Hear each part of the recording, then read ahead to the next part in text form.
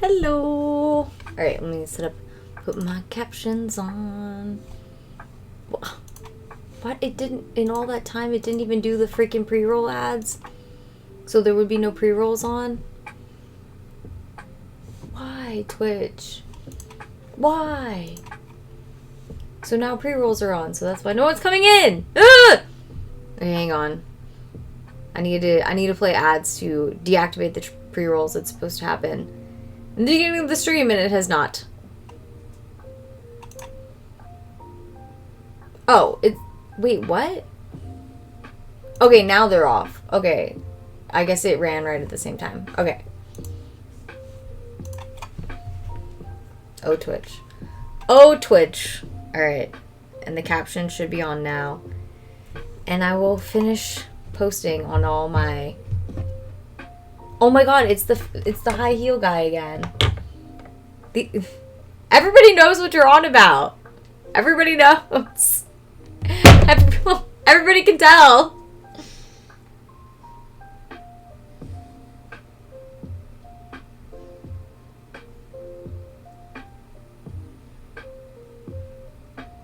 Been streaming on Twitch too long for that.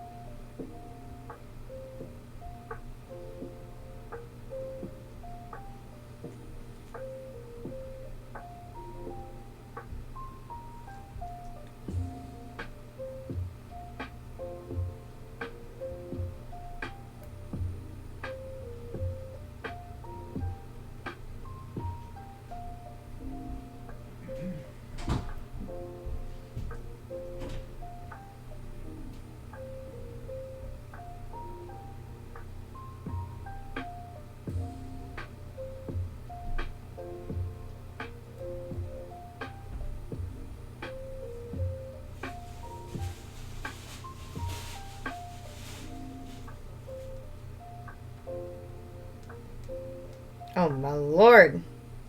So many things to update because even though I have quite a few followers here on Twitch, it does not notify them all. It does notify the guy asking about high heels though. That seems to be who it notifies.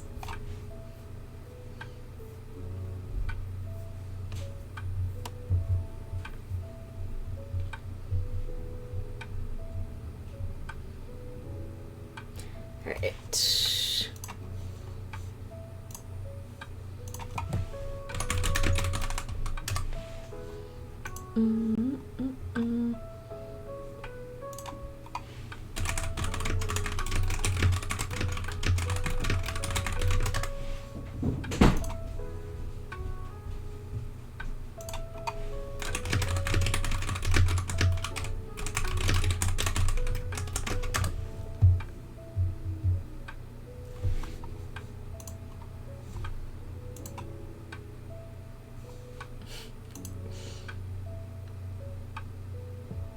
Okay.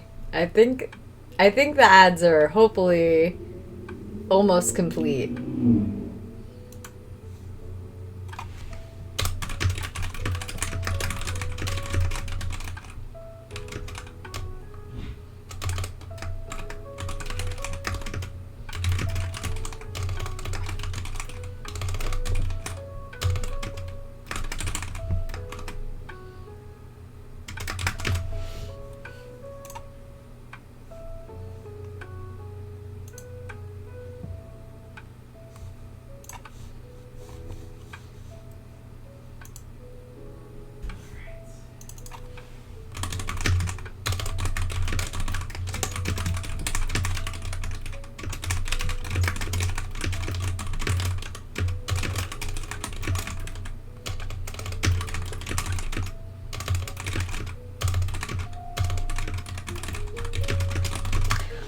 Oh, little cats. Okay, well,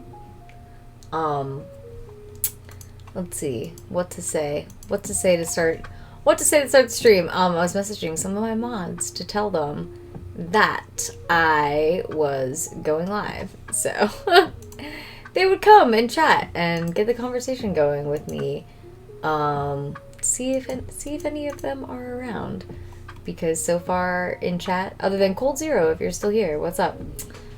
just had a foot fetish guy. So, you know, just a normal start to a Twitch stream. Also, I feel like I have to update many social channels to say that I'm live. Because I don't know how many people actually get notified through Twitch anymore. And I feel like people are looking at other things, which reminds me, there's one that I forgot. Oh my god, there's so many things. So many things to update when going live on stream. No, don't play audio. Don't play audio. But anyways, how has the start of everybody's week been going? I have been working on all my different content that I make. I have some different ads to shoot today, and also probably will style and get ready to shoot some patron stuff, but obviously I'm not going to shoot that on stream because that's for my patrons.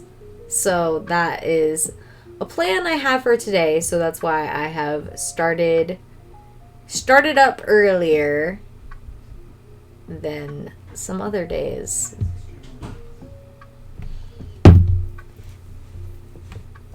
And I got my kitties here, and yeah, that's kind of what's going on.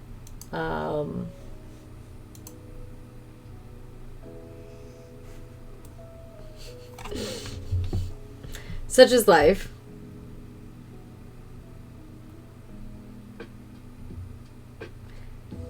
Did anybody do anything fun or interesting this weekend? Into March.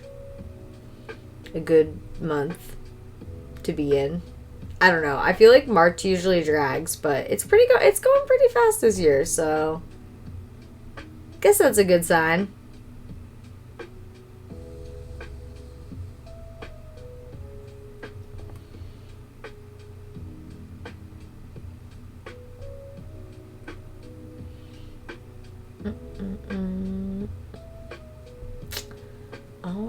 Well, I guess I'll probably just start moving about and working on my things, because I don't have a very specific schedule, so it kind of makes it hard. Well, I mean, actually, I have kind of been streaming at the exact same time. But I do think that at this time, some people are probably still working or finishing up the work day, because I hit up a lot of my Twitch friends and they have not replied yet. So I think that's what's going on. Let me post on my one more.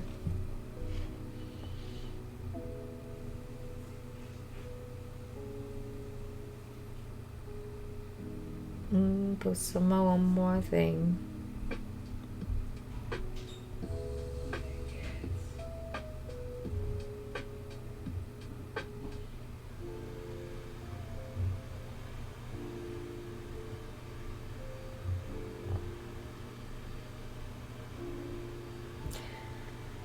Interesting to see some of the Twitch announcements about them monetizing every account.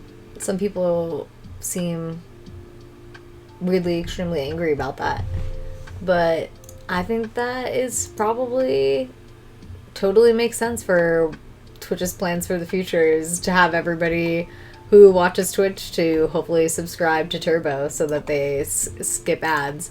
But actually, it's not a bad thing when people subscribe to Turbo, because each channel still gets paid advertising revenue for people who are subscribed to Turbo, and it works out. I don't know for sure, but I'm assuming it works out to be extremely similar, if not the same.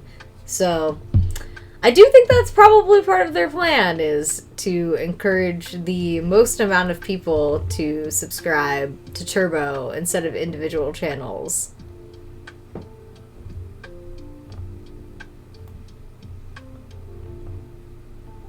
But we shall see when that actually comes to Twitch. What are you guys up to today? Have you any well, I guess it's only Tuesday.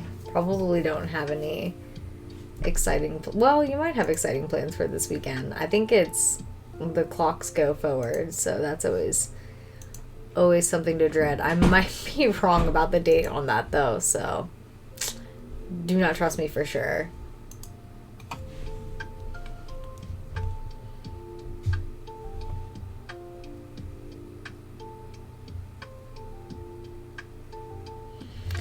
Oh wait, I do have other places to post. Oh my gosh. I forget how many social platforms there are on which to post that I have gone live on Twitch. Oh, it's so many. Oh, so many.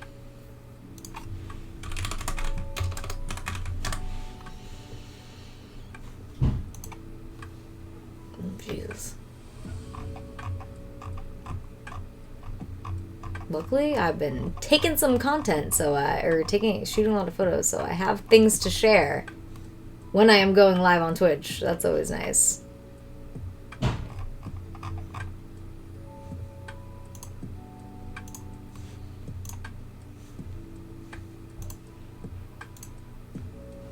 And I have been using my Patreon again, and so my plan is today to shoot for that. So see how stream goes, and then as the lighting gets better for my bedroom photo shoots, I will switch over to shooting for that.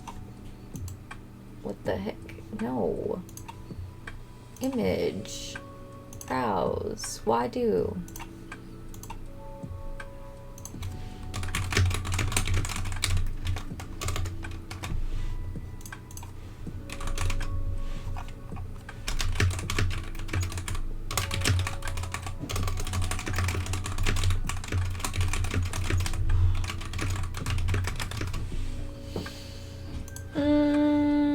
Public.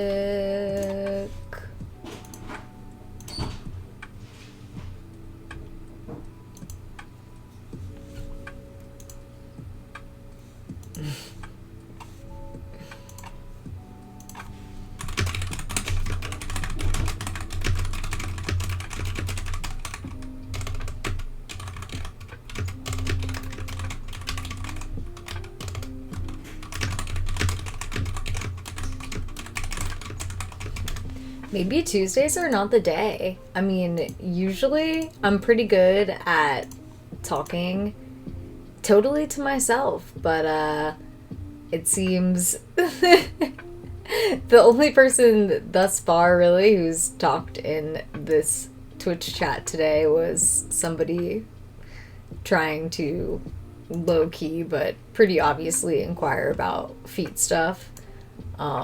And usually I'm pretty good at talking to myself and just one other person in the chat, guiding the conversation. But I admit it is a little hard sometimes to just keep it going when, or start the stream, honestly, when nobody is popping in to say hello in the chat other than the foot fetish guy. Yo, what up, Matt? Yeah, I mean, it's hard to get it going with just the foot fetish guy, because I feel like you can only make so many jokes about that before it's like, okay, this is actually a weird and sad occurrence. The weather has been good, although in the Disney chat that I'm in, somebody said it might rain tonight for a 90s night. I'm not seeing that. I'm seeing rain tomorrow, but maybe that could begin tonight. Oh, I guess there is. Oh, wait, no. I'm not looking at hourly. I don't go to those. Oh, I guess there is a. No. There's no chance of rain tonight. I think tomorrow. The chance for rain. Not tonight. But yeah, it was super nice last week, and now it seems like it's gone back to like some winter days. Yeah.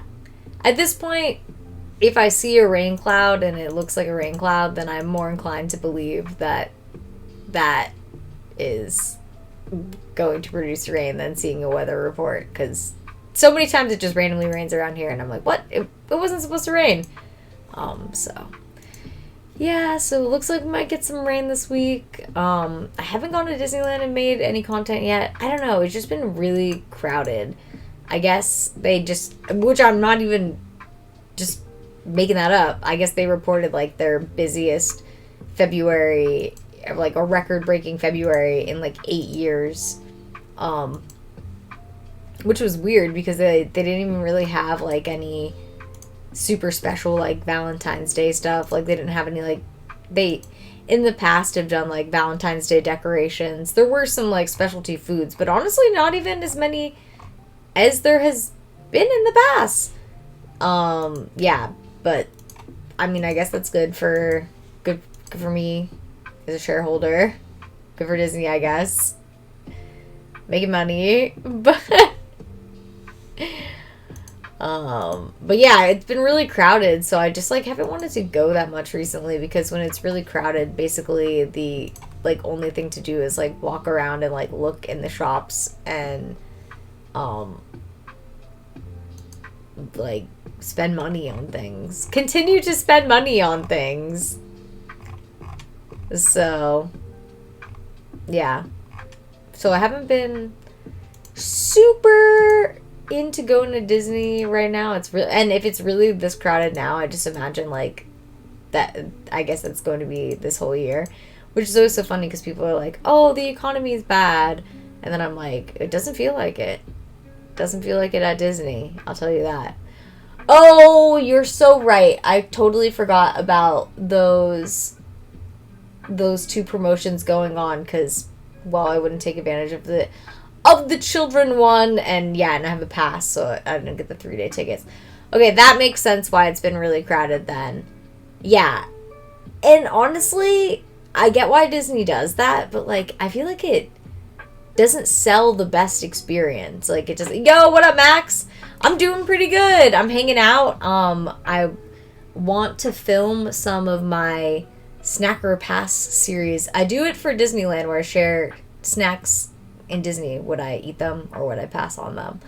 I'm trying to expand it to more things that are accessible for everybody who's not in Disneyland. So places in Orange County that you could go to and enjoy. So I just filmed one for Sidecar Donuts, which if you live, I think Max, I think you've tried these before.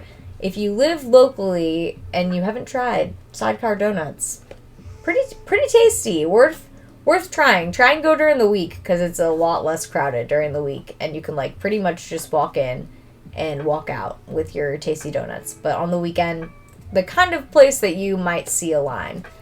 So that one's like an Orange County snacker pass, and then the next one I got a nothing bundt cake, which is more of a Americana snacker pass because that is a franchise that exists in, I don't want to say all states, but I would say most states has nothing bundt cake. So an opportunity for me to try something that people might also be able to try, more accessible to them. So I have those 2 videos I'm working on. The sidecar one's done. I just have to edit it. And the nothing bundt cake one, I actually have to film. And it's in my fridge. So when the lighting starts to look good pretty soon, I will bring that out and work on filming that while I hang out with you guys.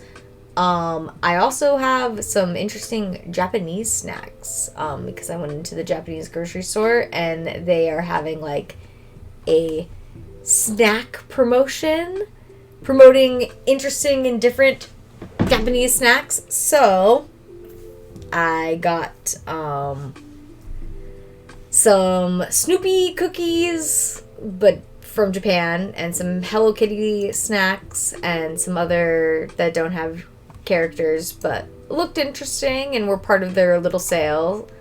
They had like a table of stuff, so that's why I call it a little sale, because it was quite literally a little selection on a table, and I pretty much bought everything.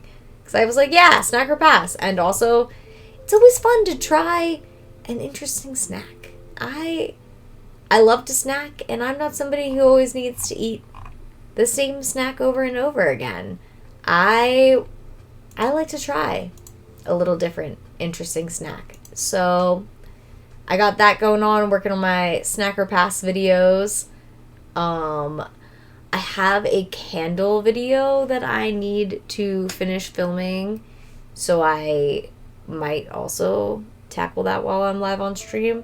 And then I am going to work on shooting fashion content later, so I might work on styling what I'm going to shoot. So anyways, just kind of working on everything and hanging out. Hopefully, if you're here, feel free to lurk, but also if you're here and you can chat a little bit, very helpful to keep the conversation going. I am quite good at talking to myself, but sometimes I just need a little assistance to keep the vibes flowing. If it is a rainy day tomorrow, it would be fun to do a cozy rainy day stream, because you I don't think, probably never, have seen my room live on a cozy rainy day, which perfectly aligns with drinking tea and hanging out and having a chat. And I think if I rain the next 2 days, shit. I am trying to go to Disney at some point this week, but that's tampering with our plans. Oh wait, no. Mostly just tomorrow. Okay. 92% chance. Probably gonna be a cozy rainy day stream. Let me make sure I don't have to go anywhere tomorrow. How's the weather in Florida? What's it like there? You guys had kind of a cold winter. Did you see that, I know he's not a popular guy, but you know, it's good to be, reading about and being aware of current events. And also, I like space. Like, regardless of Elon Musk being a silly banana, I like space and have always had interest in space and think that it's cool to see space travel progress. And they said that they're going to build like a brand new campus in Florida, and I'm always trying to convince Tucker to move to Florida. So this helps my move to Florida.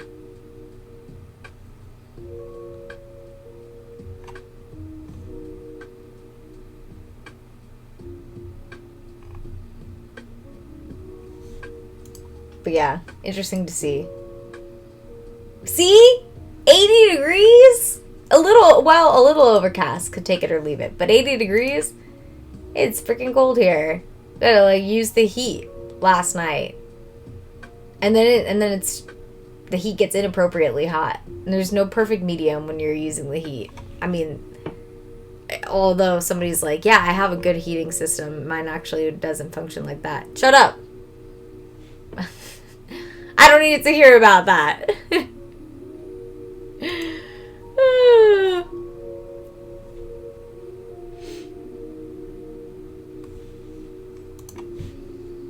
Yeah. Our heat's either too warm or too cold, for sure. So, definitely eager to get past this part of the year and into summertime. Also, summertime's just the best part of living by the beach, because there's constantly always events. Like, you even during the week, because people come here and are on vacation, so there's people here all the time. It's not exclusive to the weekend. So as it starts to heat up, and I just feel like it brings like a different energy, because right now it's like the winter time. Also, it's like kind of sad. Like, I live in an area that like super thrives on like small businesses, and a lot of small businesses have closed where I live, which is not great. Not great to see. So hopefully with summer, it brings about some tourists and re-energizes the area a bit. Yeah, because also that like sucks when you like live in an area and like a lot of stuff starts closing. Obviously, like, you can go to the grocery store, but it's not the same as having like a variety of interesting places to like eat at or get takeout from, or like buy snacks from in person. Like, we've definitely lost a lot of those places. Basically what's left are like really, really touristy spots that I would not want to buy snacks from, because a bag of chips and a can of soda is like $9. And yeah, and that's not the vibe. Like, we need the good spots back, but the economy is not this economy is not made for snacks. Truly not made for snacks. Okay, I'm gonna get some tea. I have some tea, but I might brew a fresh cup. Seems like a chill tea earning day. They don't care. It's end of quarter profits.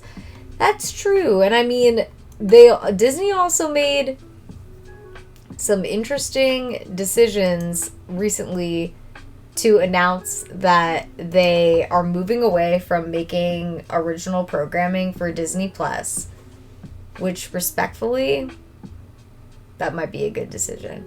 I don't know what the fuck. Sorry. Just came out because I feel passionately about this.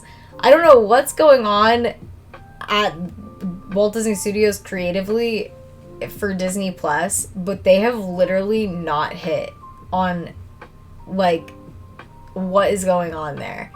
They are not good television. Very mediocre shows. Very mediocre. And you can't, I don't even think you can blame the era of streaming, because there are good shows on literally every other streaming platform. I know this because I am subscribed to them all. So there is like still good original content coming out on like every other streaming platform. At this point, I feel like most people are subscribed to Disney Plus like just to watch old Disney movies and Star Wars stuff, and they don't even make that much Star Wars stuff anymore, although it'll be interesting to see what direction they take now that they got rid of that Kathleen Kennedy lady. But old Disney movies, Star Wars stuff, and new Disney movies, when they get released to Disney Plus, people will like watch them 1 or 2 times. I feel like at this point, that is like what people use Disney Plus for. You brought out your VHS to watch what? To watch old Disney movies? I mean, yo, Disney Plus is pretty expensive. If you still got the VHSs, it is like, it serves you well. But yeah, hey, you know, they did say that they're gonna remove like the content warnings that they added before the edited ones, and I was like, oh, so does that mean that you're gonna like unchange them too? I do know that some of them have content editing for streaming, which is weird, but fine, I guess. I don't know. I think they're finding that a lot of that those decisions have totally backfired against them, because obviously people are not interested in Disney Plus. And that's what I say. I'm like, and you can't say it's streaming in general, because there are like good shows that people are in tune with and interested in on every other network. I could tell you the ones that I'm like, there are shows that I tune in weekly to watch on HBO. There are shows that I tune in weekly to watch on Peacock. There are shows that I tune in weekly to watch on Apple TV Plus. There are shows that I tune in not weekly, but like probably at least like every like 3 to 4 times a month. I open Netflix and peruse what new content offerings they have and watch something, or they come out with a documentary and I watch something, and then shit, I even probably watch something on Prime Video every single week. Do you want to know what app I literally basically never open unless I'm looking at a costume reference or going to Disney and planning my outfit? So basically the same purpose. That's Disney Plus.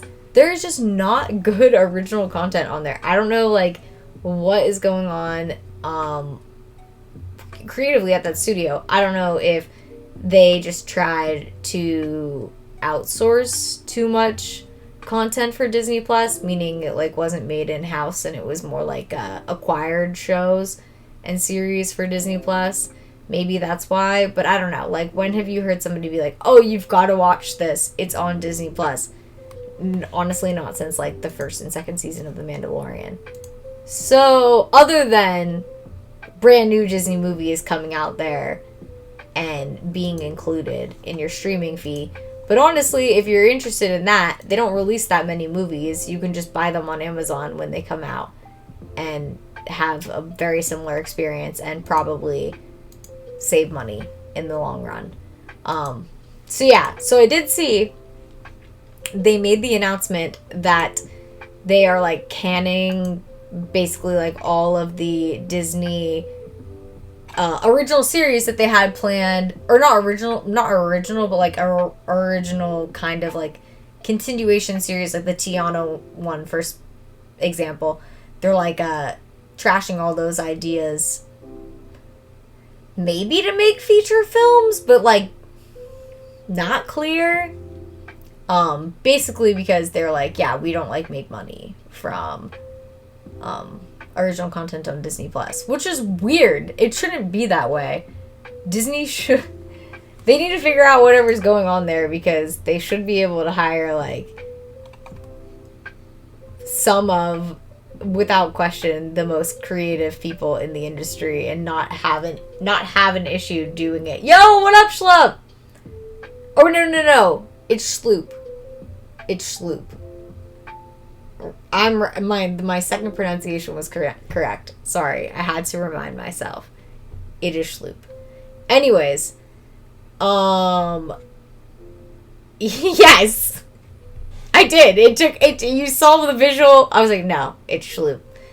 We're talking about Disney Plus basically announced that they're not going to make original series. A lot of original series that they had announced at like their conventions and stuff, they have decided to axe them in favor of maybe making more feature films like Moana 2, because they made a lot of money from that.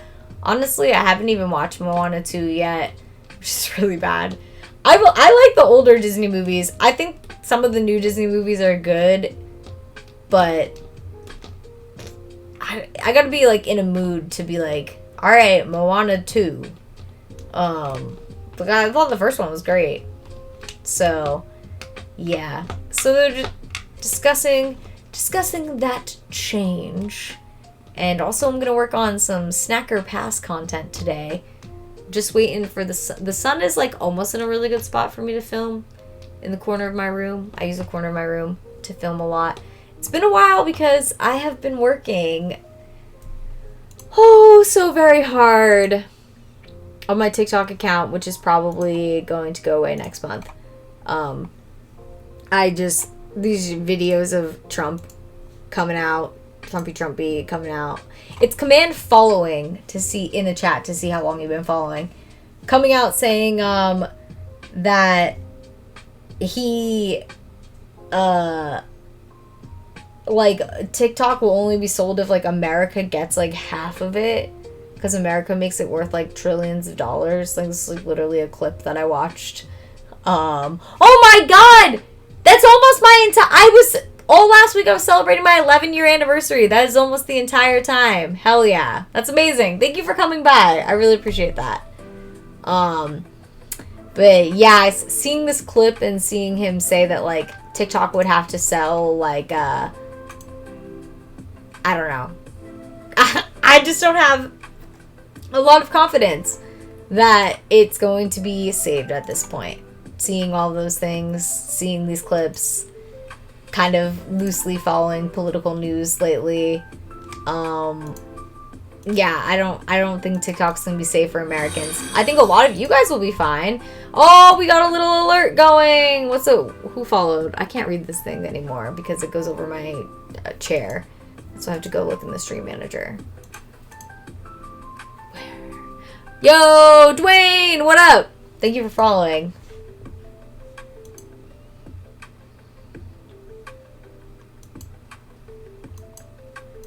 Yes, so all that to say, I think TikTok will go away, which kind of sucks because basically for like the last 5 years, I have been making a lot of short form content, a lot of ads on TikTok that like aren't even on my TikTok. They're just out there in the space, and you'll be like, "So fucking snugs me out."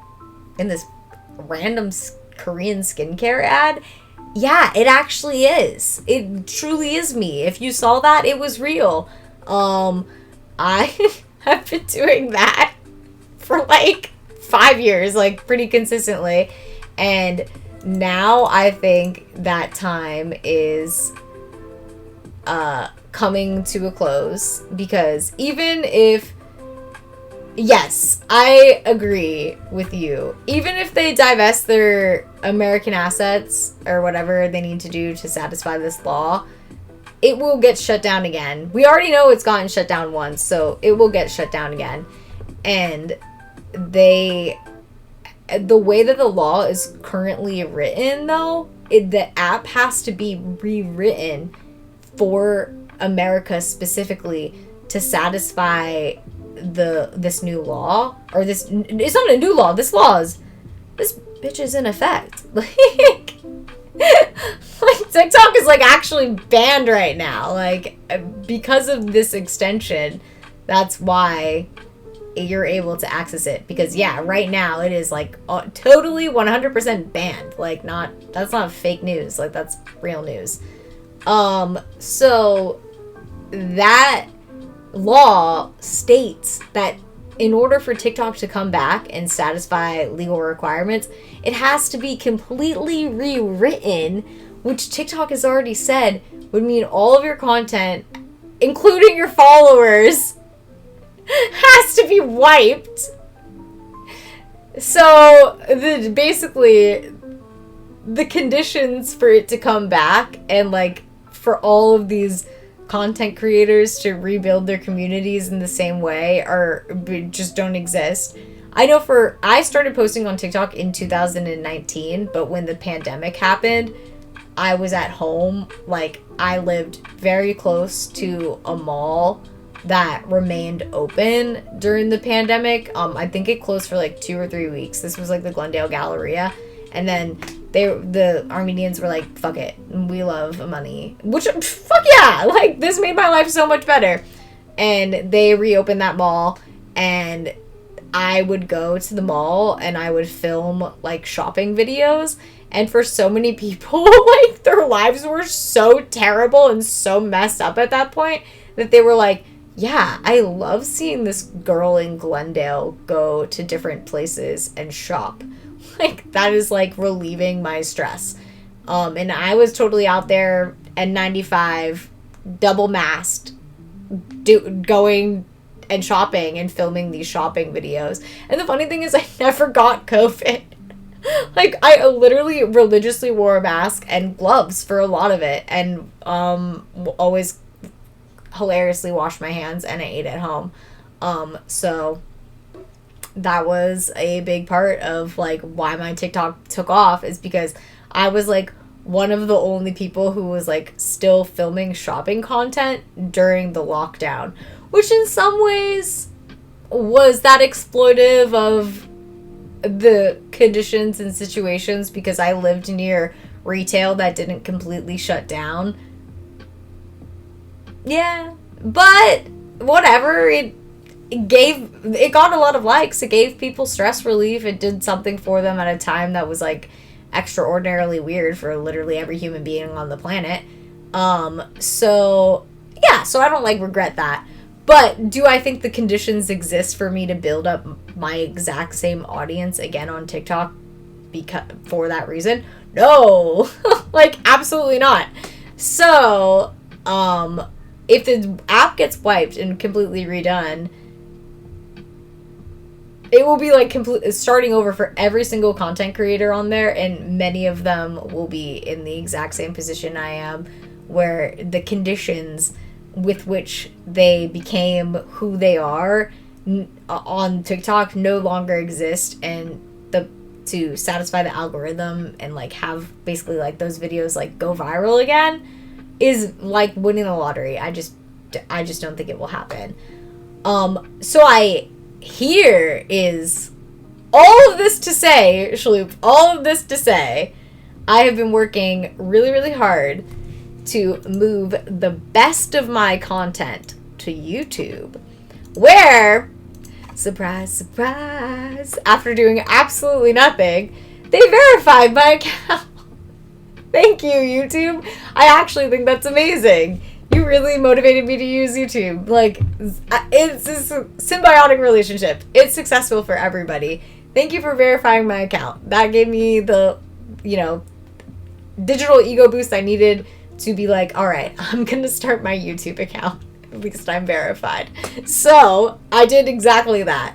And I have been working for like the last, probably like 6-7 weeks now to move all of my best TikTok content every day, going through TikTok, uploading from TikTok, curating from TikTok to YouTube, and nice, people seem to be enjoying it. And I've gained like, I think like 700 new subs since I started doing this, so that's good. That's awesome. So I'll link my YouTube channel now if you watch YouTube. And also to add to that, I'm uploading my full streams on YouTube. So if you're like, oh, I just want to listen to a snug stream, but I have missed that, my streams will be on there for you to listen to at your leisure. Yeah, so I've been working super hard on that. The TikTok thing's a bummer, but what can you do? Let me see. I can't even begin to tell you how much crooked lumber I loaded onto carts at Home Depot during COVID. Yeah, because people were bored and they wanted something to do. Okay, here's where I have some sad news. Sir Pounce passed away. I don't want to cry. I know, and you're like, no, he's right there next to you. Sir Pounce passed away at the beginning of last year. He had a very, very aggressive cancer, and he died very quickly. It was terrible. It was honestly terrible. I do think a nice thing of it is we were looking for a kitten that looked like Sir Pounce because we missed him so much. So I know this sounds insane, but we're looking for a kitten that looked like him. And we found a breeder, and none of the kittens came out Sir Pounce's color, and I was so crushed. But this amazing cattery, Vegas Strong Ragdolls in Vegas, they asked if I wanted to adopt Mickey, who is 2 years old. Oh, I know, he will be missed. He will be missed. So, he will be missed so much. I was looking at pictures of him earlier today. He was an unbelievable cat. And if you didn't know him on stream, then I'm sorry you didn't know him. But I do think he helped me to find this guy. I'm gonna wake him up. Come here, fat boy. Come here. Yeah, you got some goop on your eye? Let me get that. Let me get that. Let me get that before you meet the people. Come here. Let me hold you. Let me hold you, fat boy. Oh, my big chungus.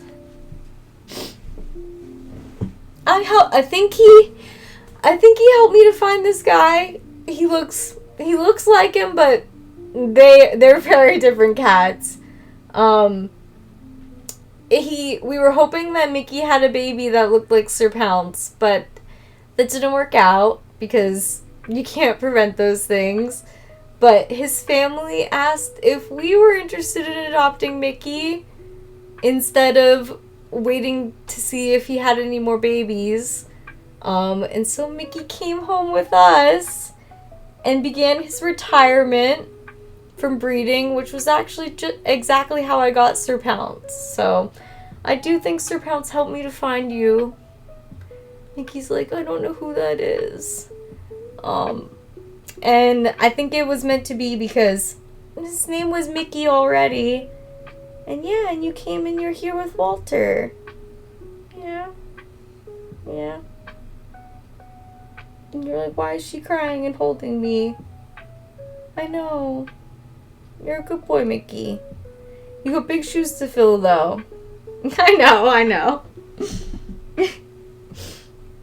Yeah, so it was a very sad time, and I probably wouldn't have adopted a cat so quickly if it wasn't for Walter. Oh my gosh, wait, let me move so you can see them. If it wasn't for that little guy back there who lost his best friend too. So watching him grieve was so difficult. And that's what made us bring Mickey home, I think. For real. I know, it was really, like, that's a big reason why I haven't streamed at all in 2024, because it was so hard, and, like, even now, like, this is the most I've been able to talk about it. Really. Because, yeah, you guys know Sir Pounce was my best friend, like, I don't even know how many hours we streamed on Twitch together. I think, like close to, like, 200,000 hours watched of people watching me with him. Like,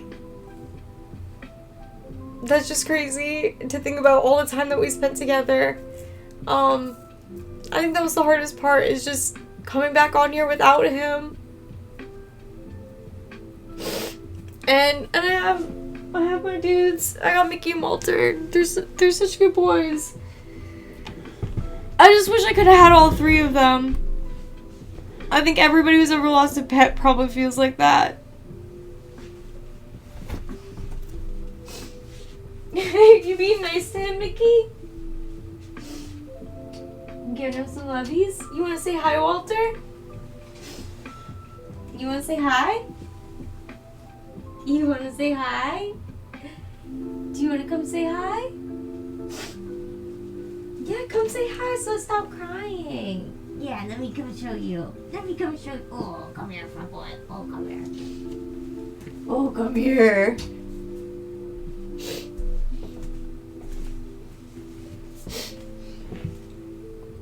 This is Walter. We got Walter when Sir Pounce started to get sick. We got Walter. And we were hoping they would have... Well, we were told it wasn't serious with Sir Pounce, so we were told it was just a bladder thing. And so we thought that they would have, you know, some years together. But it turned out to be more serious than that. Yeah, you're gonna pull my shirt down, Walter. Yeah, it's okay, buddy. Here you go. I can finally watch videos with him. Yeah, I know, it's so crazy because we just, like, have so many videos, like, literally our whole lives are, like, documented, because I got him on stream. I don't know, like, not everybody knows this, but, like, I literally got him because somebody, non-con, donated $1,000, and I was able to get Sir Pounce with that money. I was able to adopt him and pay for his first vet visits and all of the stuff he needed. So he was truly, like, a stream cat. He lived his life. He lived his life on this stream. I found a video of him today, actually, and I kind of been keeping stuff on this post on Threads, like sharing memories of him, because I don't want it to be too many places. I know it always bums people out, pet grief, but I know you guys loved him. He was a big part of the stream, so hopefully I'm trying to train Mickey and Walter to love to stream with me too. I think they do. Mickey might like it a little bit more. Walter just likes to do his own thing, but Mickey likes to no, Sir Pounce. It's okay. It's okay. A lot of people don't know, and I knew I'd have to come and talk about this at different points. Sir Pounce passed away at the beginning of last year, like right at the beginning of last year, on January 24th, and yes, and that's what made last year so hard, for me. But I feel like he helped us to find Mickey, who looks very similar to him. If you hear his little meow, he's not as much of a talker. He doesn't have Sir Pounce's like meow. He has, we call it his little bird meow. He's a very big cat, but he produces a very tiny meow. Oh, I know you guys loved him too, and he was in many ways probably more the star. Yeah, he was a movie star. He was more the star of this stream than me. which is not an offensive thing. It is a real thing. And so it was very hard to think of streaming without him. And and Mickey and Walter, I think that they, oh, I know. It was he just loved being with me on stream, and he just understood like his little showtime commands. So I've really been trying to teach them how to do that.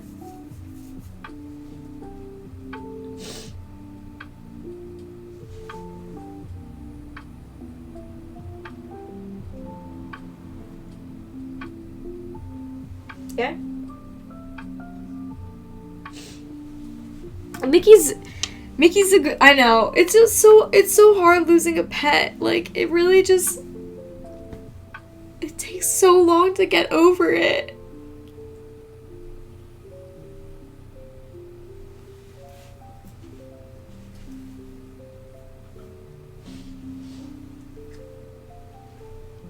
I know, and then I just get 2 more little pets. I just get 2 more little pets. Yeah, you were like, why do you keep bothering me? I'm trying to sleep. Sit with me. Thank you. Thank you, nice boy. Yes, sit with me. Don't leave.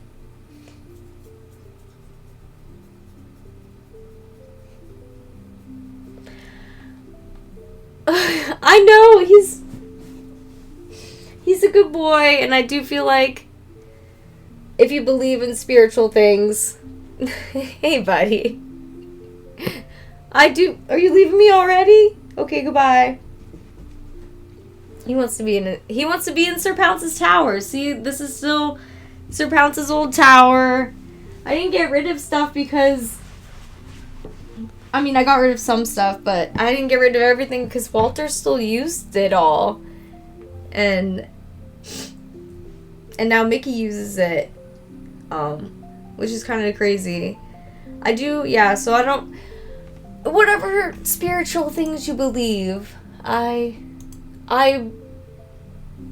prayed so intensely to find a cat like Sir Pounce, or be connected with a cat that needed a family like Sir Pounce did. And I think that's how we found Mickey, because I think he did not super enjoy being a breeder cat. As far as I know, he was not as eager in it as some other cats are, because some cats do it for like many years. But Mickey was only like a year and a half, and he was over being a father, I guess. It sounds really bad. But I guess he was ready to be done fathering cats. So they decided that he would retire. Sounds so funny to like say it like that, but yeah. So I guess that was the idea, that he would be ready to be done doing his stud duties. Which are exactly as you can imagine stud duties are for cats. So, yeah. You ready to come home and just be a pet? Yeah. You ready to just be a pet? Now you got another career. Oh my god! That's amazing, Shloop! Oh my god, see, that's like the nicest thing. So many people have come in and been like, my life has gone on, and like, I'm married now and I have kids, like my mods too. And you know, maybe I'm not married and I don't have children by literal choice. But you know, life has gone on for me too, and I got 2 new kitties. I hope that they're with me for a very, very, very long time.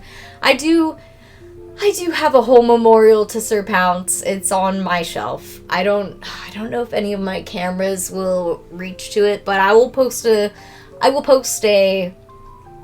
photo of it on Threads later, and I will, so you guys can see it. It has some things from stream in it that you might recognize. It has his cape that I made him that has the Horde symbol on it from when he would dress up with me during World of Warcraft streams a very long time ago.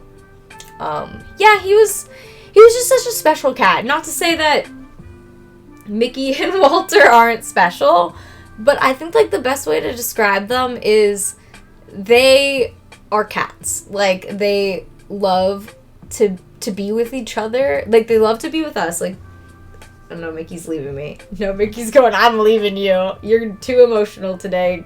Go away, girl. So Mickey has left the building. They are more cat-like than Sir Pounce, and maybe that's because Sir Pounce, like, was a solo cat for so long, but he wasn't a solo cat for his whole life. Like, he grew up with a lot of cats, because he was a breeder, too. They, you know, they have each other, so sometimes I'm like, well, they satisfy a lot of the things that they need, like, from each other. Like, they groom each other, they cuddle with each other, they play, like, pretty aggressively. But Sir Pounce was, like, a human. I know everybody says that, but, like, he watched shows with us. Like, he knew certain shows. Like, he responded to certain things differently when he saw it. He 100% knew what it meant when I streamed on Twitch and what it meant when I started my stream and what the word Showtime meant. So if you hear me trying to reinforce the word Showtime with them, it's because I'm trying to teach them Showtime too, because, like, obviously I taught Sir Pounce how to do that. He got it very quickly because he was a smart boy, but thank you so much for stopping by, Dex. I promise I won't always cry about Sir Pounce. It's just still close to when this all happened, like, last year. It's hard not to, like, think about, like, how shitty last year was. This year's going better, though, so that's good. I hope to see you again. I've been streaming more regularly.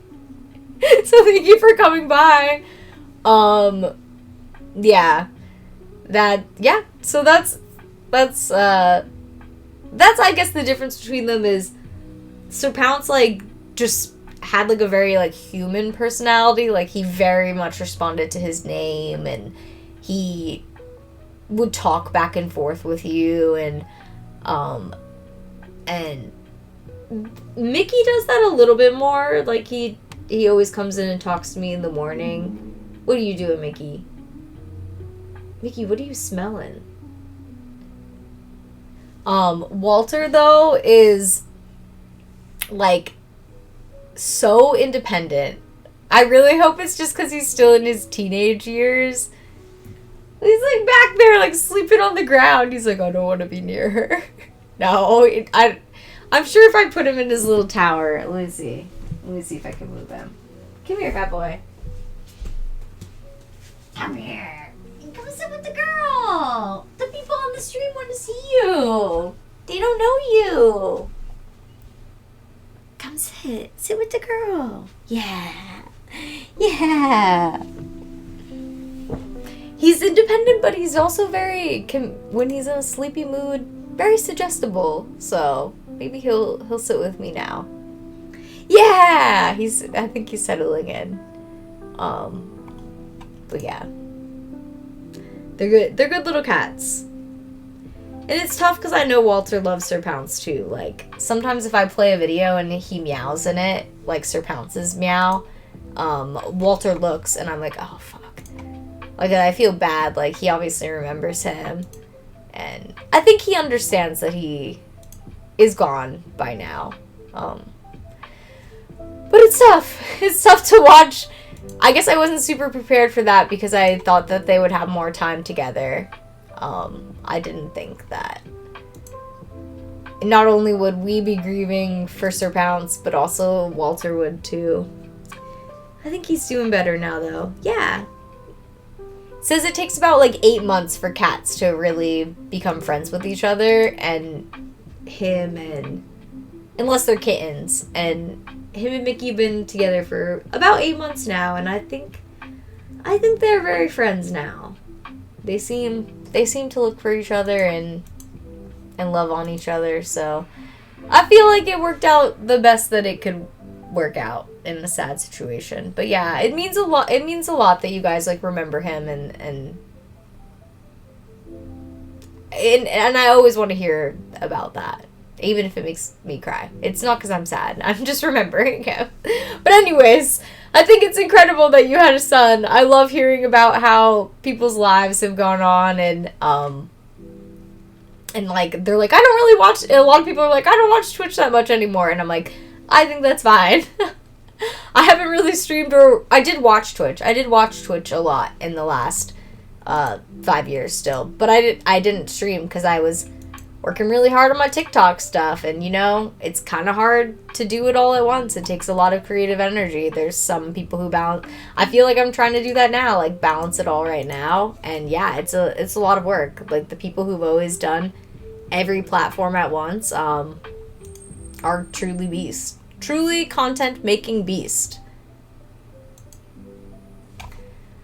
Okay, I think we're gonna get ready to. I do play ads on my stream now because it just played one. I do play ads on my stream now. If you can, I don't know why I yelled that. Like you'll be able to hear it more. So that there are no pre-rolls. So that is why there is a block of ads. So that we remain pre-roll-less. Which is good. Makes more people come in and discover the stream. So I'm going to take a quick break and get a drink, and then I'll be back. Stay there, Walter. Stay there, good boy, Walter.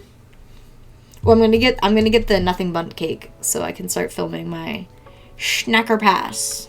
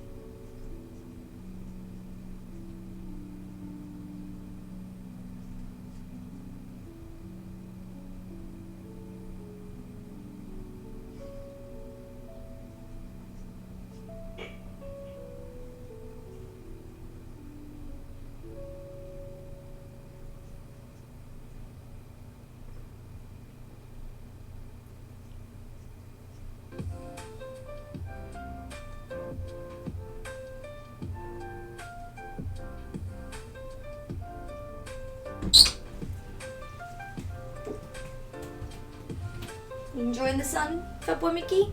I don't really have the camera on you. Let me fix my camera. Ugh.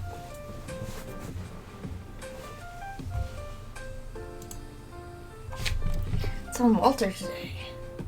2 Walter cameras. There we go. Now we got Mickey. Now we got Mickey in there. Alright, let's go get our cake.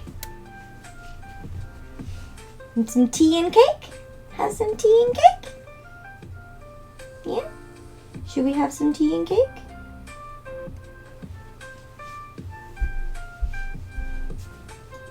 I'll be right back. I'll be right back, Walter. Don't worry.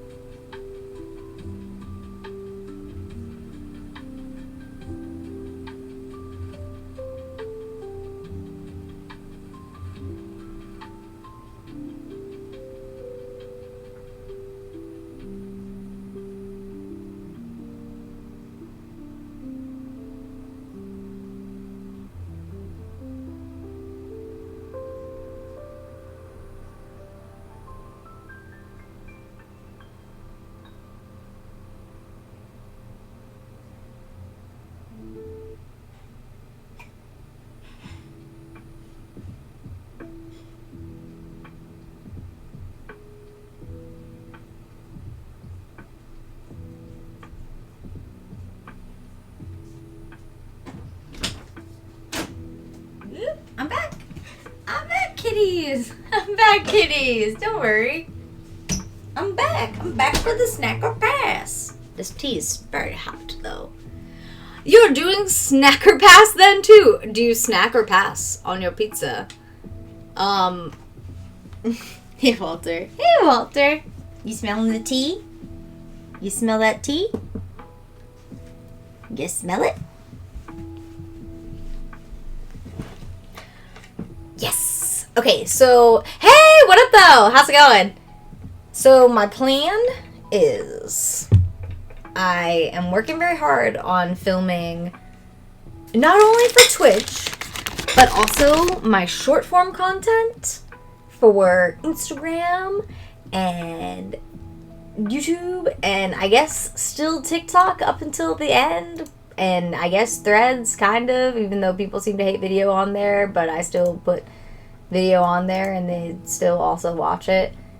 So conflicting reports. But anyways, basically all that to say, I am doing my best to keep up with my long form streaming and my short form video making. So I'm expanding on my Snacker Pass series. Usually I have done Disneyland Snacker Pass, but you know, that's limiting. Not everybody is going to Disneyland all the time, and in this economy, less people are going to Disneyland. Actually, no, it doesn't seem like that at all. Disneyland seems more crowded than ever. So I kind of take that back. I feel like not less people are going to Disneyland. You would think so, but no. But anyways, all that to say, Disney's crowded. I don't want to go there all the time, which is contrary to many Disney content makers. They probably don't feel that way. They probably do want to go there all the time. And I did have that energy for many years, but now it's been pretty crowded. It's very expensive there. Sometimes people are in extremely bad moods because of those two factors. So I haven't been going as much because I live in Orange County, which is a fantastic place to live. And there is, when is it Snugs? No, I mean, I wish I could design an amusement park. But, what up, Vanquish? How's it going? All that to say, in Orange County, there are many fantastic things to eat and do that are not Disneyland. And, you know, Orange County is also a big vacation destination. So there is a possibility at some point in your life you are like, yeah, I'm going to go to that place where Snugs Meow lives, the land of Orange County. And I'm going to do stuff there. And you will probably go to Disneyland because that's definitely like the biggest thing to do in Orange County. But there's also a lot of other stuff to do. Like, we have a Richard Nixon museum. Actually, I just went to the Richard Nixon Museum for the first time, so don't take that as me saying I frequent the Richard Nixon Museum. But I will say, from a historical standpoint, it was extremely interesting, and he's literally buried there, which is like, when I go through the whole Richard Nixon Museum, I've learned so much about Richard Nixon at this point. I'm like, this is more than I ever thought I would know about Dick Nixon. But then we get to it, and there is, he's buried there. That's his burial. And then also the house he was born in, all on the same property. So talk about a literal mind trip. So anyways, you can do that in Orange County. There are a lot of things to do. I have done a lot of meetups in the last 4 or 5 years, not in the Twitch or streaming realm. Not to say that I don't want to meet more Twitch streamers. I just haven't dabbled in that community very much in the last 5 years. Because I've been busy with the Disney peeps, which I've gone to a lot of Disney meetups and met a lot of Disney people. And I very much still enjoy going to Disney. It's just super duper expensive, and basically, like, as a content maker and like an advertiser, I basically like have to do a bunch of other work to support going to Disney. and making content there. Basically, to support my Disney content making, I have to make other content that actually pays me money. And I'm always telling people that. They're like, but don't you get paid for Disney content making? And I wish I could just shout it in their face without it being deeply offensive. No! Most people are not getting paid anything in this niche.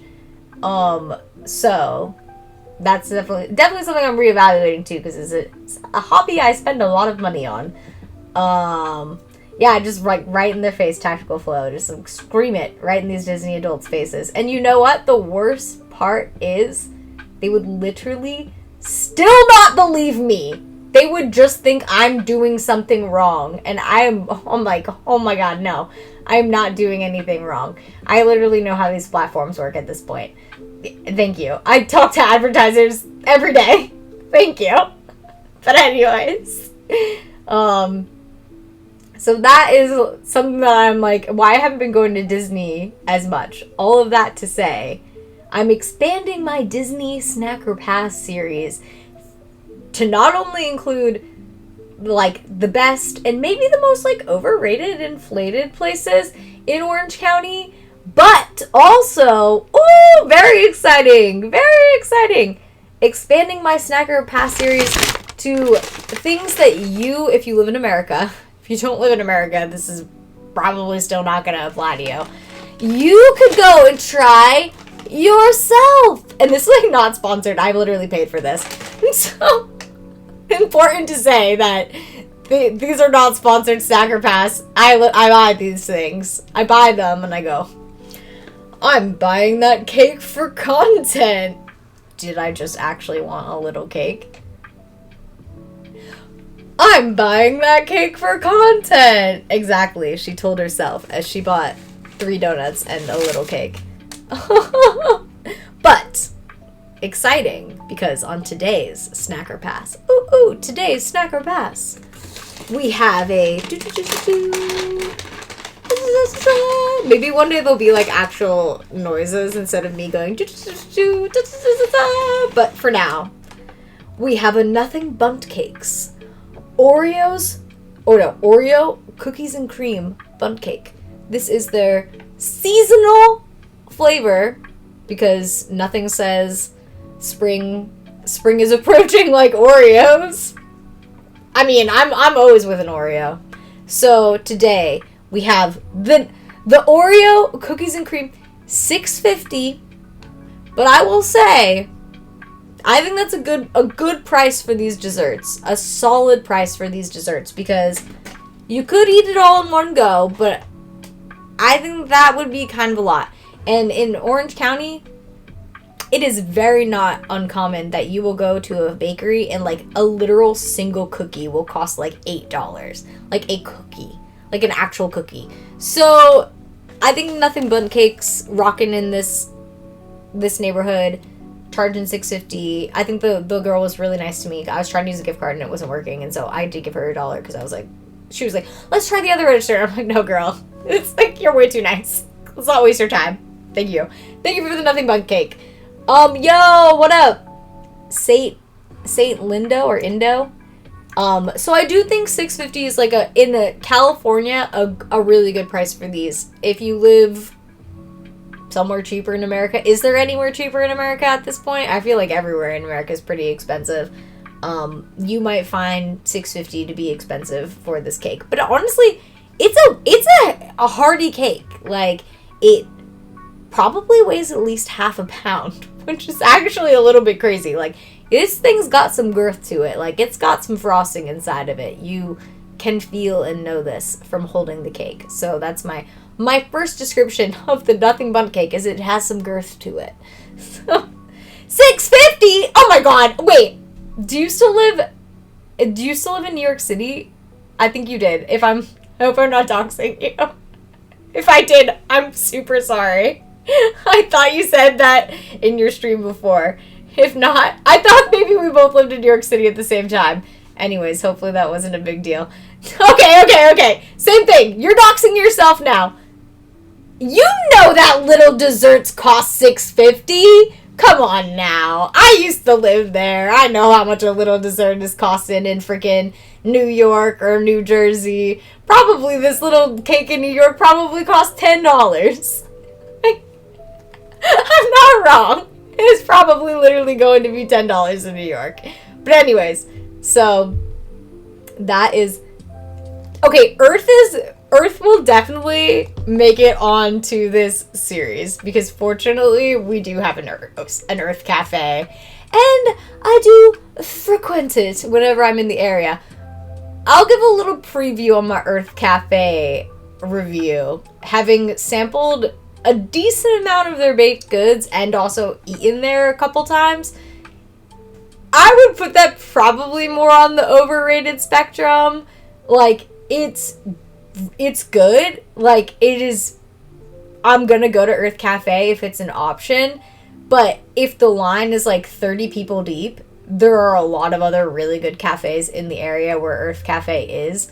So I'm definitely not going to wait 30 people deep. But where I live in Orange County, the Earth Cafe has one of the best public bathrooms in all of Orange County. So we will give them claps for that. An excellent public bathroom always deserves acknowledgement. Especially, is this a cookie show? Actually, this is kind of now, this is the first time I'm filming on Twitch, my Snacker Pass series, which is something that I've been filming for the last 5 years, but not on Twitch. And something that I've pretty much exclusively been filming with Disneyland snacks or Hello Kitty Cafe items or like specialty fandom foods. But those foods are like not very accessible. Like, see all the places you guys are mentioning. New Jersey local, 420 Blaze It. Like, you guys are not living in Southern California for the most part. So I don't want to always review things that people can never eat. So I'm trying to pick things like Nothing Bundt Cake, a national chain, I think. I think they're in most states at this point. So that's what we're going to sample today. You can find... Okay, I'm so glad that they still have dollar slices, though. I'm actually extremely... warms my heart to hear that they still have dollar slices. I mean, it looks really good. I'm, like, pretty hungry. Should I probably be eating, like, a more substantial meal at this point than trying a bunch of desserts on stream? Yes. But am I going to do that? No. So, let's get ready. Let's plate it up. What did I film for this so far? So, since I'm also filming short form content for this, I have to, like, walk myself through all the shots. But I'm going to keep you guys in tune on Twitch. Keep my short form audience in tuned with the, freaking, last night I had a freaking bagel before bed and I should not have done that. I woke up this morning and I'm like, why did I do that? Why? Why? So some things are better not eaten right before bed. Okay, Walter, where are we gonna film the intro? We got some light over there. Oh, Mickey, you look so cute. You look so cute. This is some fatty content. I'll accept the comment. I accept it. This is a series for fatties. And it's for all bodies. It's for literally all bodies. Not just snackers of all types. Alright. I'm setting up the scene over here because I need to film the intro scene of my Nothing Bundt Cake. I try and make these videos like surprisingly aesthetic for a little snacky video. So I've got some flowers. I will set the scene. And then I put them on my desk.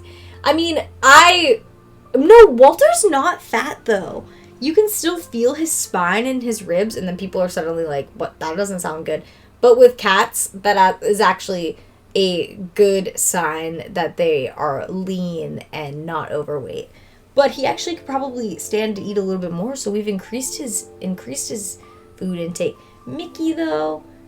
Mickey keeps looking at me every time I say his name. Mickey. He's trying to sleep so bad. I'm sorry, Mickey. I'm sorry.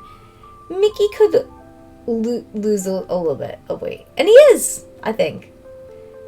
So, I don't have a bunch of foods to compare today. I have more foods from different genres that I'm filming for, but let me link on YouTube. On YouTube,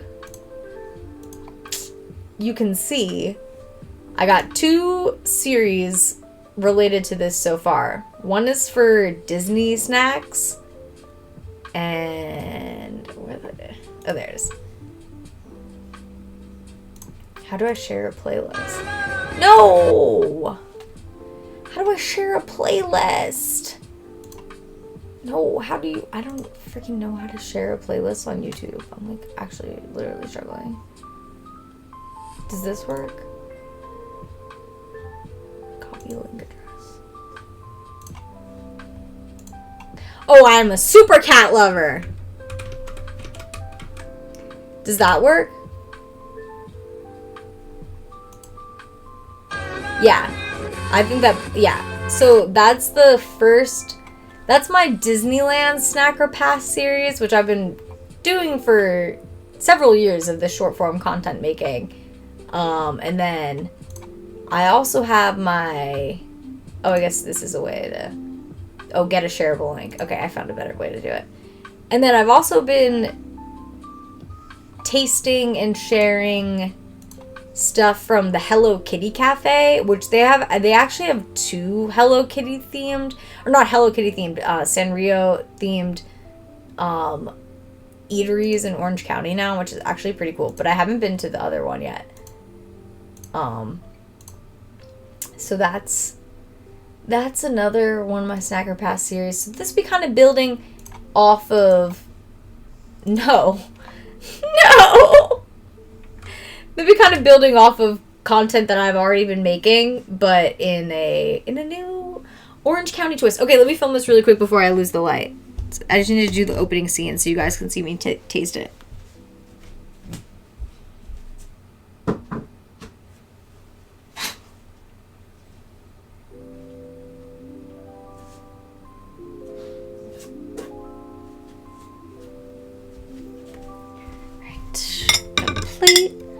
Little plate it up. Need my camera.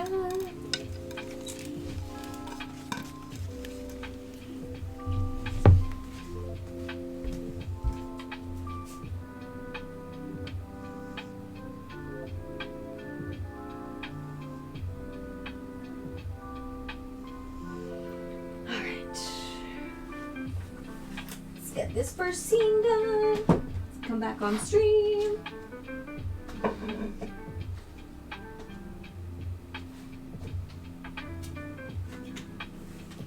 Oh no.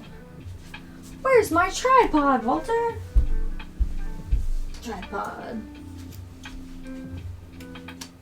No, I'm not a movie star. I'm but a humble content creator and ad maker. Filming my life, I guess.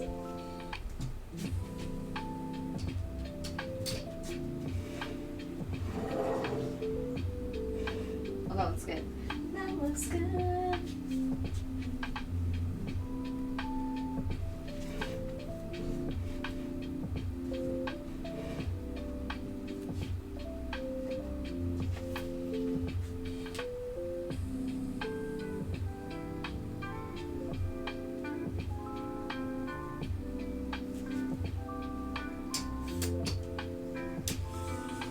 Alright, I'm gonna be very quick about this, so come back and film in front of you guys.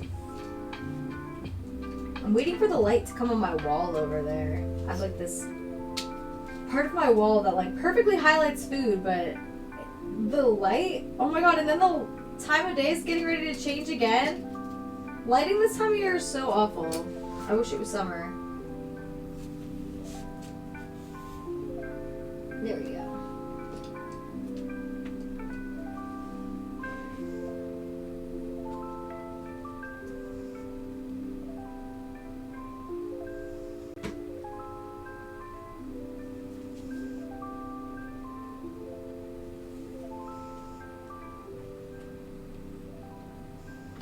Where's the light?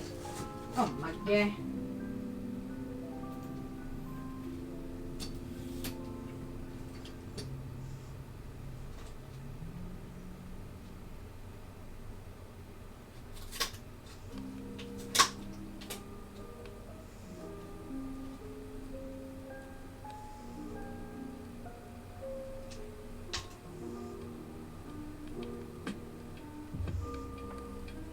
Oh, that looks so good.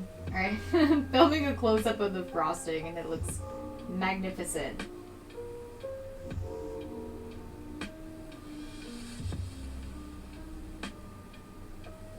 Alright, let me take one picture of it. Where'd my camera go?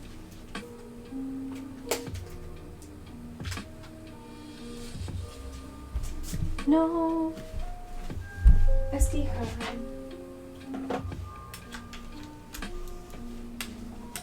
Frosting is gross? What? That's like an illegal statement in this chat.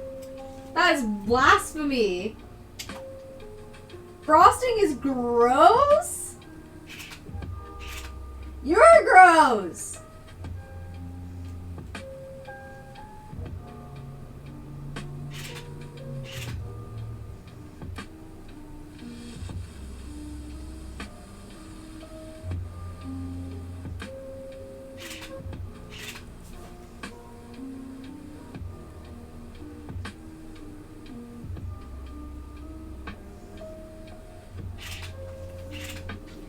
Alright, take one more with the logo.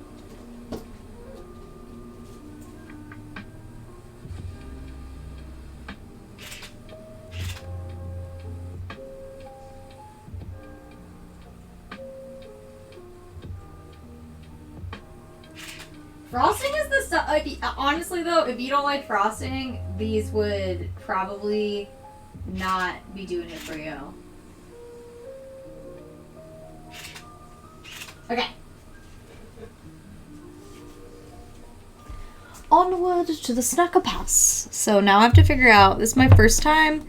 This is cream cheese frosting on these. So it's like a little bit more savory, a little, you know, not as sweet.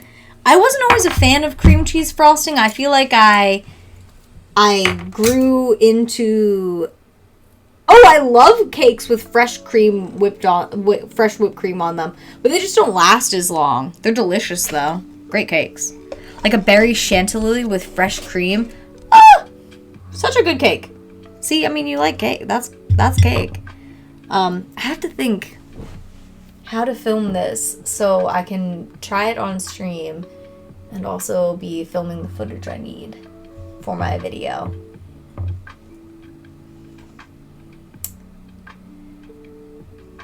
No, I actually just started on YouTube. I'm like, you would think that, but I have literally had a partner Twitch channel for 11 years in July. I literally just started on YouTube like 2 months ago. So, I just have a shitload of content on there already because I've been moving all of my content off of TikTok. And I don't have a lot of time to do that. I have like a limited time. Hell yeah! Hell yeah, Monty responding to that. Yo, what up, Al? I got the Japanese yes, that's exactly like a berry chantilly from Whole Foods. They don't really make that in slices anymore, though. You have to like buy the whole cake. It's really similar to a Japanese sponge cake with whipped cream, and if it had fresh berries, then it's like basically the same thing. Yeah, I probably will always be streaming on Twitch. I wanted to stream on Twitch and YouTube at the same time, but the tool to do it is like without a watermark is like really expensive. So I'm gonna think on that for a second before I pull the trigger on that investment. I think I said it was like $150 a year, and I was like, whoa, that's like a whole ass bill. So I haven't done that yet. So I'm streaming here on Twitch. I've streamed here for many a years. Yo, send me some pics of it. Oh my god, I'm dropping all my shit because I'm not ready though. So, yes, but the new fun different thing is, in addition to streaming on Twitch, I'm also uploading my full-length streams on YouTube, so if you miss them here, you can catch up with me there on YouTube. And I'm also reorganizing the best of my short-form content from TikTok all onto YouTube into neat and tidy little playlists. So whatever you are looking for that I have created, whether it's snack or pass or candle reveal videos or Disney outfit ideas or hairstyling videos, all of that is organized into neat and tidy little folders. Hey, if $150 isn't a lot of money to you, feel free to make a donation of $150. And I will get a membership to that streaming thing, and I'll stream on both. Hey, if that's how that sounds to you, that sounds like a great plan to me. So that's always an option. If you're interested in learning more about me, definitely just the best way is to ask questions. I don't have a ton of, like, here's a video about me. I should probably have that at this point in my life, but which actually is something that has been difficult for me the last 4 years in content making, is I feel like people have no idea who I am anymore. They're just like, girl who makes Disney videos, but also keeps to herself, so she might be mean. And I'm like, no, I just don't want to get involved with you people. That is just the reality of it.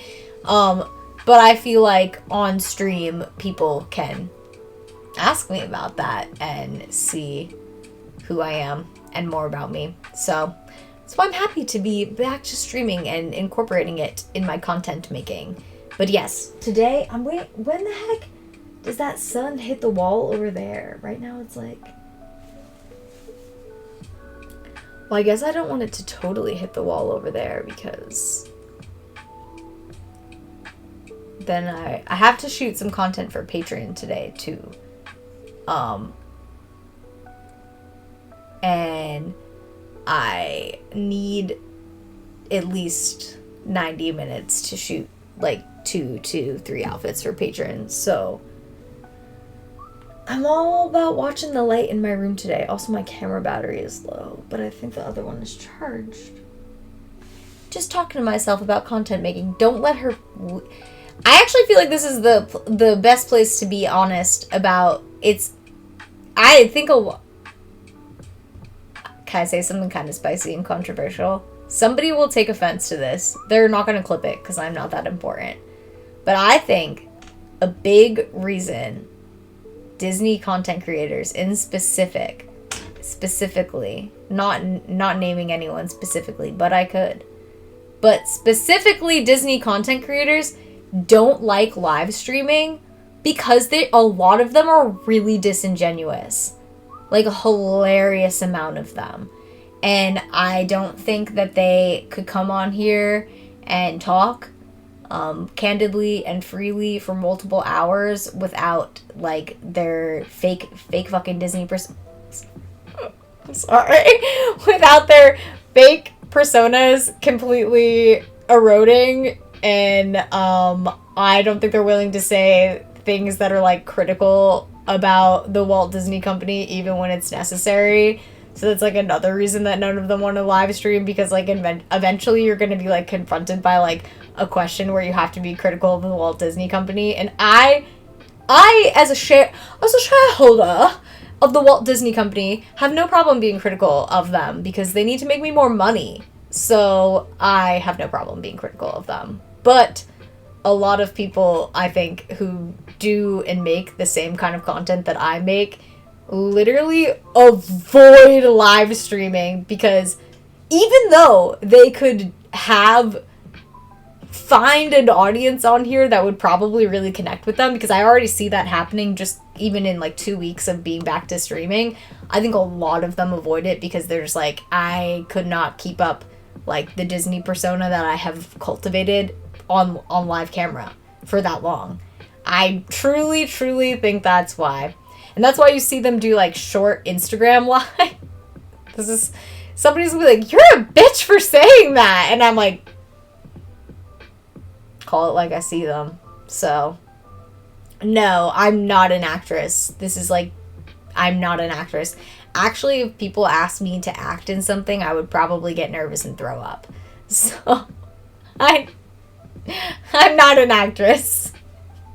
Doing my Twitch live stream is like the entertaining thing that I am good at, because it's just, for the most part, I haven't streamed in a really long time. That's probably why, because I have been making content on TikTok, and before people are like, was that really worth it? I'm like, yeah, I made like a full-time living from that up until the last probably like year and a half because TikTok got seriously scrutinized by the American government, leading to this law that has now banned TikTok.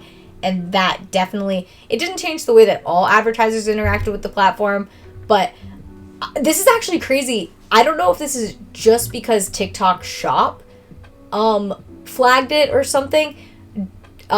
If you're trying to buy some stuff on TikTok Shop, like, it immediately will get canceled by your bank now. I don't know if that's because, like, TikTok's going away, or it's like certain products get flagged as maybe being fraudulent.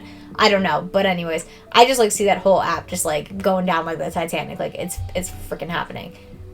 So I'm back here streaming on Twitch. I never had a job at Disney. I have never worked there. I have just made Disney content. I have made ads for Disney as an independent freelancer, not as an employee, just as and for certain parts of Disney, usually through licensed merchandise deals, a couple times for Disney Music Group, and other than that, that is the only capacity that I have ever worked for Disney in, which gives me the freedom to share and express my views about the Walt Disney Company. I am a shareholder, though. That's not made up.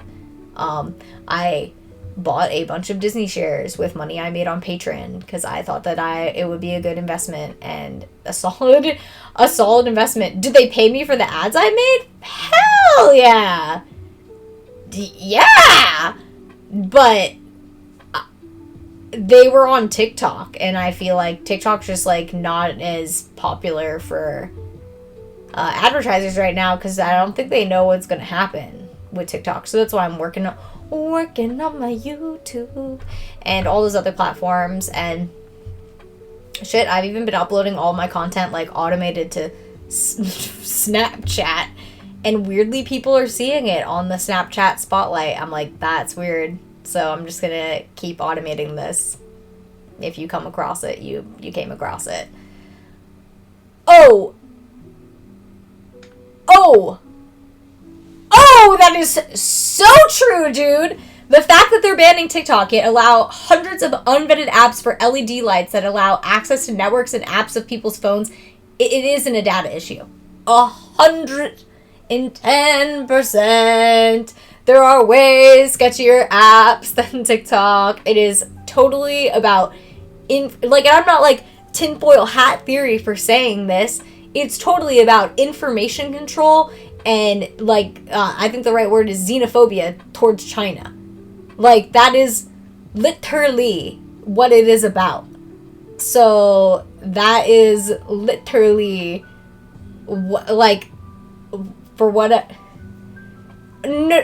I have been hired by, so Disney licenses their characters and designs to, like, so many companies, a bajillion companies, literally more than I could name. And I have been hired to make a lot of ads by those companies for Disney products that have been licensed by Disney. And then sometimes there's, like, a level of approval of, like, this person also has to be, like, approved on our brand end. But a lot of times it's just, I'm approved by the person who has licensed the characters and artwork from Disney. I have made a couple ads for Disney directly through their music group, but not in a long time. And that was more kind of at, like, the peak of TikTok, when they were just joining TikTok. Like, Disney didn't have an app on, or didn't have an account on there for a long time. So they were just becoming active on TikTok. So I think that was why they were paying for advertising more. And then they were like, we're Disney. Why are we paying these influencers to make videos for us on TikTok? So I personally haven't seen any of the people who I did those ads with continuing to do those ads. So I'm just, like, assuming that that was, like, a realization that they had as a company.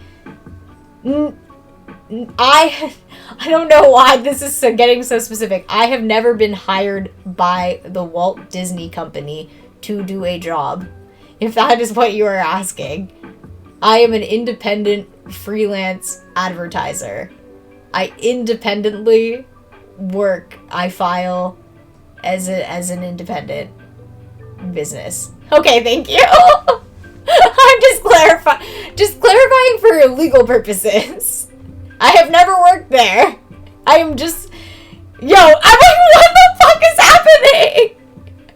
Exactly, I'm like, for legal purposes. I have never worked there. No, which is true. I have never worked there. People ask me that all the time, and I'm like, no, I have never worked there. It's kind of amazing to not have worked there, but no, I have never worked there. I don't live extremely close to Disneyland. It would have been a better chance that I worked there when I lived in Glendale, because that's where all their creative campuses are, but no.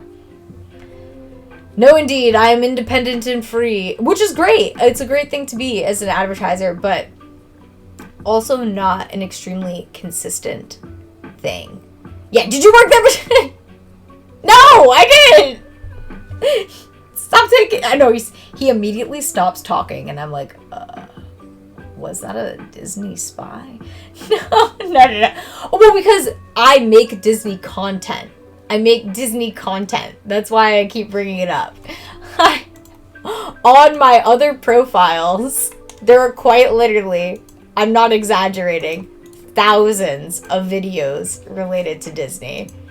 On Twitch, there are not as many videos related to Disney because of how Twitch works.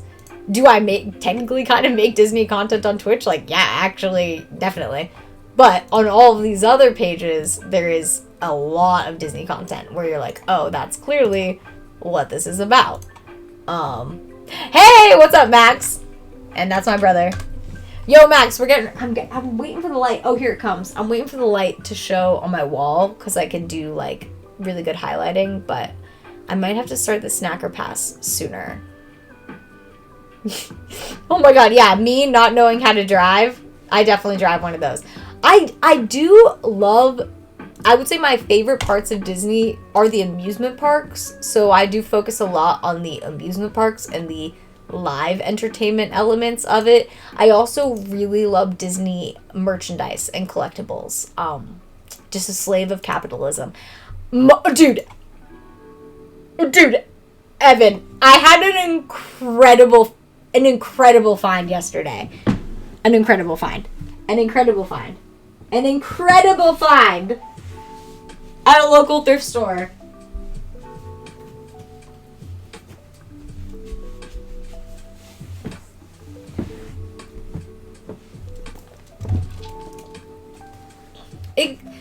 Hello, Twitch people who will not understand this, but I'm here to show you.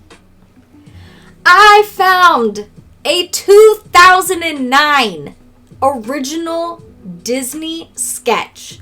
Dooney and Burke. Ooh! Flap backpack. Look at the placement. You guys might not understand this because you've never bought bags from this company. Dooney and Burke, Modmy probably knows because he's seen a lot of Disney merchandise.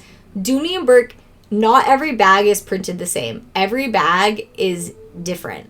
And so they're probably not all different, but there's like a certain amount of variations to the printing. Actually, they might all be different based on the way that they're sewn. So a big thing about Dooney and Burke bags is placement, like the placement of the designs, because they're all different. Look at the placement on this bag of the Mickey and the Walt Disney and the Disneyland logo. It is a little beat up. It's an old bag. It needs some love. It needs some rehab. I'm working on very carefully cleaning it. But anyways, yes, it's extremely colorful. Goes with everything. 2009, almost vintage, almost getting there. Getting to the vintage years. Disney sketch collection. I got this bag for, I am old lady compared to people on this website. I got this bag for $61 yesterday.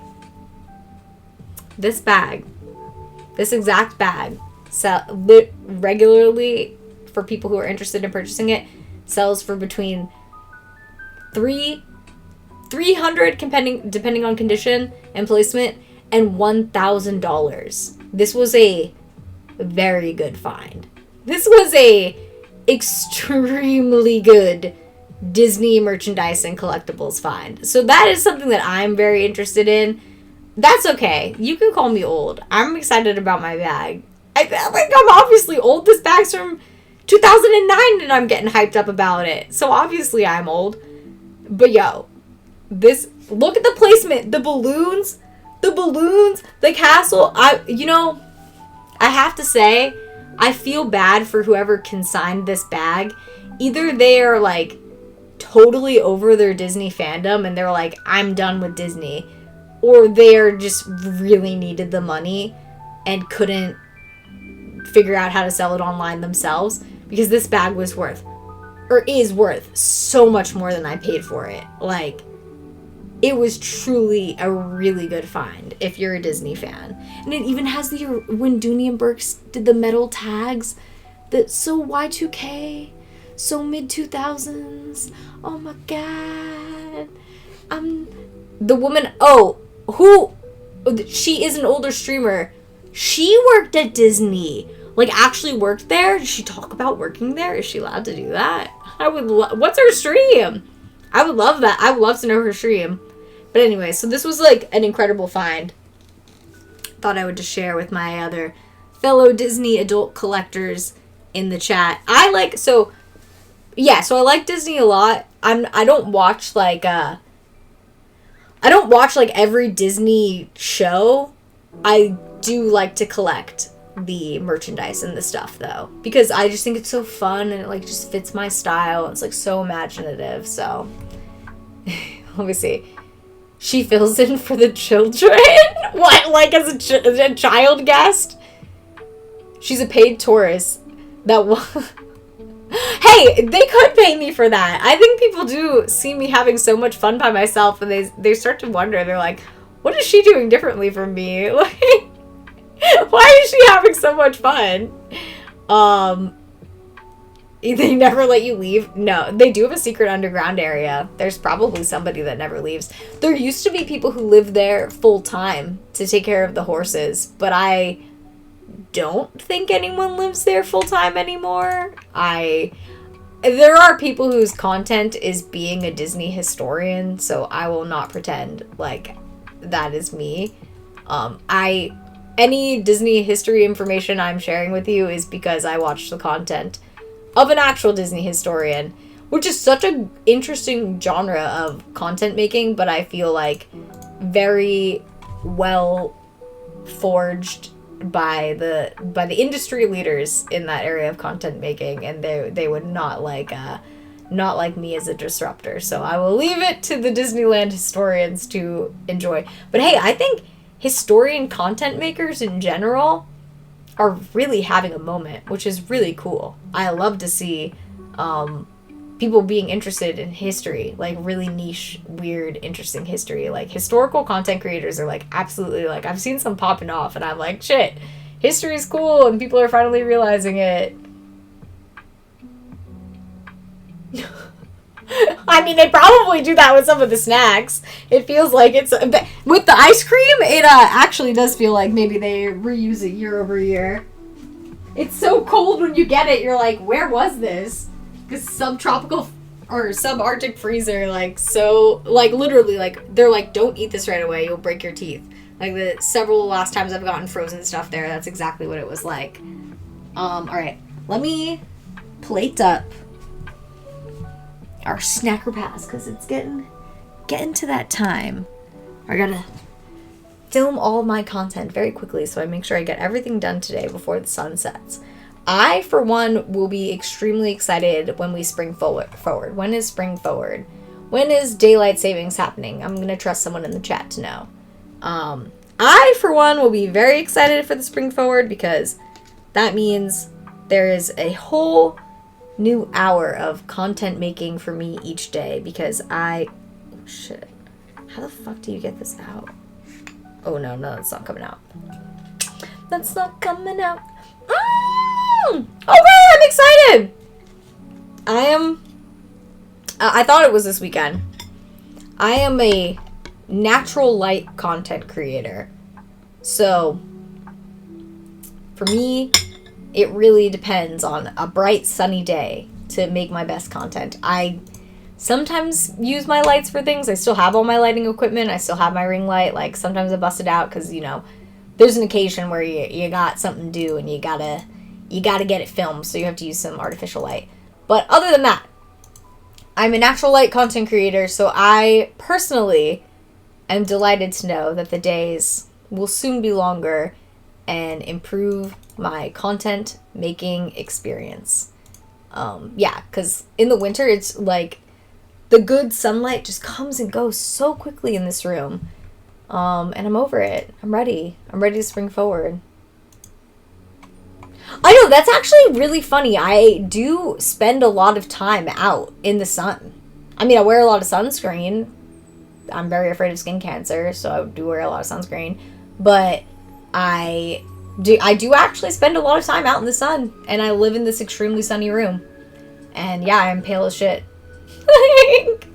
That is definitely an actual fact. Walter, you look so cute.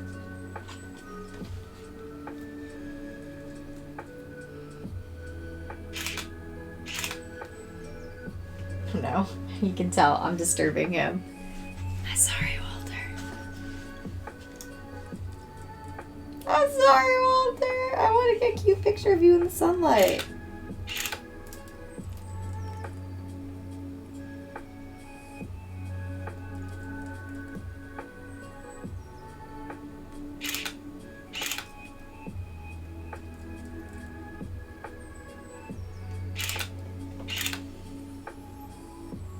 Oh, he looks so cute.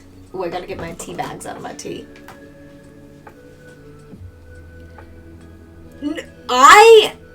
The thing about that is, something about the setting sun in winter doesn't produce the light in my room that it does in the summer. I have like all top down like overhead lights, and in the summer it's more, I'm assuming this is why I don't know enough about the positioning of the sun.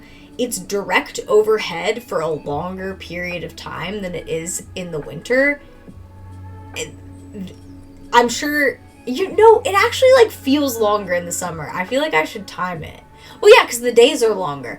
Basically, what I'm trying to say, but I'm not eloquent enough to describe what's happening lighting-wise, is in the summertime, there's a longer period of time that has good light in my room. There is not the same amount of time that has good light in my room in the wintertime. I mean, I don't know why that is. Probably the positioning of my house. Somebody who knows more about feng shui would know about this. But yeah. So moving into the summertime, there's just better light in this room. I don't know why. The light even appears in different places in my room because the sun, the earth spins on its axis, and the sun is always in a fixed position, but the earth spins on its axis. So the light is even different at different times of the year.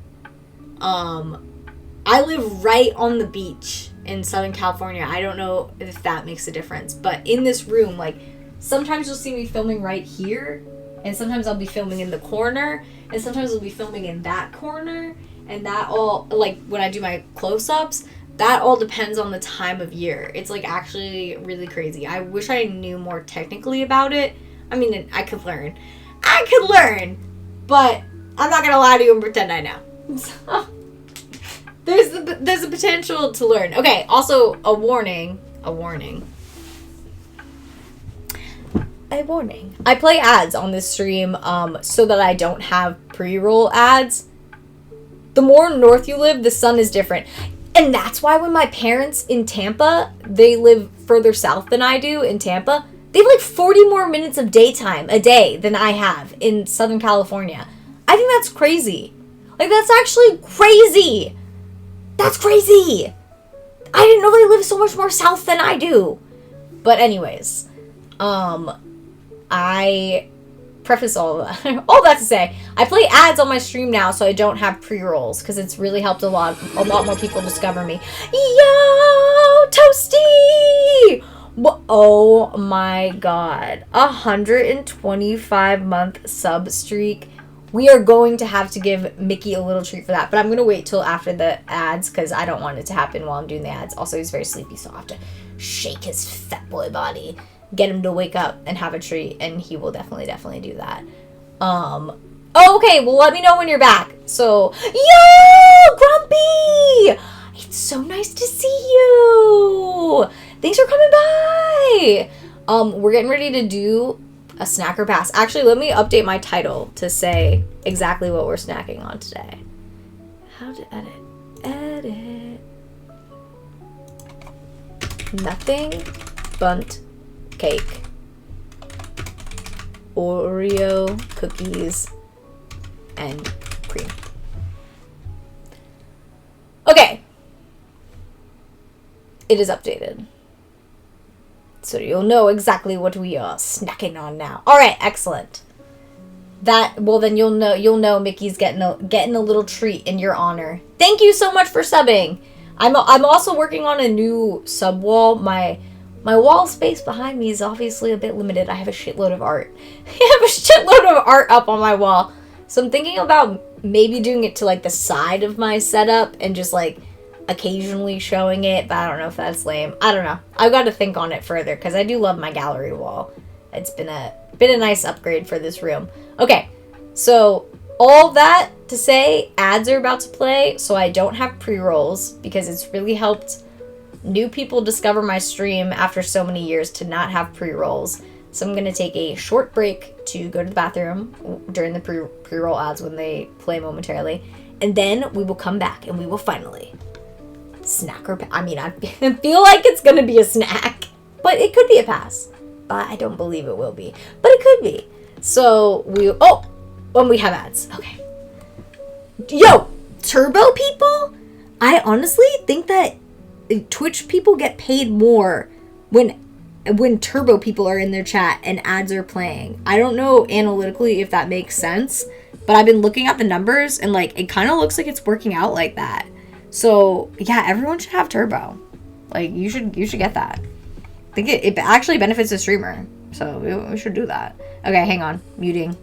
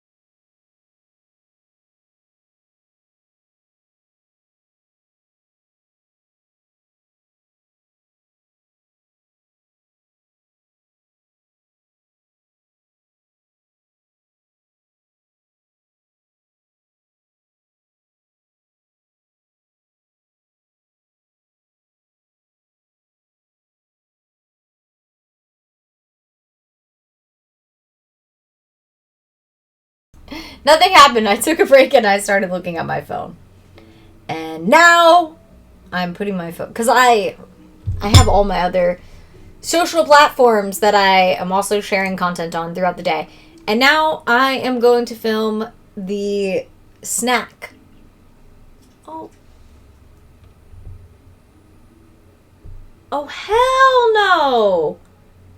Walter, that little dove. Oh, no. Here goes Walter. Oh, here he goes. Yeah, you saw that little dove. It just tried to land on the windowsill. You gonna go try and murder it through glass now? Oh, nope. Giving up. Giving up. Laying back down.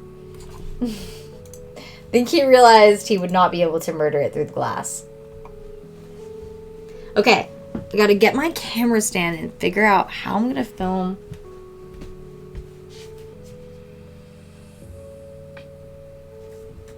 Alright, first I have to be cheeky and I need to film like the fork lifting scene, but like not actually eat that bite. So a little movie making magic. Which, by the way, did anybody watch the Oscars? I like actually watched it this year, kind of, because I was talking to my family while I was watching it, and Tucker was out that night. Wow, pretty interesting.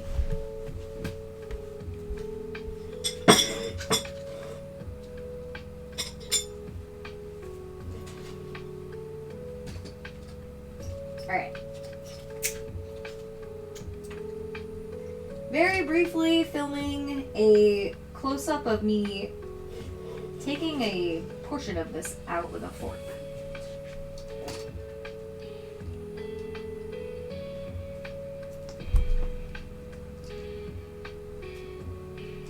No, Walter! Why you come right over here when I start doing this? Walter, no! No, no! No! Walter!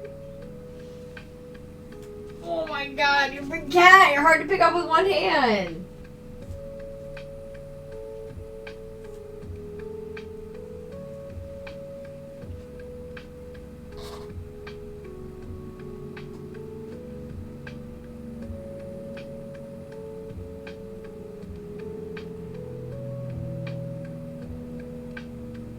Alright.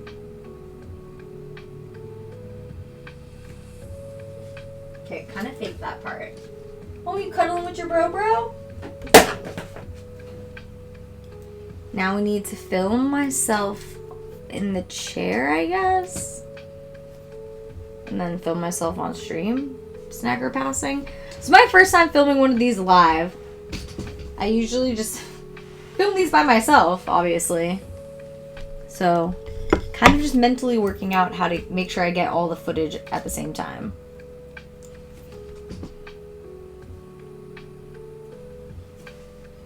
Alright, let me put on my camera watch. The icing, apparently that's like their signature bundt drizzle. Something specific and signature to Nothing Bundt cakes. I hope she washes her hand. Yeah, my bathroom actually does have, it has 2 sinks in it. So, there's a lot of hand washing opportunities there. I mute my mic though because weirdos like to listen to people go to the bathroom on Twitch. And I'll let you know that I learned that the hard way. So, that is why I mute my mic. So... that is... Yes! Yes! That is why I'm so serious about muting... That's why sometimes I come back to my stream and my mic is literally still muted and I forget because of this. So that is a thing on Twitch. This stream today, before anybody even came in the stream, I was messaging like fucking Modme and Toasty, and I was like, stream started. So far, just one comment about foot fetish. Nah.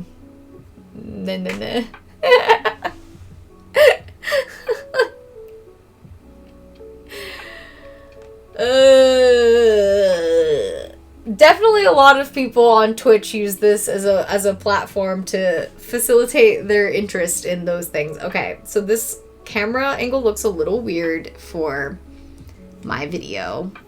It's a little too much legs. So let me change this. Still a little too much legs. I gotta like face it up.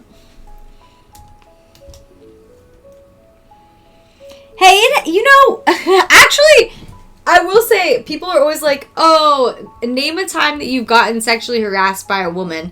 It didn't happen. That's actually not true for me. It obviously doesn't happen very often. The only standout time that I can think of it happening, well, I feel like my face looks like weirdly flushed in this preview. No, I guess it looks okay. The only time that I can think of an example, like, in notable memory is, an older lesbian pinched my thigh in Disneyland.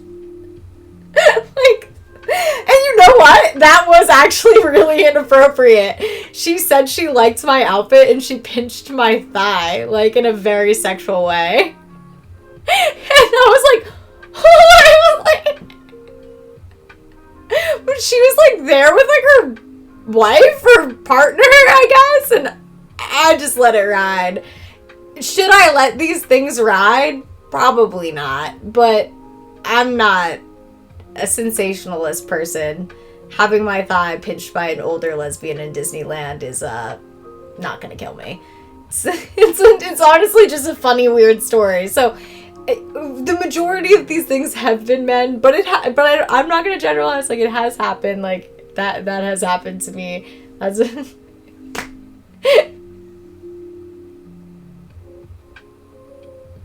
I mean, I don't speak for all women. I'm sure that women do the things that men do too. I haven't been in other situations other than the thigh pinching situation, but I don't defend anybody in these situations. Okay, anyways, back to the Snacker Pass, because I wanna highlight my Snacker Pass series individually. So we'll get on the Snacker Pass topic. But anyways, we're here. As I told you guys, I create a series on YouTube and TikTok and Instagram Reels where I taste different snacks in Disneyland and at other fandom eateries like the Hello Kitty Cafe in Orange County and other amusement parks like Knott's Berry Farm. I've also shared stuff from there before. And I share if I would snack on it or if I would pass on it. And a lot of people enjoy these videos, I guess, is the right thing to say. People like snacks. They like seeing people snack. So I'm expanding this series to include some snack recommendations in Orange County. So Orange County, California snack recommendations. Probably some other snack recommendations for when I am traveling. I don't travel like a ton. I'm not a world traveler. I don't travel a ton. But I do go to Tampa a lot, and it's kind of like a foodie town, so I expect some Snacker Pass from there as well. And yeah, and then today we are Snacker Passing on something that you too could try, because today we have an Oreo cookie and cream. What is the mini bundt cake? They're not the bundt teenies. Those are, what is it called? A buntlet. A buntlet, I think. Nothing bundt cakes. Shop our buntlets. Is this a buntlet? Yes. This is a buntlet. A personal-sized buntlet is perfect as an everyday treat or a delicious gift. We are eating a buntlet from Nothing But Bundt Cakes. And you know, you could probably find one of these near you to try it yourself. Okay, so I'm going to turn on my camera over here. Open my camera.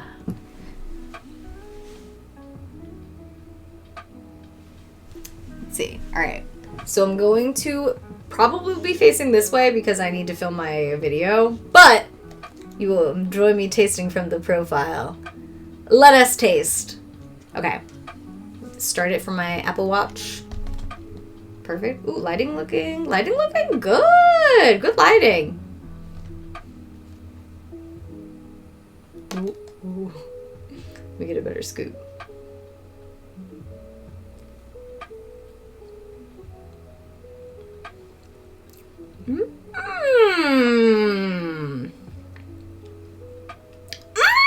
Mm. Okay.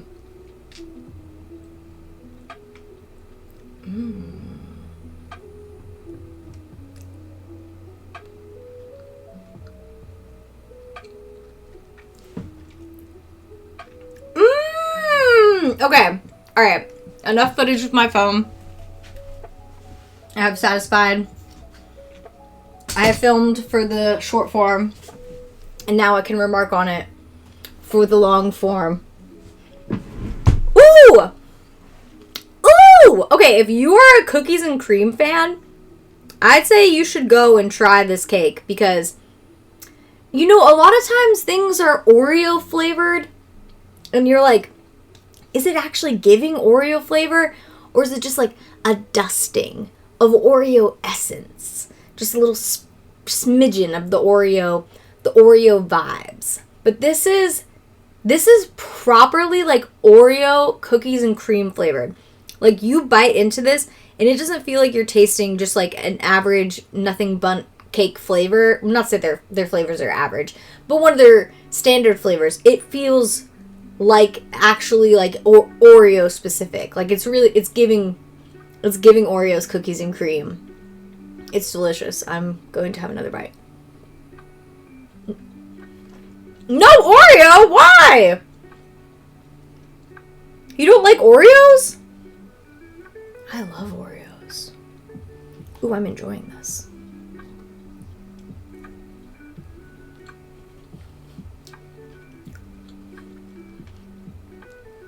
There is actually a slight crunch to the Oreos still. And you know what?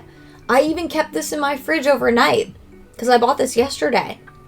So it's still maintained, even after a night of refrigeration, it's still maintaining a slight crunch from the Oreos. This is a good one. This is a tasty one. For $6.50, seasonal flavor. If you like nothing bundt cakes, like if you've already eaten these cakes and you enjoy them, you should definitely try this. If you've never tried nothing bundt cakes, you should probably try this. If you live close enough to one where it's not going to deeply inconvenience you to go to it, you should probably try this. If it's like, I have to drive an hour for that,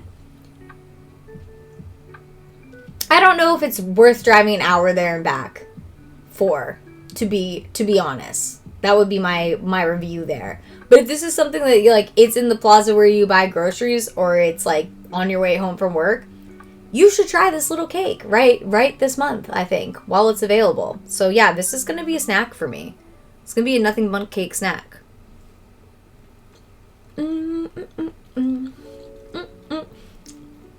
I convinced him. It's good. Okay, I'm not going to eat this whole thing though. I'm going to take one more bite and then I'm going to go put it back in my fridge.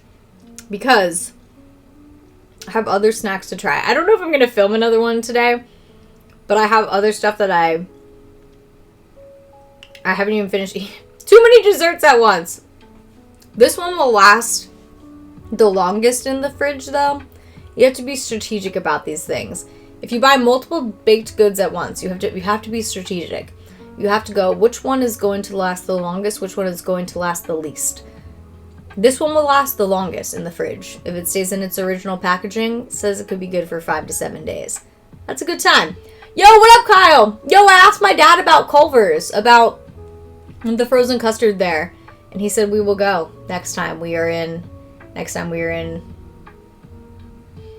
They had a Reese's peanut butter cup, but it was a specialty seasonal flavor. And I regret I did not get to try it. That was a mistake. Yes, today we have just snacked or passed. We're filming our first episode of Snack or Pass Live, a series that I've been doing for, I think, like 3 or 4 years, but our first live episode.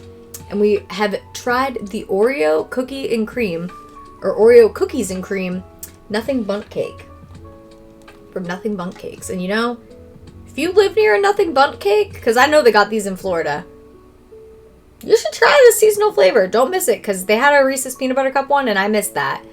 And I I do regret it.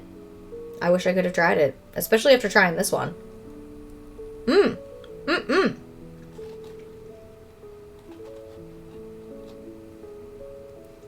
Okay.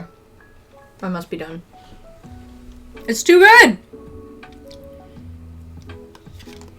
I'll go bring the other snacks to show you what else I have to try this week. Oh my god, it's so good. I'm dying. I want to eat the whole thing. But I will not, because I really need to eat some tasty food. Like a salad. Or like a sandwich. I haven't had lunch yet. So, should probably just not eat a whole cake for lunch. But the possibility is, take my tea bags out.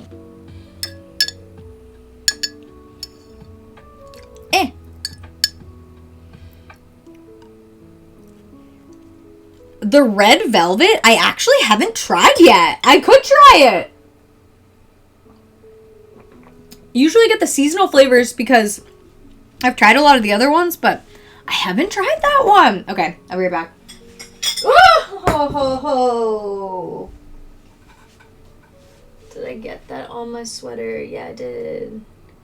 Yeah, I did. Sick. Well, whatever. Just wash this after. Yay, more laundry!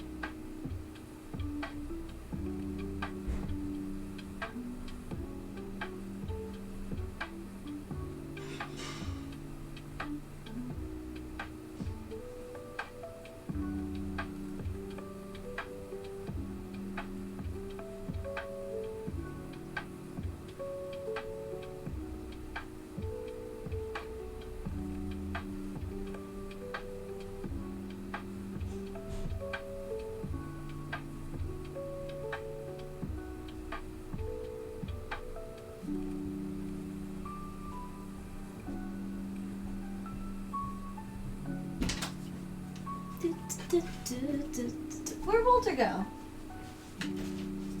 Oh, you're... Oh my god. They're literally cuddling on the bed together.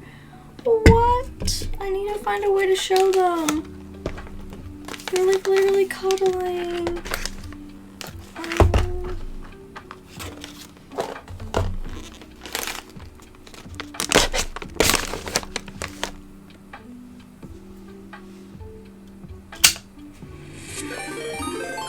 Oh my god, what happened? Oh, Reed! Yo! Angie, what up? Oh my god, I'm literally... Thank you for rating me. I'm literally marveling at my cat's cuddle. Miss Angie. Miss Angie, I like that. Hey! I'm marveling at my cats cuddling. Cause, oh, and Mickey just did a big yawn. They've just entered their cuddling phase. I feel like they were not very cuddly in the... Well, they were still getting to know each other phase. But now they're... Oh, they're so cuddly. Oh, look at you. Look at you happy boys. Oh my god. That's so cute. Okay, let me see if I can move my camera so you can see them better. St. Patrick's Day is coming up.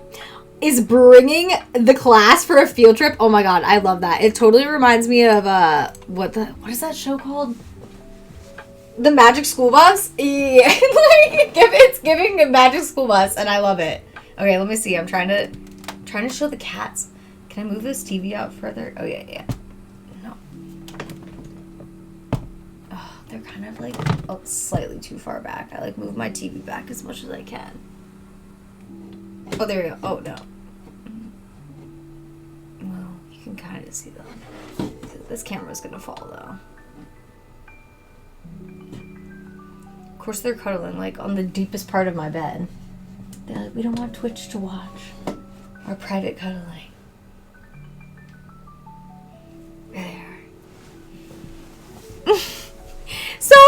cute.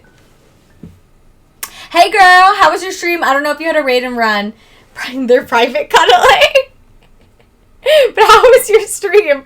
I know they moved as far away from me as they could be, but they seem very pleased.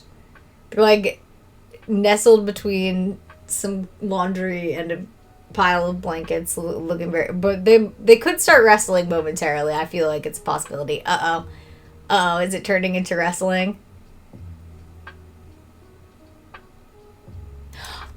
I hear ya. You gotta do it. You gotta do your duties. Well, you could go. Well, hang on.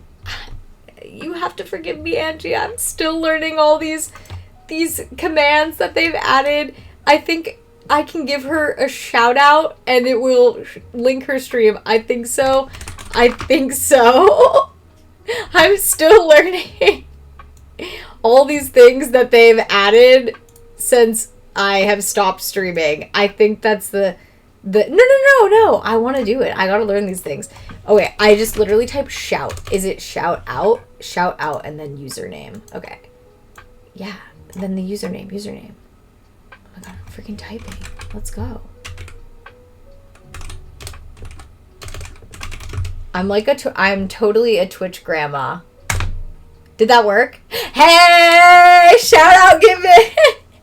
I mean, to be fair, there's so many freaking social apps, and trying to stay on top of all of them, and all of the features on them, and all the feature changes on them, literally is so killer. I feel like it keeps me thinking, it's command following, FOLLOING, to see how long you have been following. I got it working, Kyle! Yes! Alright, so I'm giving you a preview. Now the sun's gonna come in and blast me in the face, because it's just that time of day.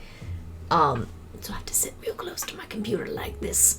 I'm giving you a preview. We just did our Nothing Bundt Cakes Snacker Pass. I have been filming my... Oh my god! You missed my 11-year anniversary, but you're very close to 11 years in the timeline of the stream. Very nice to see you, Sad. How's it going? I got some people who are like literally almost at 11 years at the mark. And I do have people here from day one that still watch. It's literally fucking crazy. I feel incredibly privileged that people still find me interesting after 11 years. Thank you. Thank you for that. I hope I can keep you all interested by coming up with fun and new things to share. I'm expanding my Snacker Pass series, which is something I've always done at Disneyland, but I'm kind of expanding it to stuff that I think will be more accessible for everybody, maybe around the world, or could be purchased online, or could be at least tasted in the United States. So, we just did a Nothing Bundt Cake Oreo Cookies and Cream Snacker Pass. It's their seasonal flavor right now. I'll get a Nothing Bundt Cake. If I need a little cake pick me up, I'm with the Nothing Bundt Cakes. I know some people are like, they're pretty average, and I'm like, you're pretty average. Yeah, because they're pretty good. So we need to appreciate the Nothing Bundt Cakes. And this seasonal Oreo flavor, if you are an Oreo person, if you enjoy Oreos, if you enjoy, I know they are frightened. If you enjoy a cookies and cream, this was really good. Like, it actually, even being refrigerated overnight, like, preserved a little bit of the Oreo crunch, and it truly had, like, a cookies and cream flavor. It wasn't just, like, a vanilla cake with Oreos on top. It really, somehow they really captured, like, a cookies and cream flavor. It was really good. So that's a pass for me. The Nothing Bundt Cake seasonal Oreo cookies and cream buntlet. Eat that shit. Eat it! Also, yeah, I probably shouldn't say, like, obviously this is not a very formal series, for the advertiser, since it's literally called Snacker Pass, and anybody who's anybody will go, did she name that after Smasher Pass? And I'm like, yeah, I did. So, I don't think Nothing Bundt Cake is going to be interested in my Snacker Pass evaluation, but I will say they're killing it, and if you wanna collab and send me some more bunts, I'd be into it.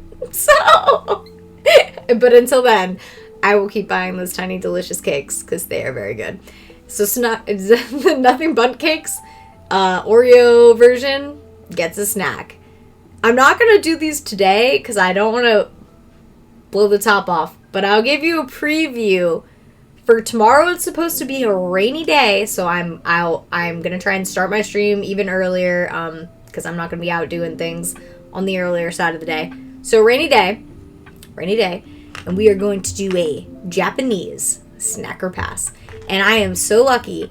I live in a part of California that has a real Japanese expat population. So we have like multiple insane Japanese grocery stores that sell literally like Midwest anime fans. You cannot comprehend this shit. Like, I'm from a small town in Massachusetts, and moving to California and seeing this, like, blew my mind. These are, like, actual grocery stores stocked with everything from Japan. So everything that you've ever seen in an anime and wanted to eat, you could eat. And it's not just snacks. Like, they've also got, like, real meat, like, produce, like, really good produce, too. Like, some of the best produce in we got good produce here anyways, but some of the best produce here is definitely at the Japanese and Korean grocery stores. So I feel super lucky. I live in a region that has... Really? Where in... You have... Okay, I'm from the South, and I am kind of shocked to hear that. There's a bunch of Asian markets in Georgia now? I love that. When I lived in North Carolina, I had literally no exposure to this. I was also a child, and this was also a very long time ago at this point. But I had no exposure to any of this when I lived in the South. And even in New York, in my early years in New York, when I became really obsessed with K-pop, there was not a lot of K-pop stores. There are now. There was one street that was like all Korean shit, and I would go there literally all the time. And just be like that random rabid K-pop fan, like walking around going, girls' generation, and people would, what's happening here? Like, I'm just looking for K-pop merch in the United States. But this was like 12 years ago. So this was some time ago. That's crazy! I love that! I haven't been to Atlanta in so long. Oh my god. I kind of love that. That is actually really dope for the South because it's the South. So I think it needs a little bit more culture and variety, and I feel like I'm allowed to say that because I was literally born in Florida. Which, I'll also say, Florida is definitely maybe not coming as far as Atlanta in terms of having, like, all the grocery stores and stuff, but they got, like, a Miniso now. They got, like, Daiso opening up. They got... My parents just sent me a video of the first, like, Japanese claw game place open there. And I'm like, this is good for Florida. This is nice for Florida. Because I had literally not really seen shit like that until I moved to Southern California. All that to say, very lucky. We have some incredible groceries. I believe it. I haven't been to Atlanta in a very long time. I've been to Savannah in more recently than that, and Savannah's an incredibly cultured city. I love Savannah. I haven't been to Atlanta, and I'll admit, a very long time. I don't even know how long ago that was. Quite some time ago. Very long time ago. But Savannah, like, more an adult recent memory. So we got all these Japanese snacks that I'm planning to taste tomorrow. One of our Japanese grocery stores, Siwa Market. A really good one. Their sushi is really tasty if you're ever in Orange County. Siwa Market. And after 5 p.m., it's all 20% off. And I've never had an issue with it. If you're like, I don't want 20% off sushi. Girl, I eat that. And it is delicious. And I've never had an issue with it. So anyways, we got what I think are some fruity gummies. I'm not going to get too into these right now because this is for tomorrow. Some Hello Kitty. These I've actually eaten before and I really just wanted them, so this is immediately a snack. But I'm excited to share it with you all. And plus, the packaging is so cool and interesting and really, really tasty. Some more Hello Kitty Sanrio apple cookies. Those sound good. And then Snoopy, but Japanese Snoopy. Hey! And then these are really good, and I feel like you can actually find these kind of a lot of places in the United States now, because I've seen that like Five Below carries them, and I have tasted both of these flavors before. So this is like, so actually I might drink one of these right now. So this was not so much of a snacker pass, but more just like, I want that. I want to drink that drink. And we got some, this Sailor Moon was actually is this Sailor Venus? I forget which one. Very grateful that that was closed. Very grateful. Very grateful that was closed. I forget which Sailor this is. I'm not gonna lie to you guys and pretend I'm a deep Sailor Moon fan and can name which sailors are all of them. Which one is this? Somebody here knows. Which Sailor in Sailor Moon is this? Is this Venus? No, this isn't Venus. This is Saturn. Right? Saturn, I think. I think so. I'm not gonna lie to you, but this one's definitely Sailor Moon.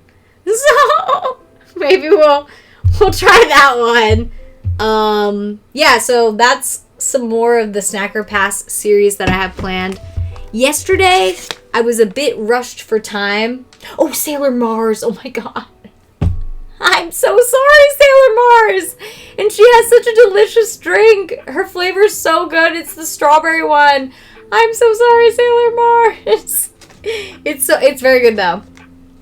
Yesterday I filmed some Snacker Pass content too, but I was a little bit delayed out and about, so I didn't have time to make it on stream and also film everything. So I tried Sidecar Donuts, which this is not a national chain. This is Orange County only. But multiple times has been voted, I think, on Yelp. I'm pretty sure Yelp. One of the big review sites as the best donuts in California, which is a lofty title. We got a lot of donuts here. And you know, I will say, if you like a cake donut and you want to eat something, a donut that's like fresh and feels like it's made with like more natural ingredients and not going to give you like a very greasy fried feeling, these probably are the best donuts in California. If you want a more like traditional glazed, like puffy, yeasty donut, yo, what up, Angie? We're talking about Sidecar Donuts. I don't know if you've ever, do they have these in LA? I think they do. Is there a location there now? I know, I think I live near the original one, because their bakery is very close by. Like, their bakery where they just bake them is very close by, so that's why I think it's the original. But they...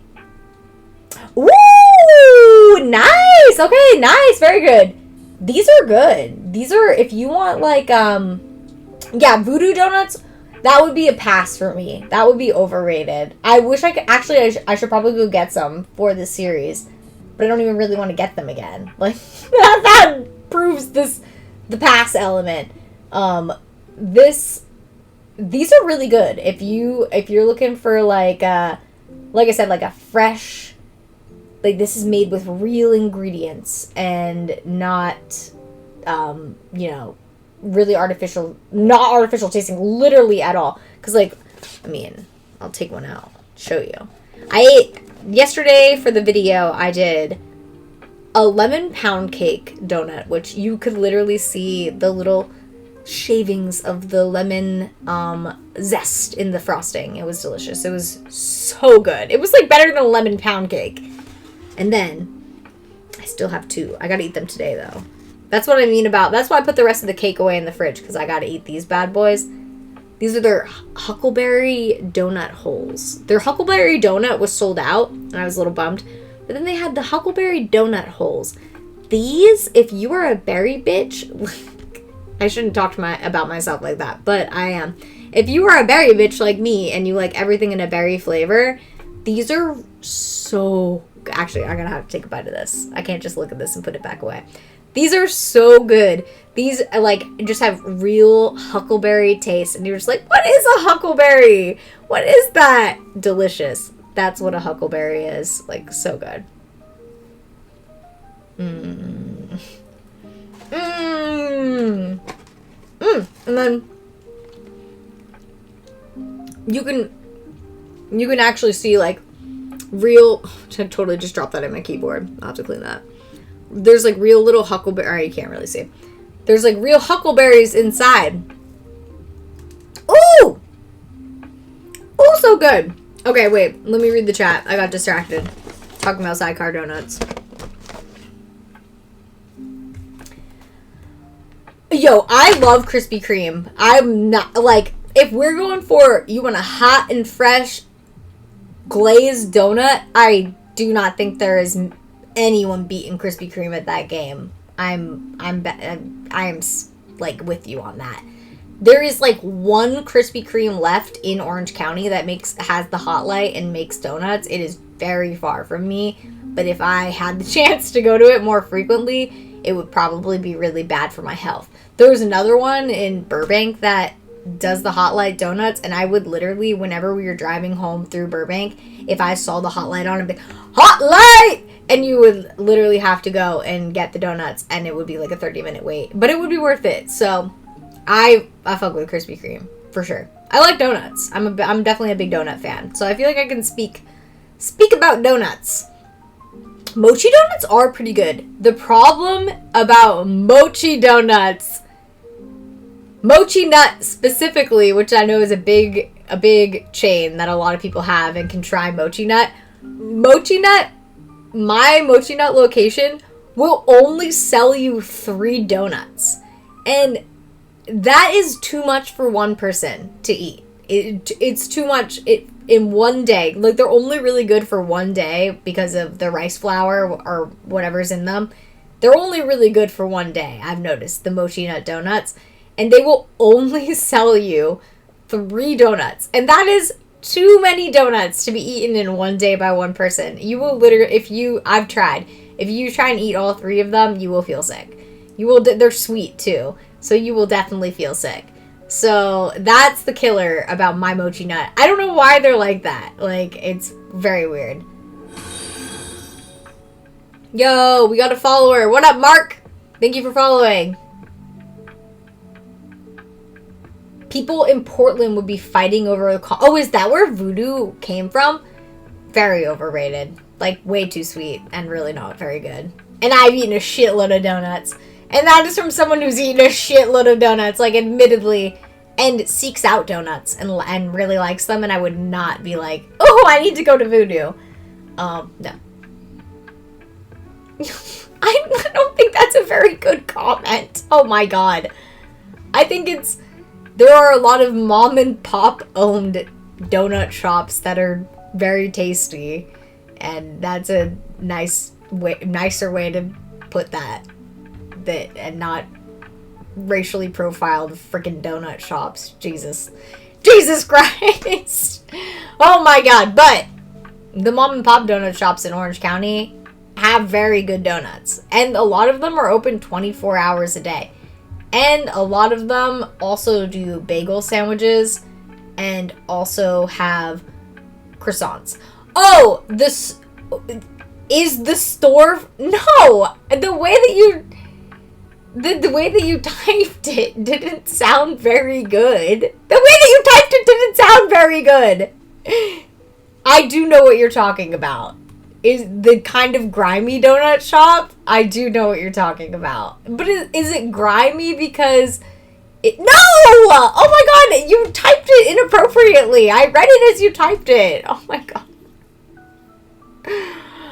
Oh, the kind of grimy donut shop. I know what you're talking about. That's not what I would have said to describe it. I just would have said, like, an old donut shop. Like, no! The way that it was typed with no comma is how I read it. And that's why I said that's not a very good or sensitive or nice thing to say. Thank you, sir. Anyways, moving on. You mentioned you were here once before, literally so long ago, like as a child. But I've been to Savannah probably, I think, once in college, so more recently. Whom is Papa John? I mean, in the scope of things, not an important person. He owns a chain of, or doesn't really own, he created a chain of franchise pizza places that are kind of prevalent in the United States. I mean, they are prevalent in the United States. I'm not going to diminish their brand presence. But he himself is a racist and a bigot. And it's just come out that he has said a lot of really terrible things after he built up such a public personality of being like the fatherly pizza guy. So just a classic example of somebody who had like this good public facing persona and is not a good person, which is like most people. Like, I feel like if you're too good, you're doing something wrong. And people are like, Snugs, you seem pretty good. I'm like, no, I've messed up and I say the F word. So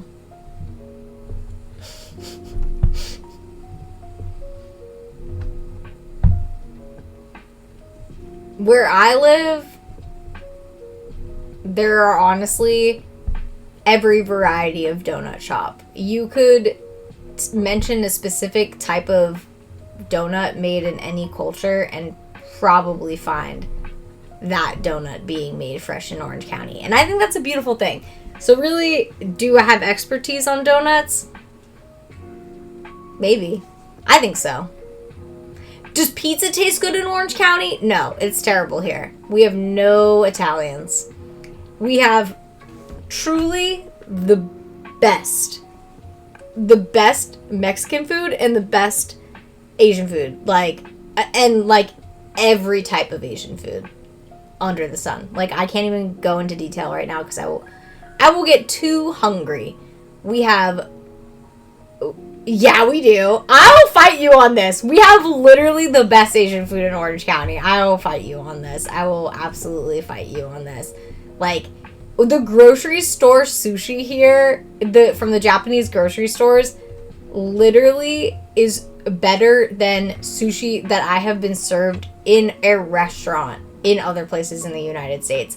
And it is coming from a grocery store, packaged and grabbing it in to go. And it is like really solid sushi. Like, you would be like, who eats grocery store sushi? And I'm like, me eat grocery store sushi. It's delicious. It's so good.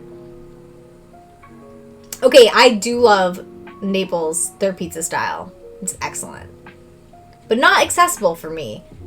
Pizza in New York is in New Jersey. Yeah, actually, New York and New Jersey and Boston and Connecticut, that is the pizza region for the United States. Like, that is literally the best pizza. Well, yeah, obviously you live in San Francisco. You guys have, like, Japantown and, like, you, like, probably so many more daily flights from Japan that they can get those ingredients to come there, like, every day. I do think that we do have some daily flights, but yeah, like, we get lobsters from Maine. We got some Maine flights coming in. But yeah, San Francisco is obviously, like, the foodie capital of the West Coast because of proximity. Little Tokyo is very good. Little Tokyo has some incredible spots that have been operated and owned by Japanese families, I think, like, going upwards of, like, 100 years at this point. Little Tokyo is so good, but, like, not that close for me anymore, which sucks. Like, I really do think Costa Mesa, though, and Westminster for Vietnamese food, and Costa Mesa for Japanese food, and does Huntington Beach have a nod there? Not really. Well, there's a lot of good Thai food, like, everywhere in Orange County. But those two communities just have such a vibrant and delicious food culture. Like, these grocery stores kill me. They are so just, I mean, I don't know. You look at the ingredients and you're like, huh, things in America really aren't very well made and not well made for you.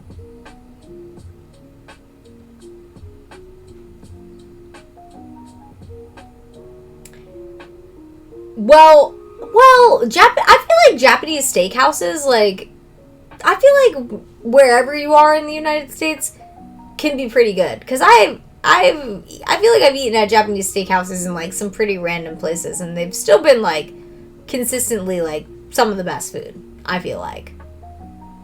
During the hurricane, I got from Monterey Park to Little Tokyo in, like, 10 minutes because the roads were empty. I went to a 2-star Michelin one in Little Tokyo during the hurricane. Or in San Francisco. Yeah, Little Tokyo, if you could get to it more conveniently, has amazing food. And also just, like, some interesting foodie spots that are not exclusively Japanese food. And then, like, the tacos. Woohoo! I know you'll say that, like, I don't know tacos and I'm not talking up tacos, right? Or I don't know enough about tacos. I do think that Orange County has some incredible tacos and, like, a pretty legendary taco scene. And some of those no, I don't. I actually like spicy stuff. Some of those taco establishments, because they're like brick and mortar establishments now, started as like tented food stands, and they have like this is the one that's closest to me. Don't dox me. I mean, you won't know. Y'all know I live in downtown Huntington Beach. It's like not a surprise. If you see me in Huntington Beach, just yell Snugs before you get too close, and then I'll be ready for you to approach. I'm gonna link this place. This place is started out as like a taco stand, like just tent taco meat being cooked up on grills, like on the side of the road. I don't know where their first one is, so I don't want to speak incorrectly. I think it was in Los Angeles. I'm pretty sure it was in Los Angeles. Or Anaheim. It was either Los Angeles or Anaheim. It was one of those two places. Tacos Los Cholos. They got 4 locations now. No, it is not mid at best. It is really... Wait, what is today? It's Taco Tuesday. It's Taco Tuesday. It's Taco Tuesday. It's Taco Tuesday. Taco Tuesday. Should I go and get tacos after stream?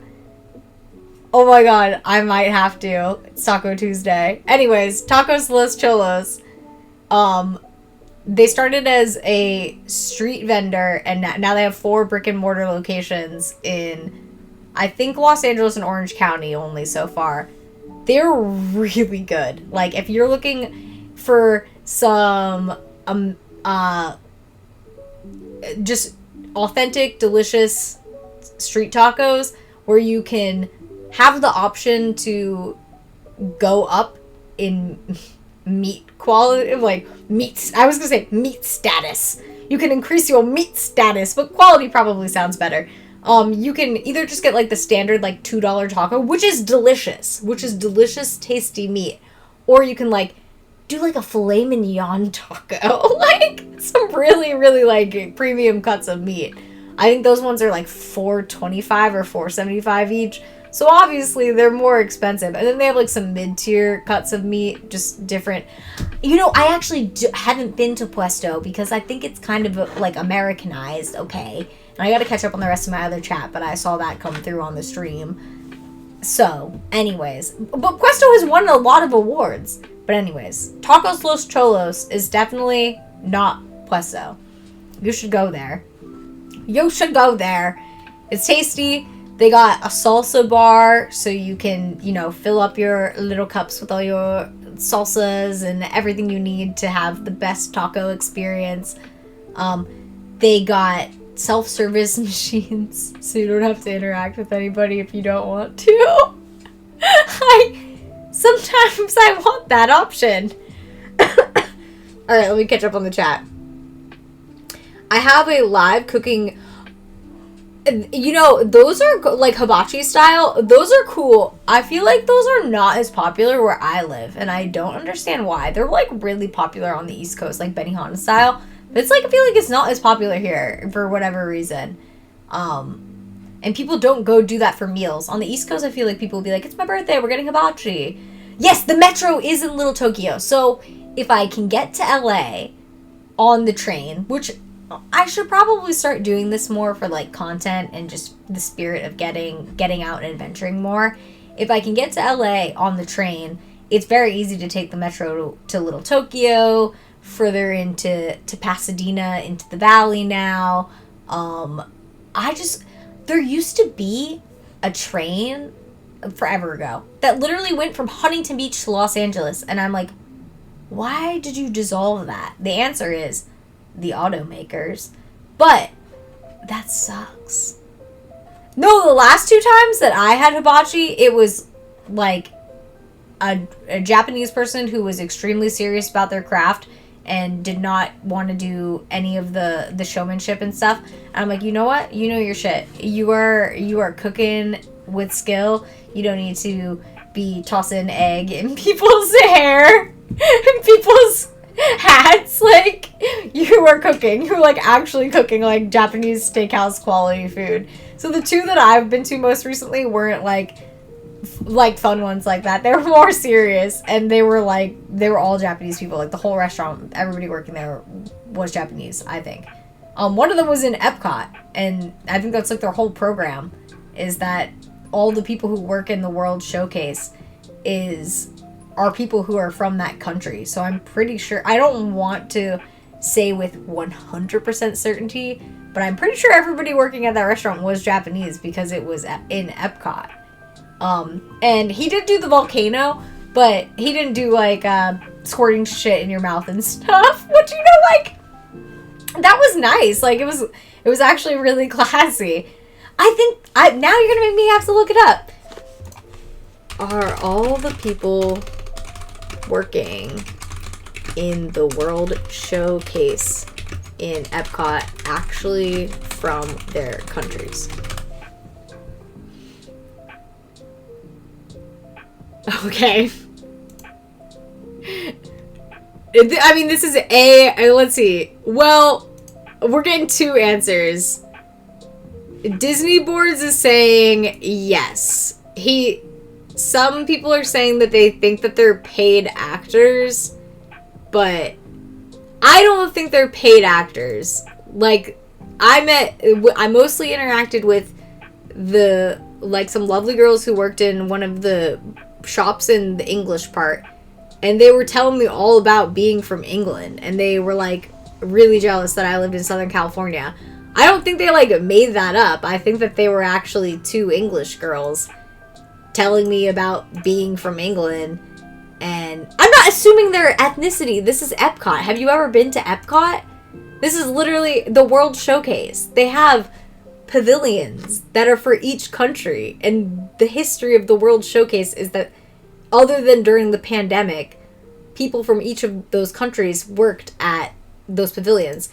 In the French pavilion, a very sassy French guy, definitely a French guy, worked there and made fun of how my mom said Evian. It just delighted me. Just delighted me. Just absolutely delighted me. And so I know he was from France because of how he made fun of my mom for the way she said Evian. Anyways, if you haven't been to Epcot, it's great. It's like absolutely wonderful. The countries that they have like feel a little bit random for the World Showcase, because it's like Canada, England, France, United States, Morocco. I got those out of order. I think it's Morocco and then United States, and then Japan, Germany, Italy, safari outpost that's supposed to represent Africa, I think, even though Morocco's already over there. But it's supposed to represent more like Serengeti, like Africa. And then it's China, Norway, Mexico. I'm pretty sure that's the whole World Showcase. And the whole thing is, yeah, I'm back on Twitch. And the whole thing, yeah, drink around the world, which is basically condoned by Disney at this point. Oh wait, also it's an ad. I'll be right back. And then I'll come back and I'll explain what drink around the world is.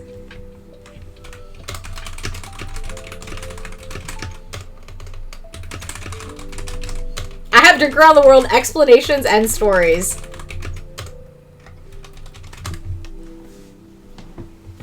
I got some drink around the world tales.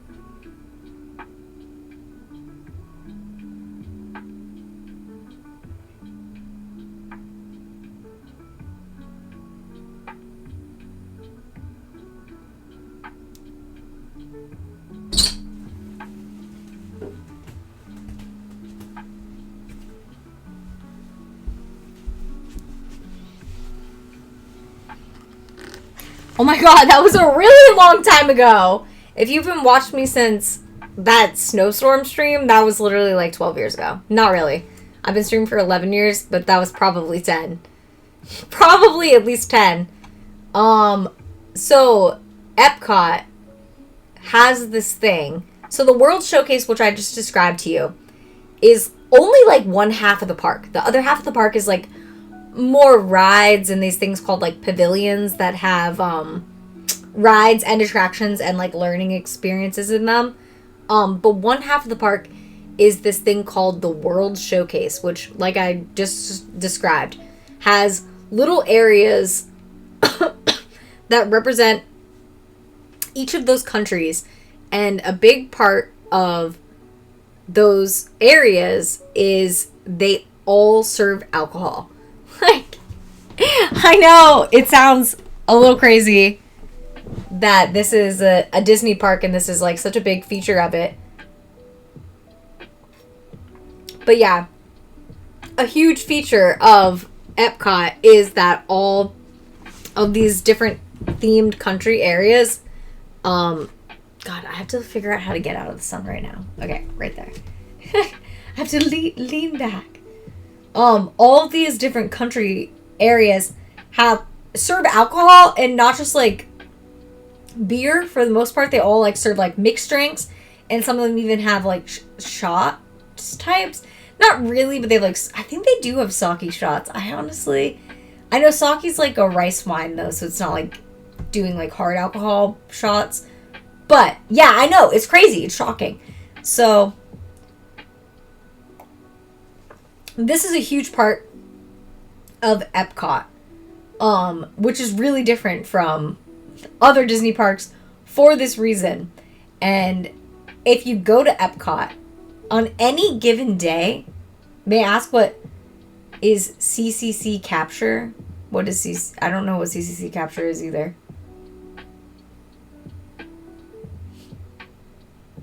Stream CC? Where does it say that? Oh, it's closed captioning. If you click it, it will open up closed captions. It will, I'm like, it's closed captioning. If you click it, it will open up closed captions. Accessible. They're not the best. I watch them, and I'm like, that's not what I said. And I feel like I speak pretty clearly too. Sometimes I go too fast, but a lot of times I'm like, that's not even close to what I said. But, you know, in this situation, I would rather have an option for captions that are kind of bad than no captions at all. So that's what it is. You can click it on and you could see some captions. I would love to see what I'm like dubbed or subbed. I guess you could do that with captions, probably, maybe. I don't know how advanced the captioner is. But yes. So Epcot, it's not officially marketed by Disney, but it's also definitely not discouraged by Disney, since they obviously make a lot of money by people doing this. It is called Drink Around the World, and exactly as I say it is exactly, or on the main overlay. Oh, I didn't know you could do that. I just left it as like an option.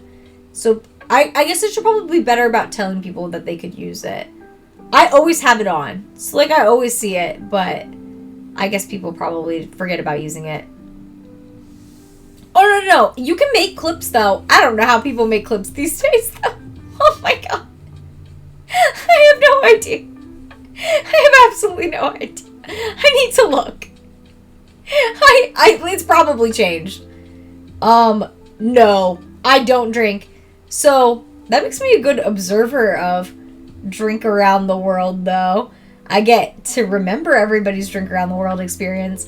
So, basically, that's the thing about Disney is they don't market this like as an official experience of Epcot, but like it is something that people are doing there every single day of your god dang life. Oh, what's happening? Sleepy Magical! Thank you for following.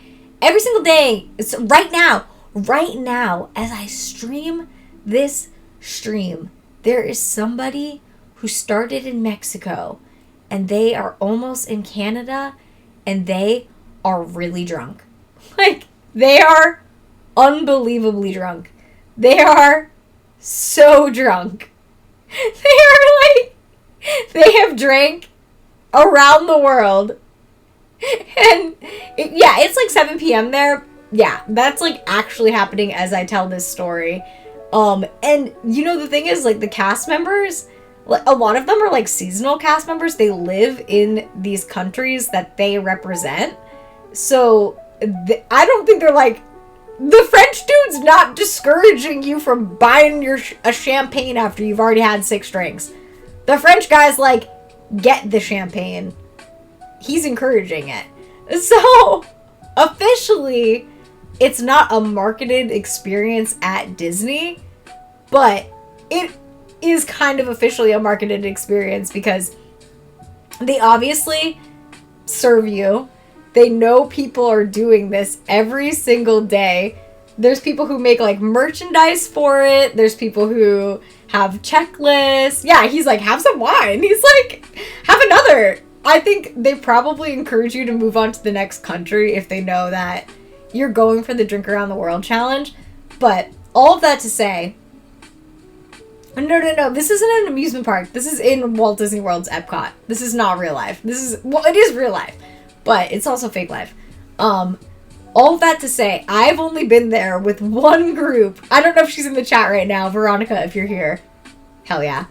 I've only been to Epcot with one group because my lovely friend Veronica, I don't know if she's here right now, so I'm going to talk about her like she is, literally got married in Italy in Epcot. Like, an actual fucking dream. Like, the only way to describe it. It was like a dream for me to even just be in her wedding, so I cannot even imagine what she was feeling like throughout the experience. She got married in Epcot, so there was an attempt at Drink Around the World. I don't drink, so for me, it was more an observation. I think they got like 4 countries in. I think they made it through like 4 countries. I have no idea how people do all of them. I don't know. They must be really, really, really, really, really drunk. Like, which is crazy. Like, to think of being that drunk in a Disney amusement park seems absolutely miserable. Yeah. So that was the closest attempt I've seen at Drink Around the World, and I think they started in Canada, which is like not usually what people do. But some can be a good method because a lot of people start in Mexico and like start immediately with like a tequila drink, which is like, I used to drink and I don't drink for medical reasons, so I know what alcohol tastes like. I would not start with a freaking tequila drink if I still drank alcohol. You can visit Italy and Nevada. I've done a couple conventions there. We picked up, not Walter, but Mickey up on the bed. He's a Vegas cat. We went and picked him up in Las Vegas earlier this year. I like mocktails, but honestly, girl, even sometimes the mocktails completely, the amount of sugar in the syrups that they use in them messes me up. So lately, I like literally can't even get mocktails. I'm just like, yeah, I'll have... No way! You know Shelby? Wait, like the same Shelby that... Shelby McWeeb? Shelby McWeeb? I'll get so excited! I don't want to say her last name, so I'll say Shelby McWeeb. Oh my god, no, that's incredible! I love Shelby! The Weeb! She's gonna be like, did you just yell Shelby McWeeb on your Twitch stream? Yeah, I did! Oh my god, that's so cool. I love that. We probably know a lot of mutuals then. Oh my gosh, Shelby McWeave! I'm like literally gonna cry.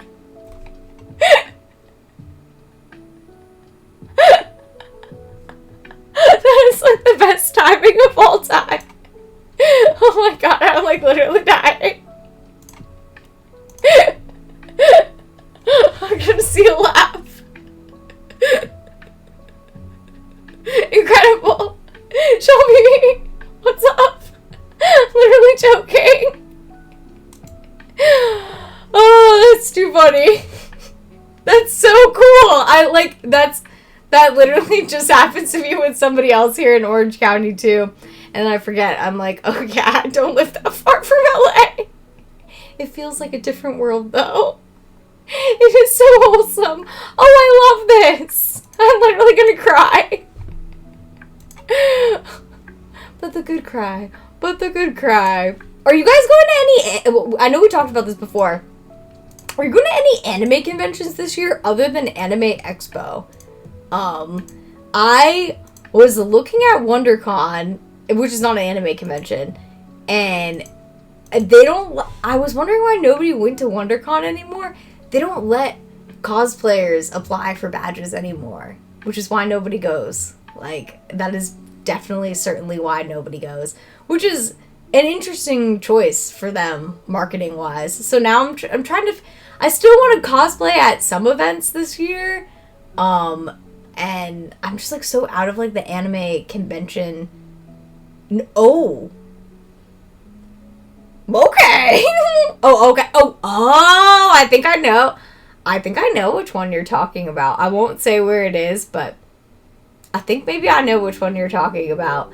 Hey, I mean, power to you. Enjoy those spicy events. Like, I think I always see some clips from them, and I'm always like, girl power. Like, that's my immediate reaction. I'm like, girl power. Or I see people like getting like tips and stuff. I'm like, girl power, but like also probably don't advertise that online. That might like put you in a gray legal area, but girl power. So I want to go to some more events again. I don't think that wolf.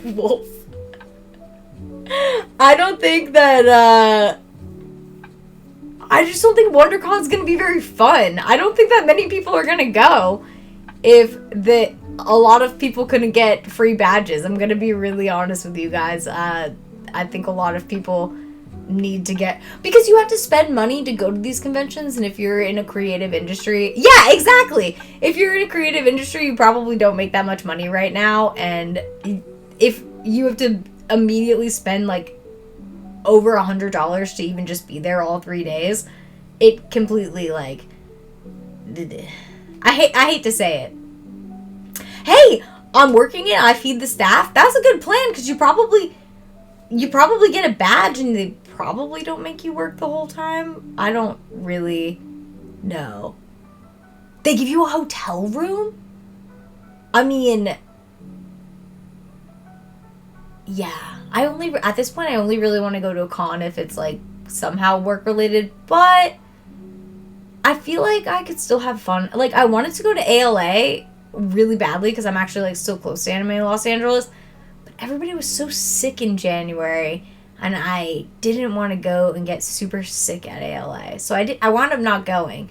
But I'm thinking of, have either of you gone to, it's at Anaheim Convention Center, but I haven't gone since it's moved to the Anaheim Convention Center. Anime,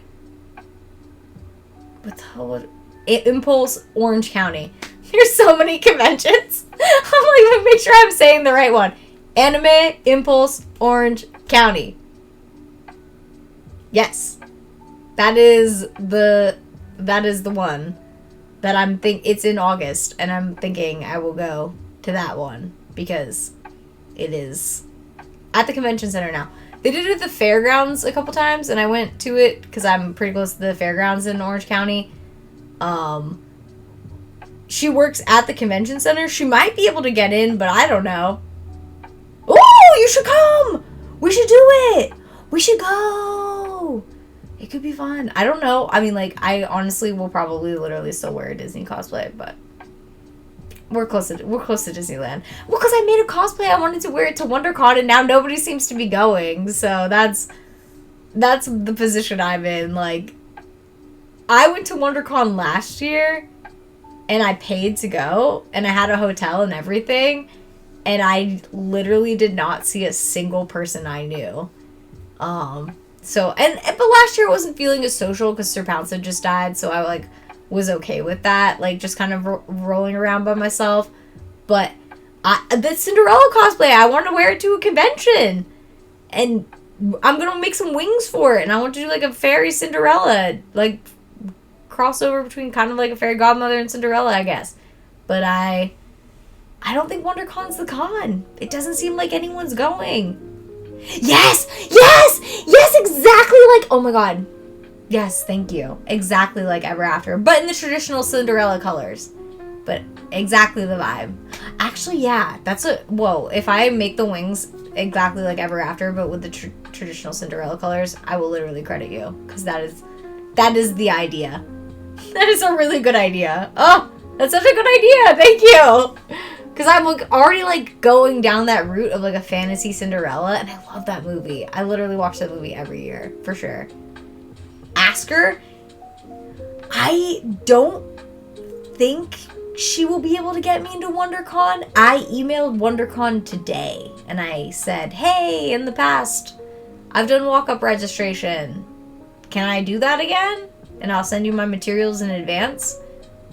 So I'm waiting for them to put on your cosplay IMDb list of cosplay suggestions that you've given to people.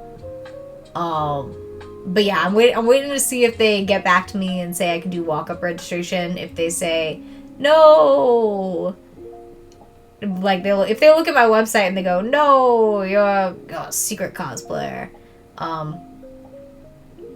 and then I will probably not go, because it was pretty, not that it was like a bad con, but it was like $70 to with all the service fees and stuff. Oh, talking about Disney, I have a Disney membership, or an annual pass, Magic Key. It's got like 10 different names. It's called a Magic Key, but I figured if I said, I have a Disneyland Magic Key, you'd go, I don't know what that means. I have a membership to Disney. What the fuck?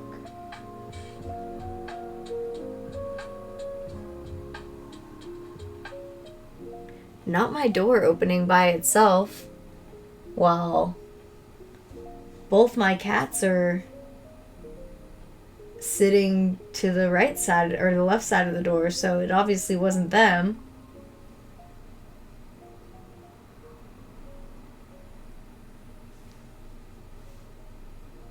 And Tucker's not home. I thought it was Tucker. I literally thought it was Tucker, but he's not here. Okay.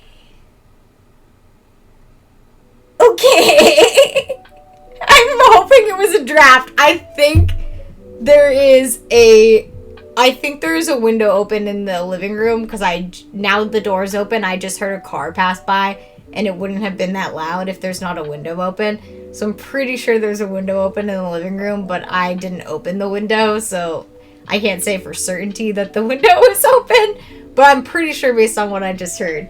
That's what it is. I didn't hear anybody walk in. If I could hear somebody open the front door. They didn't like sliver through the holes in the screen. Maybe they could have, but I would have heard them open the front door if they were breaking into my home. Hopefully.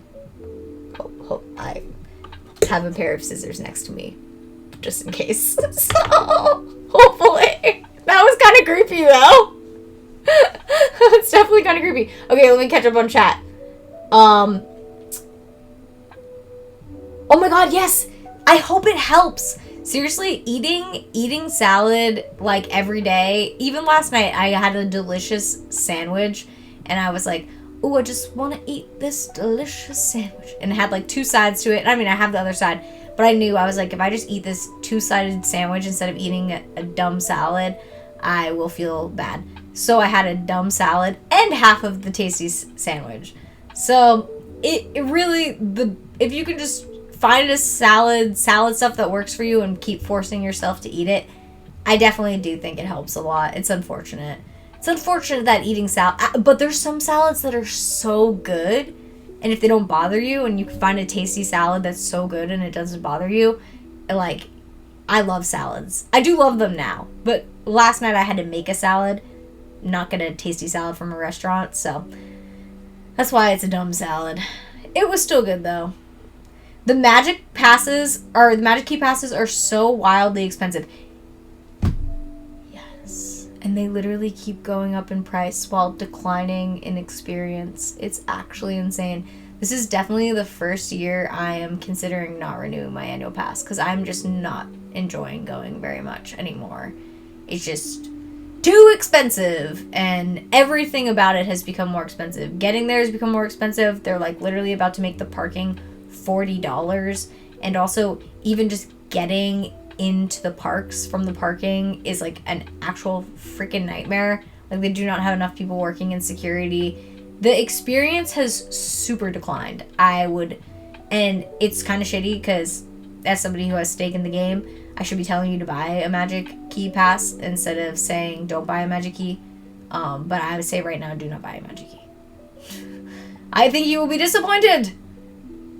Yo, I was just saying, the gallery wall, I was literally saying earlier, I was like, because I had some subs, and I was like, oh, I used to have my sub wall on stream, but I don't think I'm going to do that again, because I have my gallery wall now, and I love it. Like, I don't want to change it or take it down and put up subscriber names. Not that I don't appreciate my subscribers, but I really, really, really, really, really, really, really love what I've created here. Like, sometimes I'll just be laying in bed and I'll be like, things are hard. And then I'll look over and I'll go, I got a cool gallery wall though. Could be worse. Could be worse. Walt's VIP. Me? Sometimes. Maybe. Hey, if you want to ask her and she's got some secret, she wants to make some secret Disney magic for a Disney content maker like me, shoot your shot. I only got caught up, but I have a hammer next to me while I sleep. Yeah, everybody should have something in their room while they sleep, definitely. And like a lantern that you can easily access while you sleep. I totally agree with that. I'm not worried. After hearing the car pass by, I'm very sure that it was a window left open. Also, like I said, one of the things about living in an insanely conservative area is it's like really safe. I basically feel like I am living in the South again. Like, I could put baked goods out on my porch and say, take a free baked good. And you know what? A lot of people probably actually would, and they would completely trust me as their faceless neighbor to have baked them baked goods. I live in a neighborhood like that. I like put my like opened cat food out by the dumpster, and I'm like, my cats didn't like this. Obviously not like open cans, but like an open bag of cat food. I'm like, my cats didn't like this and I don't want it to go to waste. It was really expensive. Like, I'll write that on a sign. It'll be gone in like 30 minutes. We put out one of their old towers out there just because both of these cats outgrew it. And I was shooting product photos in my window so I could see where the dumpster was. Somebody literally came and got the tower within like 2 hours. So like, we live in a community where people share. If like somebody's cat went missing like in the complex, and like Tucker and I literally went outside and like looked for the cat. like we regularly do stuff like that. So a place like that, like the water was out the other night, and like you know, you can walk around and see your neighbor and be like, we have no water, what's going on? Or like, people open your Amazon package by mistake and they're like, I opened your package, and I'm like, I don't care, I trust that you didn't steal anything from me. So that is like one of the things about living somewhere where it's really conservative is I think there is a level of like, most people here do have a sense of like patriotism and like pride in America, I guess, that doesn't exist in a lot of like really liberal modern cities. And I've lived in those cities, so that's like where I'm speaking from. That feeling of like camaraderie that kind of exists, and I think in like countries that are more homogenous, still exist in places like that are more conservative. So I think people are more like, we're in the game together, for better or for worse. Like, and that am I in the game with them? Am I voting for the same things as them? Like, no. But do they want harm to come to me because we might have political differences? No. Like, they're still good neighbors. So I don't worry about it. I think I missed some things in the chat. Let me scroll back up. We're seeing something about getting excited. Yes, I get extremely excited about things. It's honestly literally problematic sometimes because I'll be like by myself reacting to something, and some human will be like, what am I witnessing? And I'm like, ah! And it's just, and I wish, and I have an insane laugh, and what was I watching? I was rewatching Succession, another HBO show. Woe is me. And what was the line? It was like, Logan was talking to, I forget who it was, maybe one of his kids or someone on his team, and he was like, laugh at a reasonable, or laugh at the same level as everybody else. You're a human being. You weren't raised on a hyena farm. And Tucker was literally like, rewinded it, and he was like, this is talking about you. And I'm like, it's not my fault. Like, it's not my fault. And he's like, I relate to that character. It's not something you can control once you have like that hyena laugh. It's just like in you. It's ingrained in you. So I completely understand that. Have you been to Gemella's enormous sandwiches? That is in Orange County, right? I have definitely seen that on they're on an Instagram for Orange County spots, I think. Or somewhere. I've seen them on Instagram for somewhere Southern California spots. That sounds extremely similar to a sandwich shop that I saw that had like huge Italian style sandwiches, if that sounds familiar. Yeah. Oh, multiple Disney content creators are definitely not renewing their passes for this current cycle because the top pass, which will cost close to $2,000, literally has blackout at the holidays now. Literally has holiday blackout. And I shit you not, most weekends you cannot reserve. Like, you have to literally play the waiting game of watching your phone all the time to try and get the days that you want to go. If it's a popular day, like May the 4th, which happens to be on a weekend this year. If it's a popular day, like a popular Disney day, or it's a weekend, you literally basically have to like constantly be playing like this algorithmic game of trying to get a reservation because, get this, well, I guess it's actually good that it's like this. Unless they're releasing a batch of reservations, the reservations release in real time. So if somebody cancels a reservation, if a solo party cancels a reservation, another solo party can make a reservation. If a party of 5 cancels a reservation, another party of 5 can make a reservation. It's like actually insane for people who are going to be paying, and right now in this new pass cycle, paying close to $2,000 a month for this pass, and they have to at the same time do this reservation game. It's actually crazy. What is your favorite dressing? I'm like an Italian dressing. I'm like an oil and vinegar Italian vibe kind of gal. I love it. I'm just a classic Italian, but I mix it up. Right now, I'm super into this salad from Mendocino Farms that has like a cashew dressing with like a little bit of a spice to it, a little bit different from like a peanut dressing, a little bit lighter, a little bit more savory than the sweet that you sometimes get from a peanut dressing. It's really good, delicious. Not something that I feel like you could find in a store, but they have it at this place called Mendocino Farms. I don't know if that's on the East Coast at all. It's so good though. Mendocino Farms. Disney has security, like actually pretty intense security, because of like 9/11, stuff like that. Yeah. So they have like airport style security because of terrorism. Those dogs there are not looking for drugs. I know this because a Disney security guard told me that. I was like, dude, I don't think you're supposed to tell me this. And he was like, well, it's not what they're looking for. He was like, they're looking for explosives. I was like, bro, I don't think you're supposed to tell me this.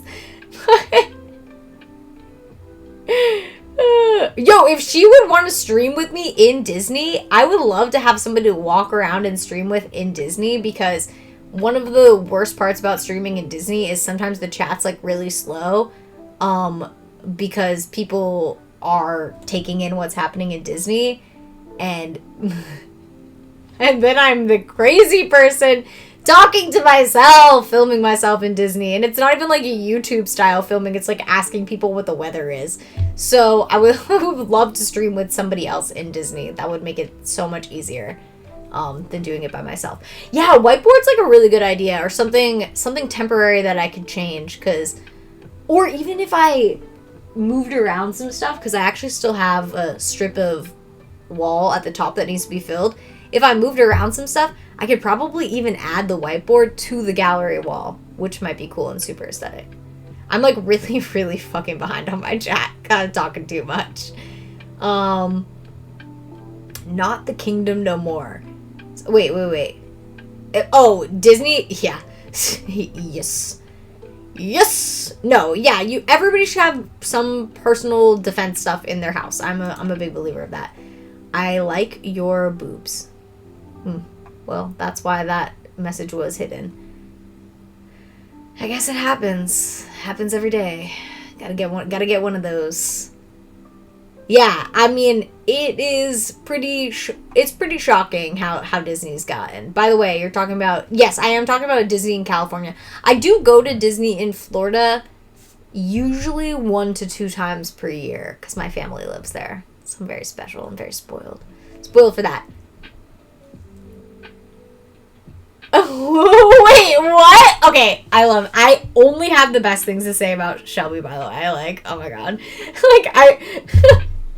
I wish we lived closer. Oh, I almost hate thinking about all the fun stuff we used to do because everybody lives so... I tell people all the time, I'm like, living in LA was so fun when everybody lived, kind of close to each other, and you could meet up at places, and we would go to the Star Wars bar, even though nobody really liked Star Wars, and we would go to the Guildhall place because there were nerds there.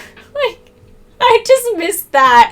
And I, describe that to people in Orange County, and they're like, are you okay? And I'm like, no! I'm not okay. Oh, Gemella's in Burbank. Gemella's in Burbank, I guess. I think it's Gemella's, actually. Does it have a market attached to it? Or no, that's the Pinocchio place in Magnolia Park. I was like, that sounds very familiar. But no, I think I was thinking of a place in Orange County.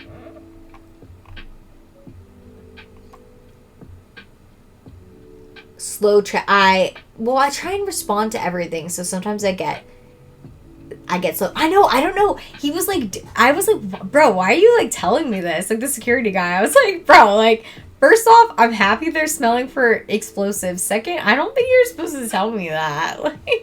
It's probably part of your NDA or whatever. But, I mean, I have no idea. At this point, this was 6 or 7 years ago. I have no idea what that guy even looks like. I couldn't even... If Disney was like, who was that? I'd be like, bro, I can't describe that man to you at this point. We had a conversation one time 6 years ago. So I didn't even know his name. So... You can always ask something stupid. Guildhall. Oh my god, I literally just... We used to just... I don't want to say we don't have fun now. I think Shelby has an amazing life. I see her pictures all the time, and I'm like, girl, you're killing it. You're doing it. You're living it. I do miss that era, though. It was it just felt kind of like a sloppy girl time. Kind of felt like being on Girls, if you've ever seen Girls.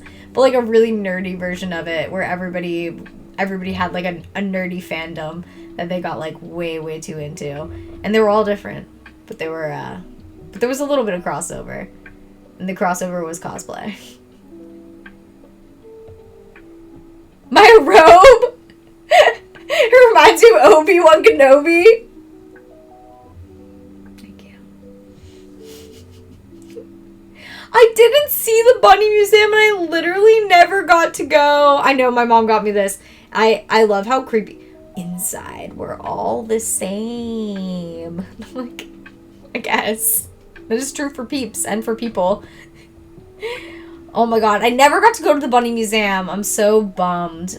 And there's Guildhall closer to me now. It's actually not even that far. I can just never... I say sloppy with love. I don't think Shelby would even disagree with that. It was with love. We're just doing stuff and living life. Doing shit. Doing a lot of shit. And, we had so many friends that we were adjacent to who were, really successful on the internet. And I'm still friends with some of these people. And some of them have moved on to other things. So it was just, weird experiences, with random internet famous people. She knows what I'm talking about. I just feel that era of LA has kind of ended. Maybe it hasn't completely, but I mean, I still know a lot of these people, and I follow their social media. It doesn't seem like they are going out and doing all these things. Granted, everybody's aged, and some people have kids now, and so that makes sense why people are not going out and doing these cosplay things. But I just mean, it was just such a fun era of like, oh, there's a con like every weekend. We're going to a con like every weekend. What's gonna happen at this con? You could almost make like a theme song about it. What kind of creepy shit or fun shit or different shit, like, and yeah, and I don't know. I definitely miss that. I sound like an old man being nostalgic for a different time, but I just feel like people, aren't as like social and fun anymore. Like COVID totally ruined that. It's not any individual person's fault. It's like, it's fucking COVID's fault. Yeah, that, I feel that way about a lot of anime. I mean, I've talked about it, that I just feel like some of the shows that I just feel like a lot of themes started to come up where I'm like, I don't like this. I don't like this. Well, yeah, that's the thing. Like, we're old now, and I guess for me, like, I'm still child free, so I'm still rocking it. But yeah, like once you, I don't want to say like once you have kids, like you don't want like your friend texting you being like, it's Tuesday night, come over and be on my Twitch stream. But while we were there, I feel like it's worth noting, while we were there and while we were at that age, there were people who were like 10 years older than us that were still doing this. Like, are you shitting me? My heat just came on. Okay, the window's definitely open then. The window's definitely open then.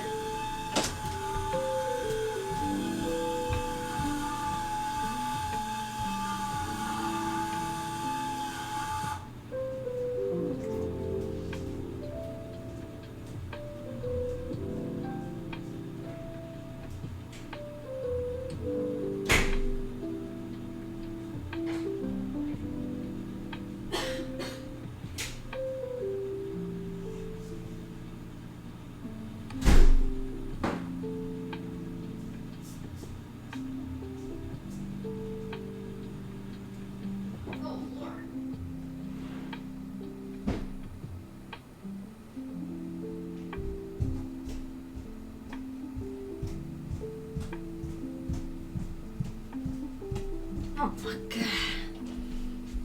Oh my god.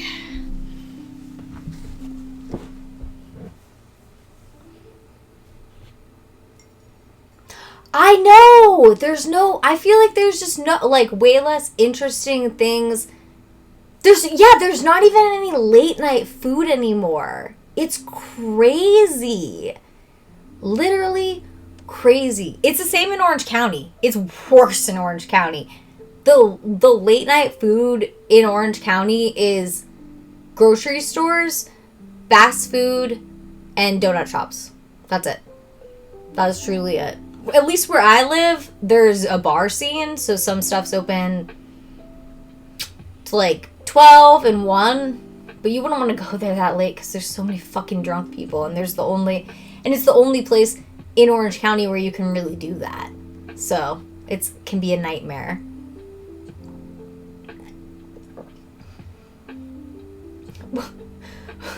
Ask your God. No, I think more ask maybe like the mayor of Los Angeles. I don't know. We need more investment in late night food. The whole evening dining scene died in COVID. They came back here, but yeah.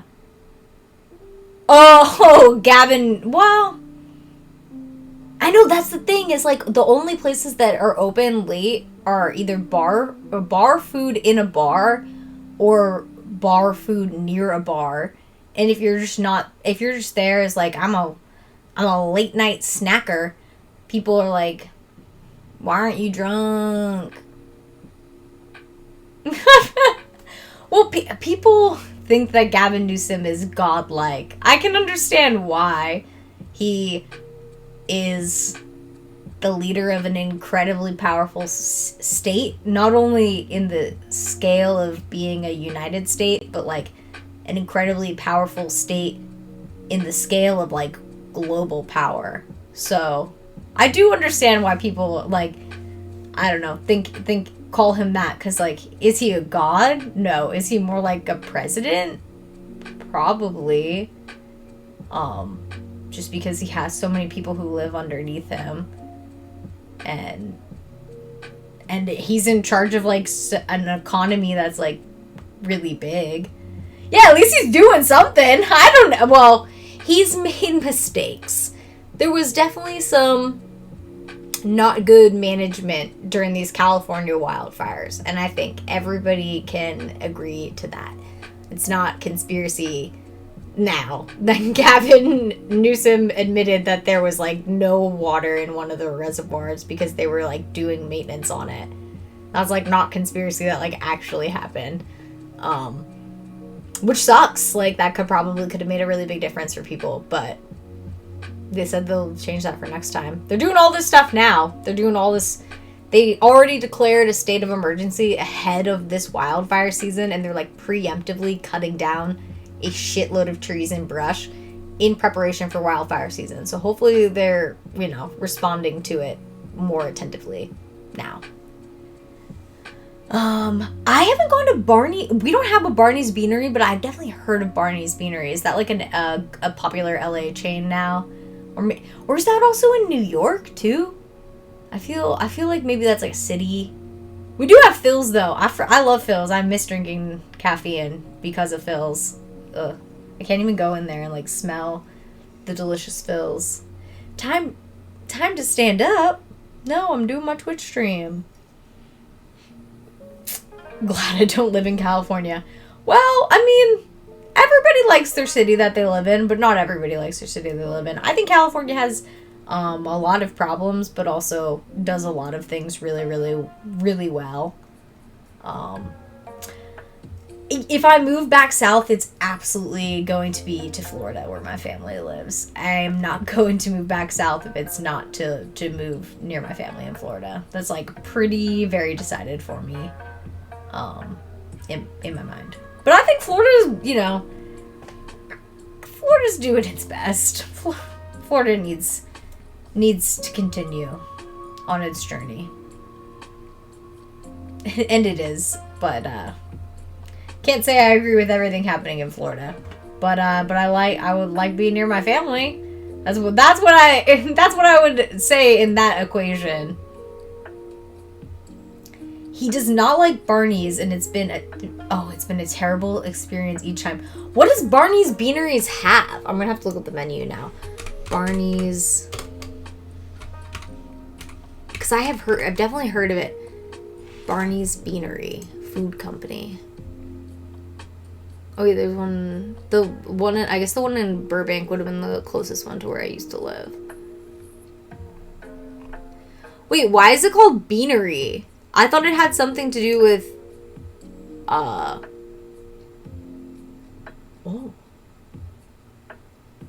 Wow. They have this controversial history on their Wikipedia page, I'll tell you that. I'm gonna link it now.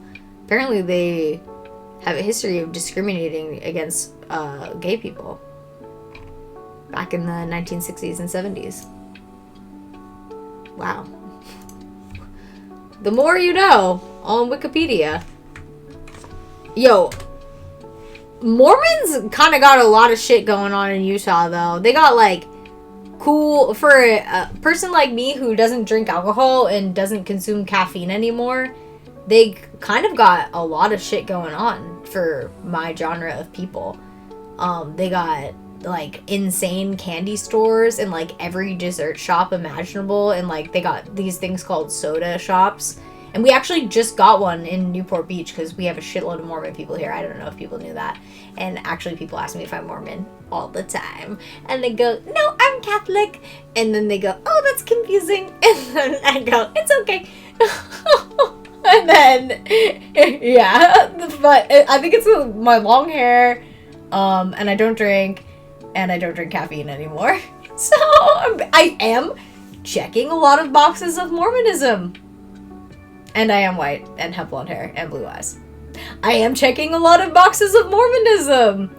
But no, I'm not. But no, I am not. There are a lot of there is the soda shops. There are a lot of things about Mormonism that, like, I definitely fuck with. like not drinking alcohol, not drinking caffeine. Although Mormon people do drink soda with caffeine. I do like every dessert imaginable. Yeah, I love sugar. So I watched that show on Hulu, The Secret Lives of Mormon Wives. I gobbled that up. Gobbled it up. I loved it. And I loved seeing all the shit these Mormon women ate because they don't drink alcohol either. I think some of the people on the show actually did drink alcohol, but for the most part they didn't. And they, like, I love seeing the drinks that they got with like candy in them and shit. I'm with it. I fuck with it. I have a good time in Utah for sure. They'd be like, we got no alcohol here, and I'd be like, that's no problem. You got candy, so I have been to Utah. Unless you have a Volvo, you're not a Mormon. I don't drive, but is that something I should look for? Mormon people drive Volvos? I mean, I do go to Church of Latter-day Saint, like, literally down the road, so... Oh, actually... This is so funny. Because there are Mormons churches here, some Mormons come to do their mission here. That's what I understand. I remember, I'm not Mormon, and I don't know completely what I'm talking about. But some Mormons come to do their mission in Huntington Beach, which is so funny to me. Like, of all places to go and do missionary work for Mormonism, Huntington Beach feels like the most hilarious spot to do it because there are a lot of religious people here. I think you're like really unlikely to sway somebody from their like original religion to go to Mormonism, but I'm not fighting the system. A lot of Mormons do their mission here in Huntington Beach, and they walk in our neighborhood a lot. Two experiences. One time, they came through when I had all of my Halloween decorations up. Like a ton of Halloween decorations. Because that's definitely my favorite holiday for decorating and enjoying. So I've got all of my Halloween decorations up. These two very nice Mormon little gentlemen literally looked at my house, looked at each other. And I'm in the kitchen filming something. Because I'm always, if the lighting is good, I'll always be bopping around to my windows and filming things. So that's how I have seen a lot of these little experiences and captured them in the perfect moment. So these two little Mormon gentlemen, I don't know how old they were. Like, I don't know how old you are when you do mission. I don't want to assume. I think you're like 17 or 18. I don't know. They looked at my house, looked at each other, looked at their checklist, crossed something off, and I just laughed so hard because I was like, they definitely were like, this house is unholy. Like, this house has a shitload of Halloween decorations. This house is unholy. We are not going to their door. But to come back, the Mormons returned. A different group of Mormons, like, probably 2 years later. So maybe at this point, my name has been removed from whatever list it was on. The Mormons returned. They saw my Christmas decorations, and they loved it. They came to the door. They left a little card. I literally still have it because I thought it was funny. So, I just thought, I know, Mormonism, I'm a person who is curious about spirituality and religions, so I feel like I do my best to learn about religions as much as I can, and I guess probably one of the ways to do that is through reading and also through consuming documentary. That's probably like the two best ways to do that. Yeah, the tenets of Mormonism are very interesting. I will just leave it at that. The tenets of Mormonism are very, very interesting. There are a lot of Korean affiliated cults in Orange County. It's actually kind of shocking. One of them had this whole thing that blew up on TikTok because they have these dancers that were like part of it that got really big on TikTok. Yeah, that is totally a thing here. That is like totally a thing here. There are I shopped at a craft store that belonged to one of these religious cults. There are a lot of religious cults in Orange County. It's really interesting. It's like actually very interesting how they come to this place, and I don't know.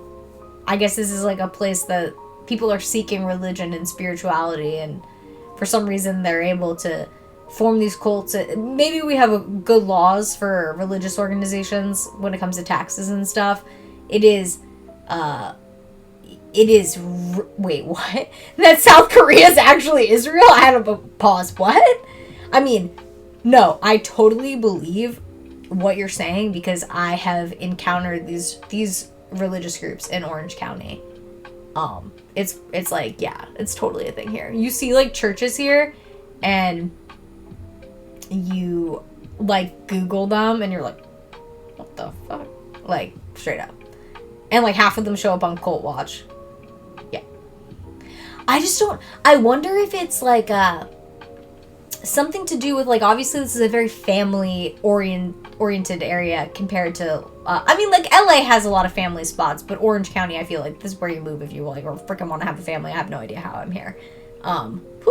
But I feel like that like draws people in, maybe like they're so desperate to like have a family and like community, so they need to like do the first step of like finding a partner that they could like do the family thing with. I do feel like that's like a draw in here. I don't know why it's like so prevalent here. It's weird. It reminds me of like this like parts of the South. Yeah, no, I know. That's the thing, is like joining these organizations doesn't lead to any of those actual goals that these people have. It's very bizarre. It's very bizarre. Like, there's also, I mean, no judgment. Do your thing religiously. There's also just mega churches here, like Southern style mega churches in Orange County. One of them has a tram in the parking lot. That's how many people go to it. A literal tram. I'm Catholic. I'm fucking Catholic. I'm Catholic! Like, I feel like I look at these people and I go, I'm Catholic. And they go, I don't want to talk to you. Like, that, your Pope said priests can be gay. I don't want to talk to you. Like, they feel like that is actually, no, I'm not joking about the tram. That is totally actually real. And I think they see people like me who, I'm not like a practicing Catholic, but if people are like, what religion are you? I'll be like, I'm a confirmed Catholic. And I do pray to Catholic God, I guess. But people in these newer, more fundamental churches see old school Catholicism as like the enemy. Because it's becoming too liberal. That's the biggest thing I hear. It's becoming too liberal, which is so hilarious to me. Makes me laugh so hard. I mean, like, they're good changes. They're positive changes for a church that has existed for, like, literally that, like, I don't know how long the Catholic Church has existed. A pretty freaking long time since Jesus Christ. So, yeah, that's so crazy to me. Too liberal? Oh, alright, I'm gonna go get some more tea.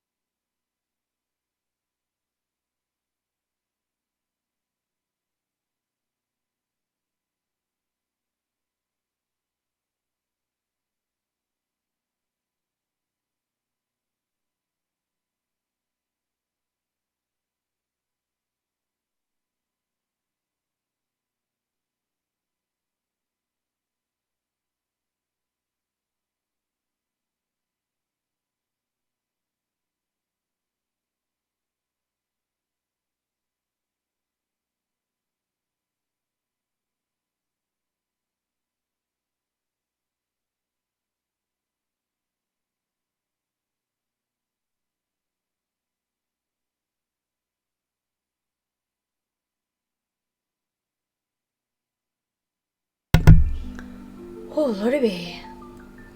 D! Oh my god, okay. Scrolling back up.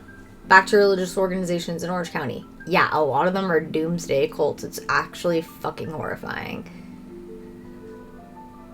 And I feel like that's coming from me, a person who likes to be prepared for the end of the world, but not like that. But not like that. Yo, ThinkPad, what up? Oh my god! Sleepy Magical! Thank you for gifting a sub! That's so nice! Wait, I missed what's happening in the chat? I have to give Mickey a treat. Hang on, I also owe Mickey a treat from earlier when Toasty subbed. I gotta wake Mickey up, he's gotta eat some treats.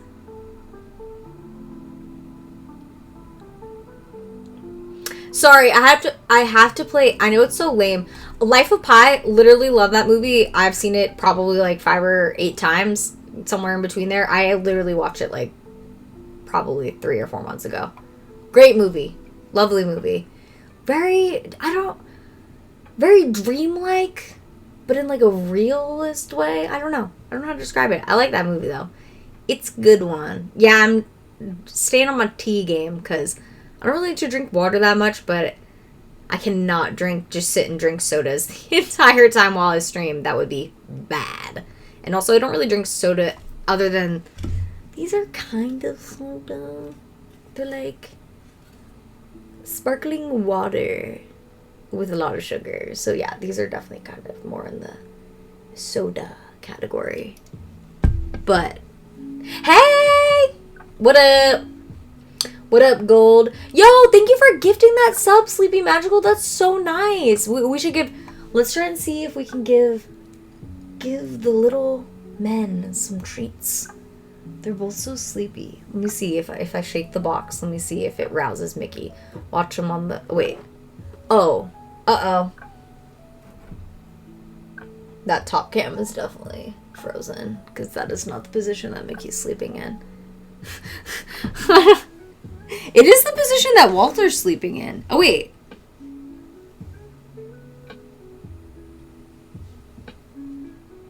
Oh my god, he looked like he was facing the other way in the preview. I'm losing my mind.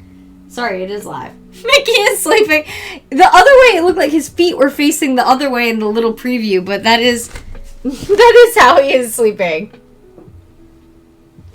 It is totally cool if you unfollowed and you have returned. I did pretty much exclusively make TikTok content and Instagram content for the last 5 years. So, that happened. It was not imaginary. I was taking a big old break and working on that. Which leads me to an interesting position, since TikTok's probably very close to being banned next month. We don't have like a date yet or anything. I think a lot of people have moved on from this because a lot of bad stuff is happening in the United States, and many people are rightfully more concerned with those events than the fate of TikTok, which is totally makes sense. Totally makes sense. I'm not questioning that at all. It was just extended until April sometime, because it was 75 days from when the executive order was signed, which I think it was signed the first day of Trump's presidency, so I guess that would have been January 20th. So 75 days from January 20th puts it in the beginning of April. And just with so much going on, I just think like most people have like super moved on from TikTok, because yeah, there's like literal war, like world war happening. So even though TikTok is such an important device for Americans to talk about these events and share information, it's just not a priority for our lawmakers, which is like disappointing. I am planning to continue streaming, and sharing content to YouTube is probably more my plan now. I'm pretty lucky that I got that. I like actually genuinely enjoy making content, so I got that spirit in me to grind, and I have only been sharing content on YouTube for I think like 6-7 weeks, and I've already gained like close to 800 subs. Which, if you've been never on the YouTube grind, that's like actually kind of a lot. And I've also gotten like very close to 100 public watch hours, not for shorts, for long form content. That's a nice, I mean, it's a nice dent in the 4,000 you need to be fully monetized, but it's a nice start. So I'm rocking it. I'm feeling good about it. I'm pretty good at, if a situation presents itself where I'm absolutely screwed, like TikTok being banned, I'm pretty good at being like, I gotta choose something else. I literally said to Tucker, I was like, I need to be honest with you. With TikTok getting banned, I'm literally going to make no money. I have to do something else. I want to do it with Streamlabs, but the software you need to do it is it says $150 for the year. So I'm kind of just waiting a little bit. Obviously, I do invest in my equipment, but I'm kind of waiting to see if that's worth it. Yeah, I'm worried it's not worth it to test that on YouTube. Well, it has a watermark though.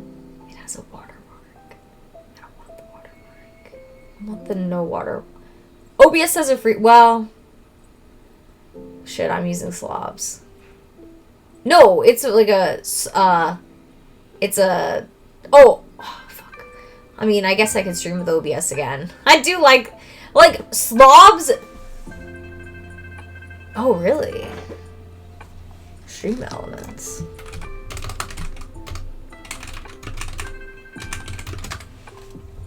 I'm not gonna lie, I'm kind of an old lady now, and OBS is I look at it and I go, I don't want to use this anymore. Because I've been using slobs for so long, and it's just so unbelievably easy. But I have heard positive things about stream elements. Do you guys think it's worth it to stream live on YouTube at the same time, though? Are people even watching, this kind of content on YouTube? I do not watch live streams on YouTube. Oh, no, I know you can export your scenes, but, there's also Polypop. Most of it's free. Then why does what the fuck is it called? What the hell? Who actually makes slobs? Streamlabs. Why does Streamlabs cost so much money then, if there's all these free ones? Because it's convenience? Because it's just boop, boop, boop. I mean, they're almost getting me. They're literally almost getting me. It's I get my Stony Clover patches sewn onto my bags for $15 a patch. Can I sew them on myself? Yeah. I make cosplays. Do I love when they sew them on perfectly for $15 a patch? Yeah. I do. So I admit, sometimes I do the overlays. See, I don't even use the overlays. Well, the version of Streamlabs I have is free. I'm not paying for Streamlabs. I am just using Streamlabs. Streamlabs charges a fee because you can't add third-party plugins to Streamlabs. Streamlabs paywalls so much free content just because they have a good user experience design. That's kind of I agree with that. I actually literally agree with that. At this point in my life. Yes! That's exactly where I'm at. I'm streaming for a little bit right now. I'm going to see where it's at. I'm going to see if it's worth investing in. I don't even know if it's worth streaming on YouTube in general, because I think that most people on YouTube, this is just the feedback that I got. And you guys can tell me if you agree with this or not. Most people come, oh, what up? Are you guys friends? Zaytree, what up? Oh my god, you know everyone? Well, because you rated. That makes sense. I don't know if people will agree with this, but oh my god, I just lost my train of thought. It will come back to the station.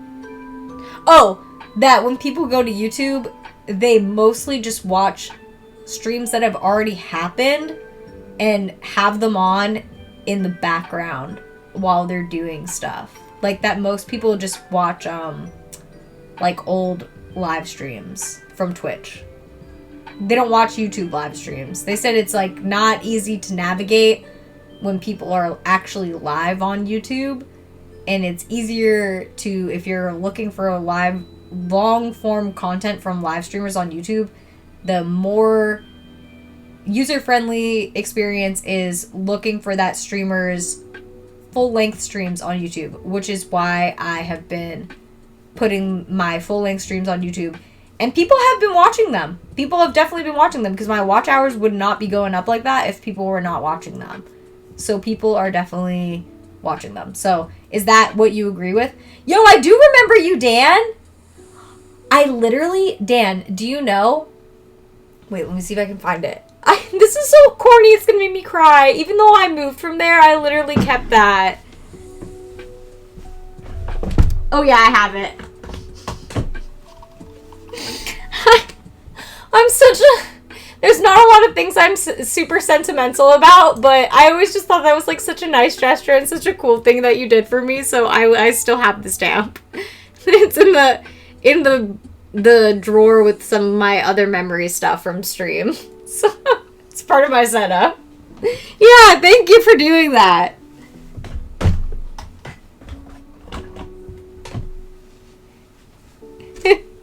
I'm always gonna keep that. You know, you gotta remember the places that you've been and the things that you done. To be fair, a lot of us do that with Twitch too. Oh yeah. But do you watch the full-length live streams that are not live on Twitch? Do you watch them on Twitch or do you watch them on YouTube? Like if you were wanted to watch this whole stream, would you go to Twitch to watch it afterwards, or would you go to YouTube?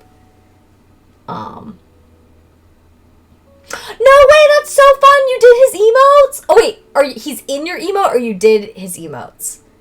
Both are good. Or both are probably true.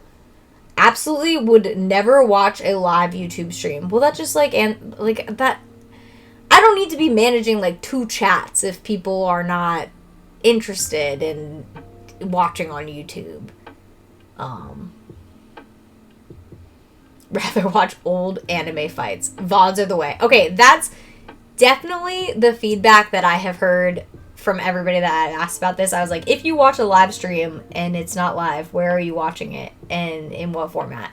And they were like, put the whole stream up on YouTube so that people can play it in the background like a podcast. And I'm like, okay, I guess I'll do that. It's like crazy to be exporting these like 4-hour videos, but people are actually watching them, because otherwise the watch hours would not be going up. Oh, it's her? Sorry. I should not assume anyone's gender based on Twitch chat, but I literally do assume that most people are men here. I should not. I should not. I really shouldn't, because my audience is actually mostly women literally everywhere else. It is actually mostly women. It is on every other platform other than Twitch. Actually, YouTube's like a little bit in the middle, but still 60% women. That's like the platform I have the least percentage of women on other than Twitch. I wait, that was a very wholesome moment. I should clip that. Prism? What's Prism? No, I haven't even heard of that. On Twitch, I'm subscribed. On Twitch, if I'm subscribed, since no ads. That's good. Or, you know, I feel like it's not, maybe it is controversial to say, I think people should get Turbo. I still get revenue from you not watching ads if you have Turbo. And if people are like, I can't sub to everybody, that's too expensive, then you should just get Turbo, because like it still benefits the streamer, and then you also don't have to watch ads.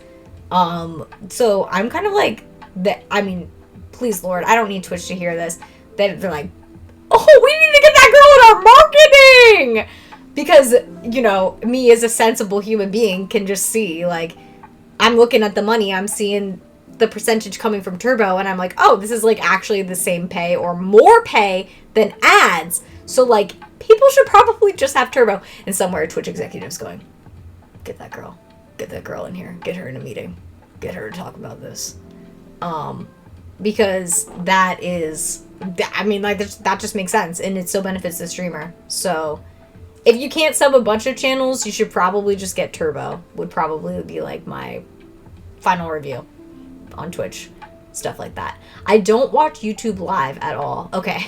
Well, I mean, you guys like basically solidified that this was absolutely not even worth super trying.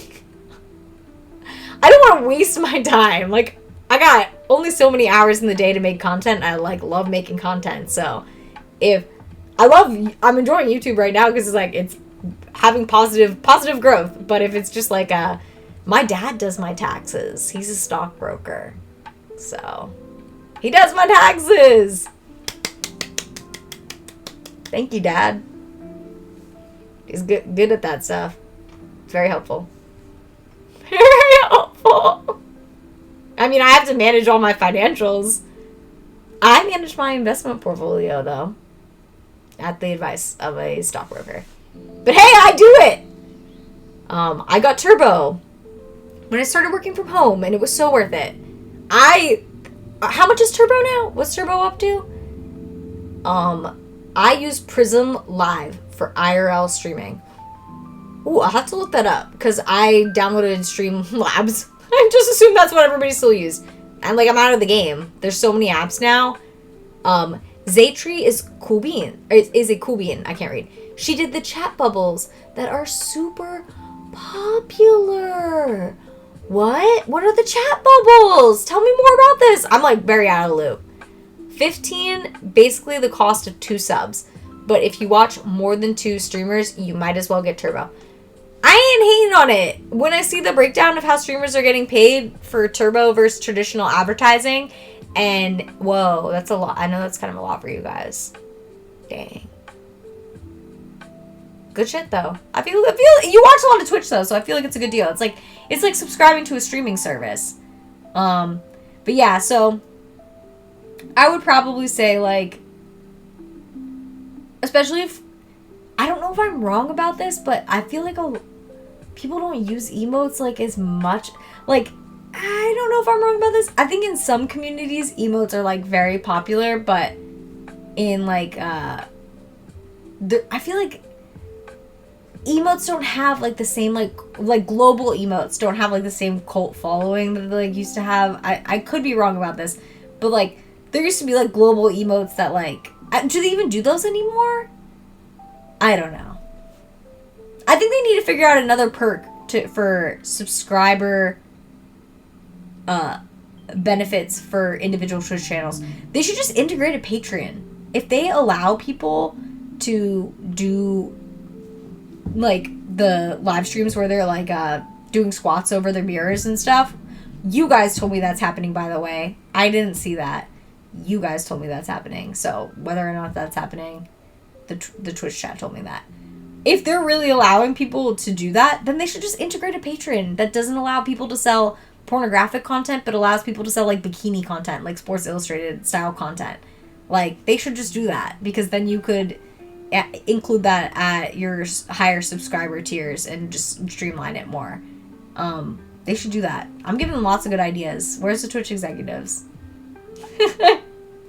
If they're gonna allow that, then they might as well just allow the sale of bikini pics, which are infinitely less scandalized, because you could see a freaking bikini pic. Like, anytime you open Instagram, there's a celebrity in a bikini pic. It is, like, very normal.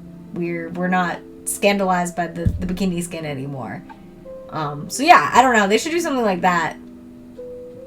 Especially because Patreon has had all these issues with Apple, and they're, like, fundamentally changing, like, how that platform works. So they should just, I feel like they should just integrate it here, like, make it easier.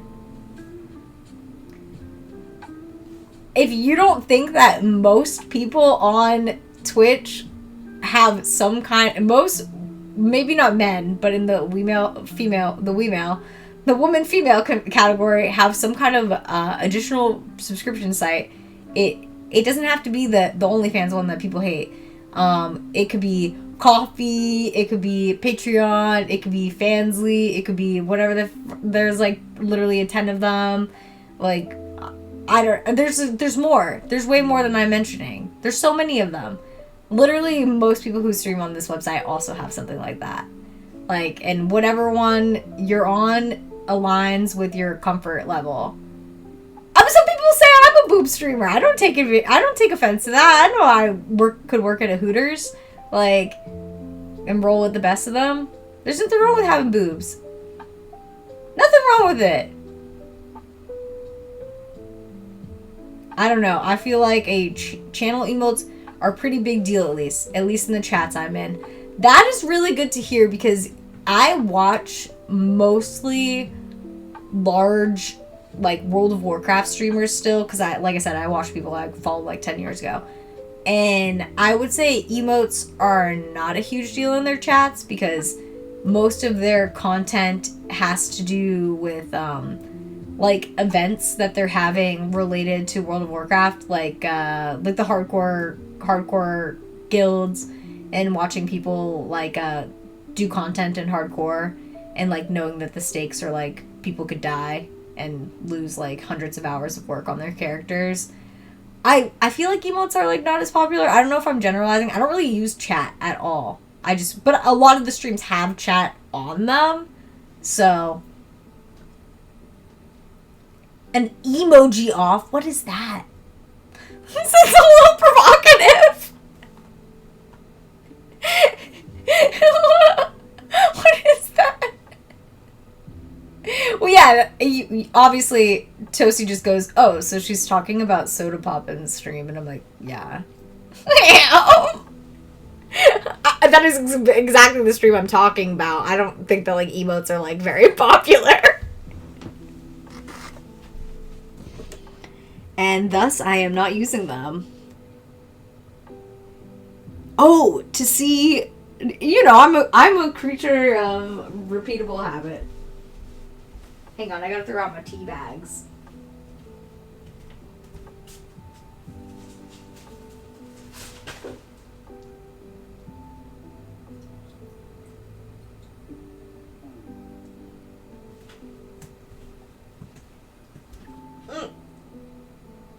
I just got tea in my hair, fuck! Oh my god.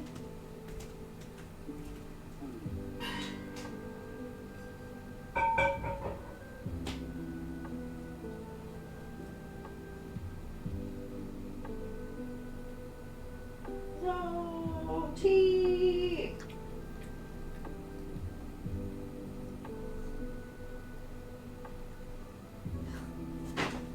Oh, such is life. Such is life, Mickey Moo.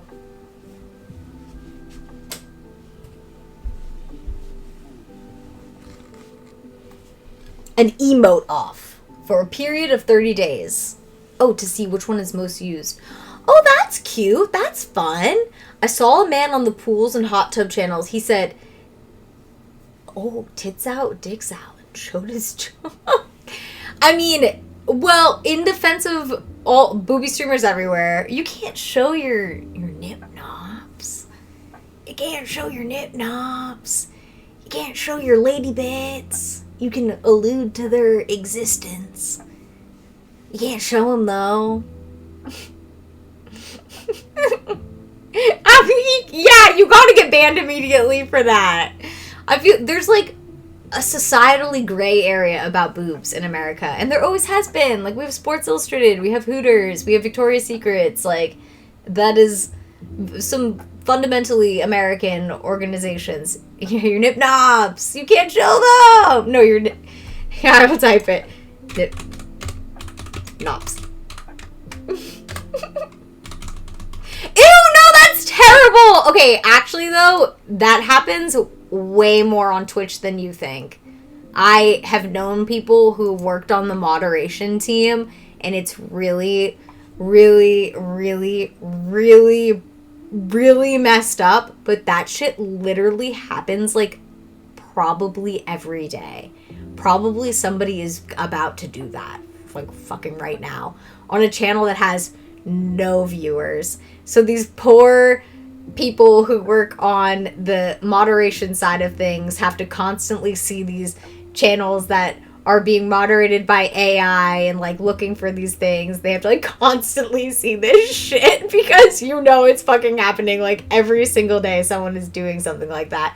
Some people just get past it and have people who wind up viewing their stream and it gets out there, but I think for the most part, like, those people just coming on Twitch and, like, getting naked, like, to get to know viewers. I mean, you have to wonder what was going through someone's mind. I guess they're just hoping, like, I don't know what they're hoping for. I don't want to say I don't want to assume these perverts' thoughts. I don't know what they're hoping for. Yo, you watched me about 7 years ago. It has been forever.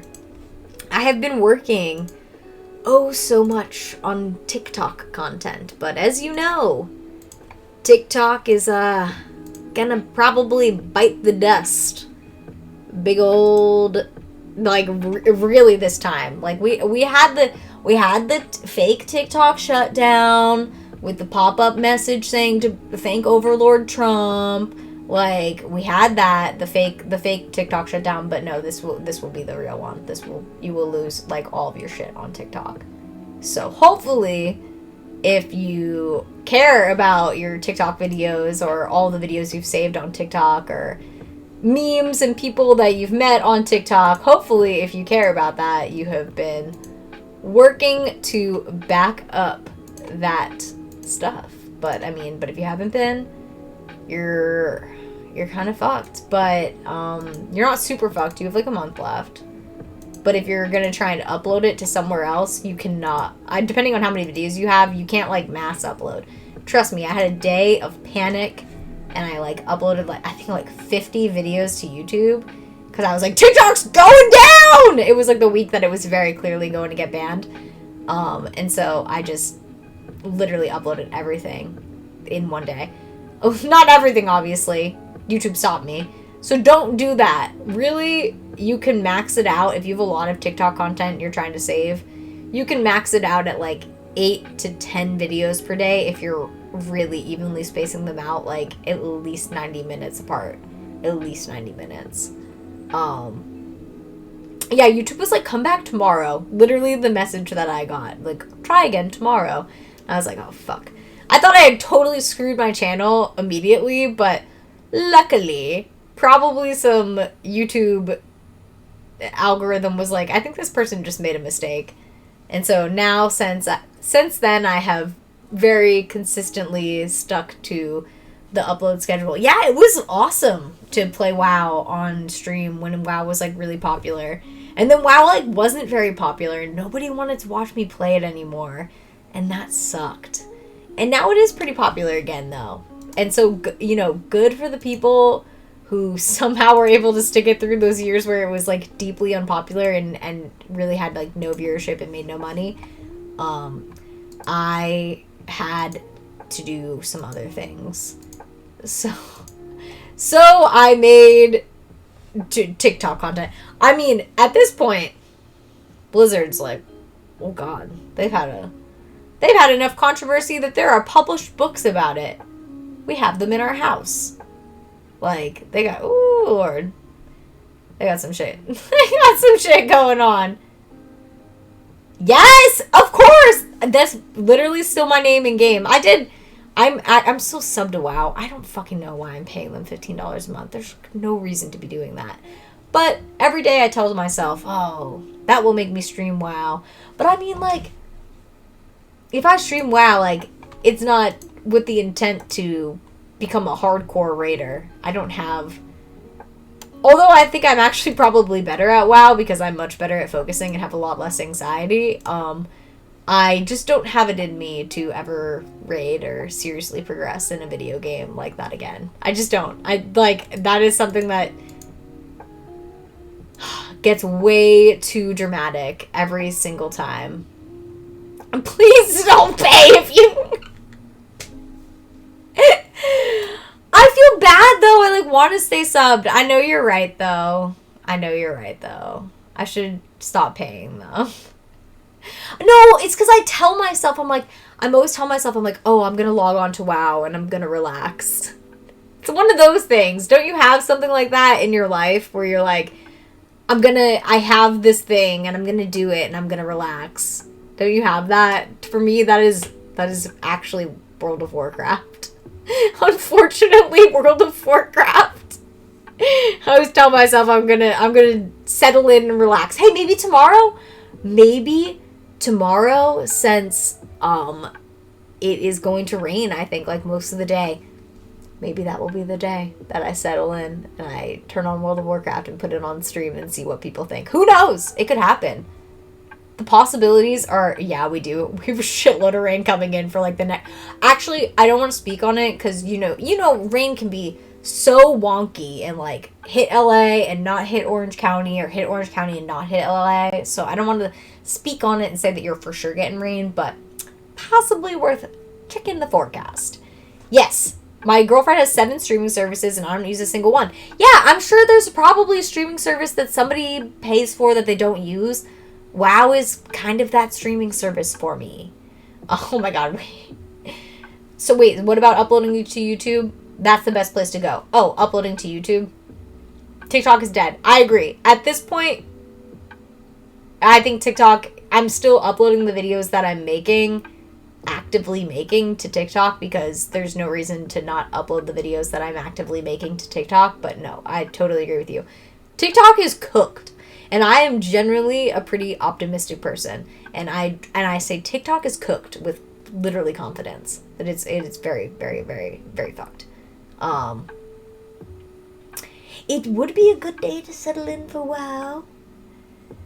Yo, MySpace music is a thing on Instagram profiles. You can have a profile song. I haven't set it up yet though, because it's like so much pressure. You know, what is the song that's gonna define me on my Instagram profile that absolutely no one cares about? Because literally no one looks at Instagram. I don't like Friends. Someone just goes, what? She shot me in the heart. I don't like Friends that much. I would say it's just a casually consumed show for me. But Stony Clover just announced that they're doing a Friends collab, and people are going to go absolutely rabid about that shit. I look forward to witnessing their freak out as somebody who doesn't super like Friends, and so I'll be able to know that I'm not gonna have to spend any money on this. Low stakes in the game. I'll just get to enjoy. Well, okay, I shouldn't say I won't spend any money on this, because if they've got like some good New York stuff in this, or anything that says Smelly Cat, because we sings the Smelly Cat song to Walter all the time because he is a smelly cat. I can't do laugh track shows. I don't know why. I can't fucking do them. Like, unless it's like a modern 2025 show that has like an ironic laugh track. But if it's just like a main, show from the 90s that's got a laugh track in like every single episode, I just like struggle with that. My main income right now, it would still be making ads and making content. Tough time, tough road. The only solace I have in it would be a lot of other people are really screwed too. And at least I'm still a Twitch partner. I guess that's something. I mean, there's a lot of people who like are either just TikTok creators or just Instagram creators, and both those platforms are absolutely in the pits right now. So I take comfort in the fact that at least I have other platforms that I can do stuff on, and people are still interested in me. Thank you, nice people. No. I don't know. I don't know if I'm the only person who feels that way about laugh track shows. They seem to not bother a lot of people. Like, a lot of people take comfort in them, but that is definitely the biggest reason why I don't have Friends on my annual rewatch list. But I do like a lot of shows from that era. And I actually did watch the Matthew Perry documentary about his ketamine addiction very recently, just this week. Super sad. Unfortunate when doctors take advantage of clearly addicted people. Oh, Tucker just asked me if I want the delicious Mendocino salad. I do!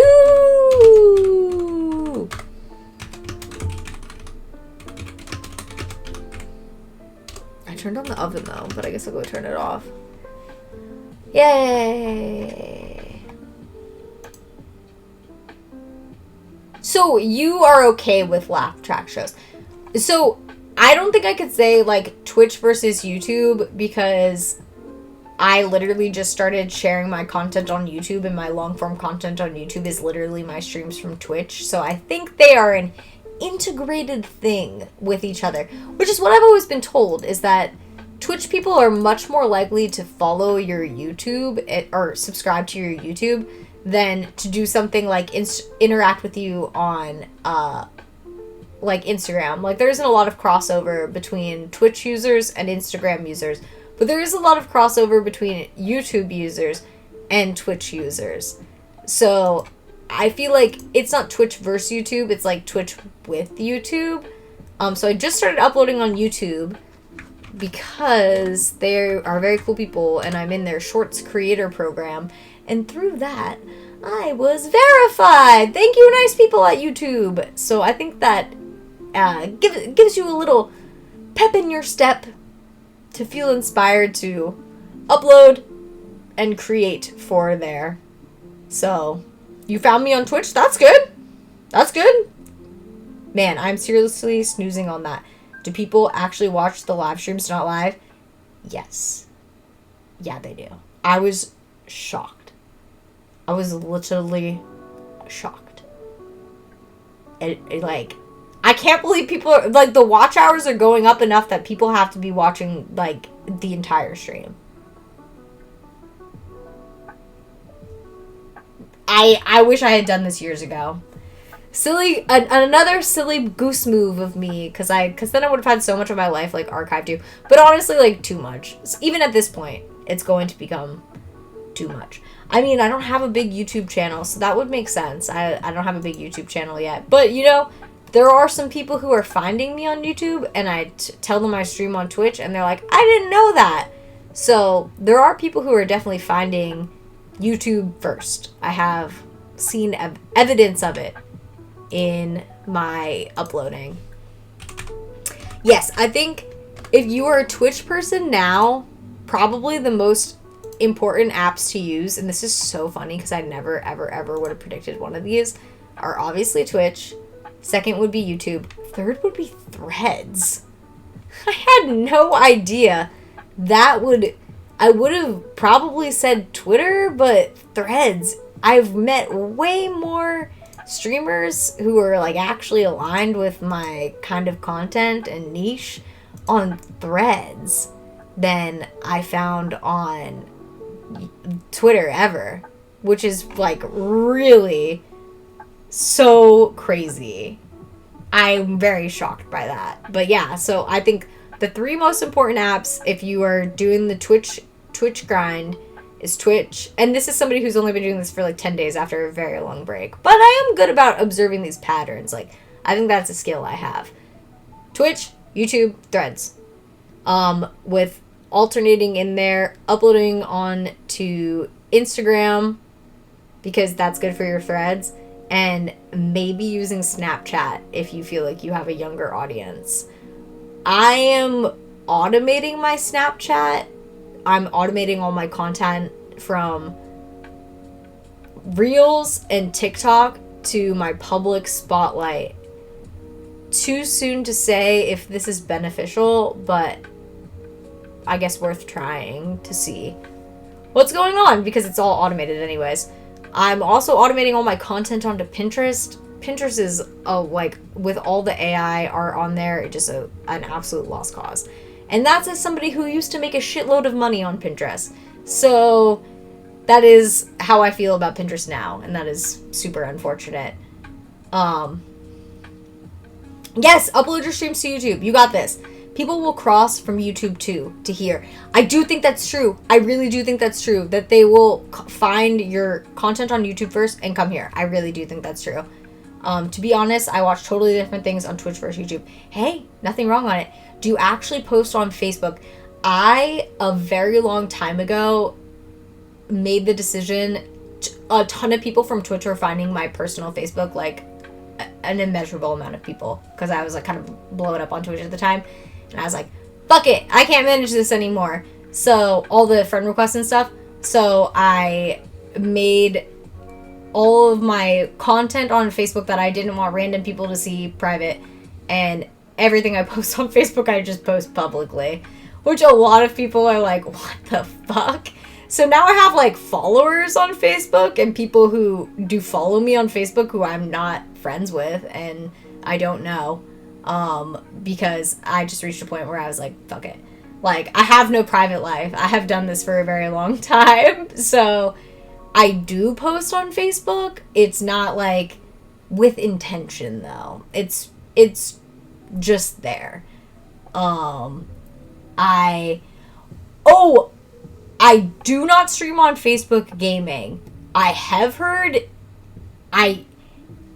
from people who were, I don't want to speak on their experience anymore because I have no idea. I knew people who were Facebook gaming streamers and they got paid a lot of money with those contracts. I don't know what it's like now. This was literally years ago. But I do know at the time it was a really good deal. That's cool to know they're big on donations. That's sick. Can you dual stream on there? I made a thread today, second thread ever, and it got 15K views. Wait, Toasty, send me your fucking threads. Facebook chat me your threads. It's probably whatever your Instagram name is, which is it Invalid Toaster? No, you use your real name on Instagram. I'm not going to say it. You use your real name on Instagram. So send me your threads.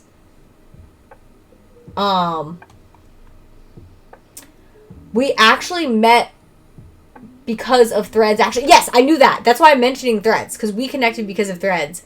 And you are among, like, a dozen active people that I connected with, which is insane. Like, that really blew my mind. I thought I'd be, like, speaking into the great beyond. I'd be like, is anybody out there still streaming on Twitch and likes cozy vibes? And I thought I'd never hear from anybody. But I was so surprised.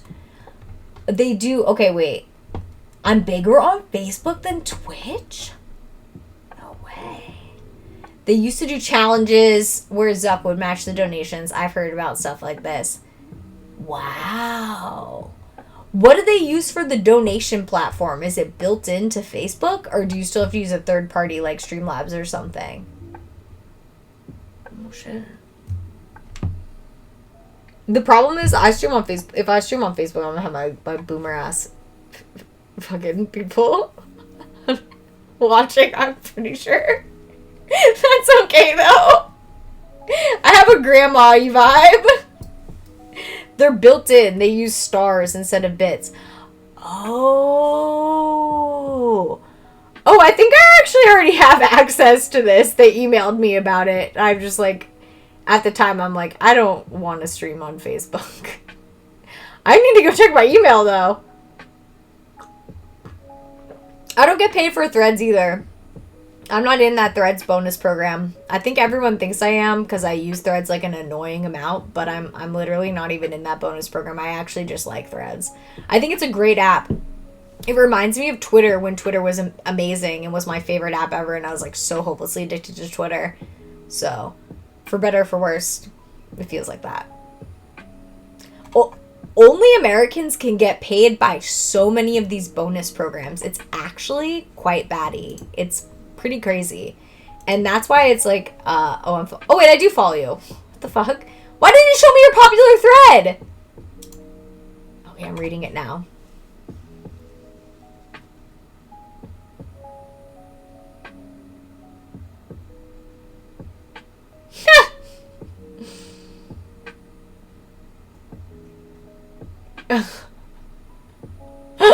Oh, you're gonna rile him up. You're gonna get him going with that. Live your life. You can get them going on threads. They like to fight on there. You can multi-stream on Facebook, but it's so glitchy. And the audience is very different. Different how? It's different. You know, that's crazy because that's like kind of how Twitch used to be. You would have like a lot of like career people. And I think that those people, I still have some of those people, but they like support me on Patreon now because I think a lot of them like prefer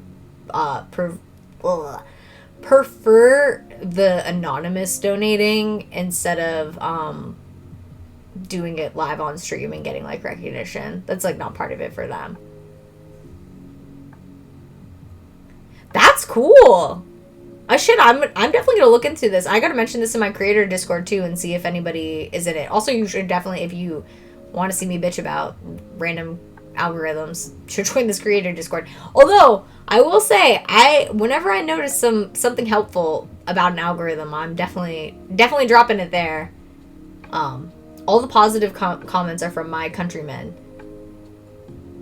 They will hate Facebook gaming. Probably, yeah. I mean, I'm not gonna lie, most content creators don't want to live stream. And I did say earlier, I think most Disney content creators don't want to live stream because it's really hard for them to keep up their like Disney persona for like multiple hours because it's not how they actually are. And they are like, don't tell people that. And I'm like, it's your own fault. Oh my God. Walt Disney. He's striking me from above. He's like, don't talk shitty about my creators. I'm going to take your voice like Ariel. But anyways, it's kind of their fault. It will.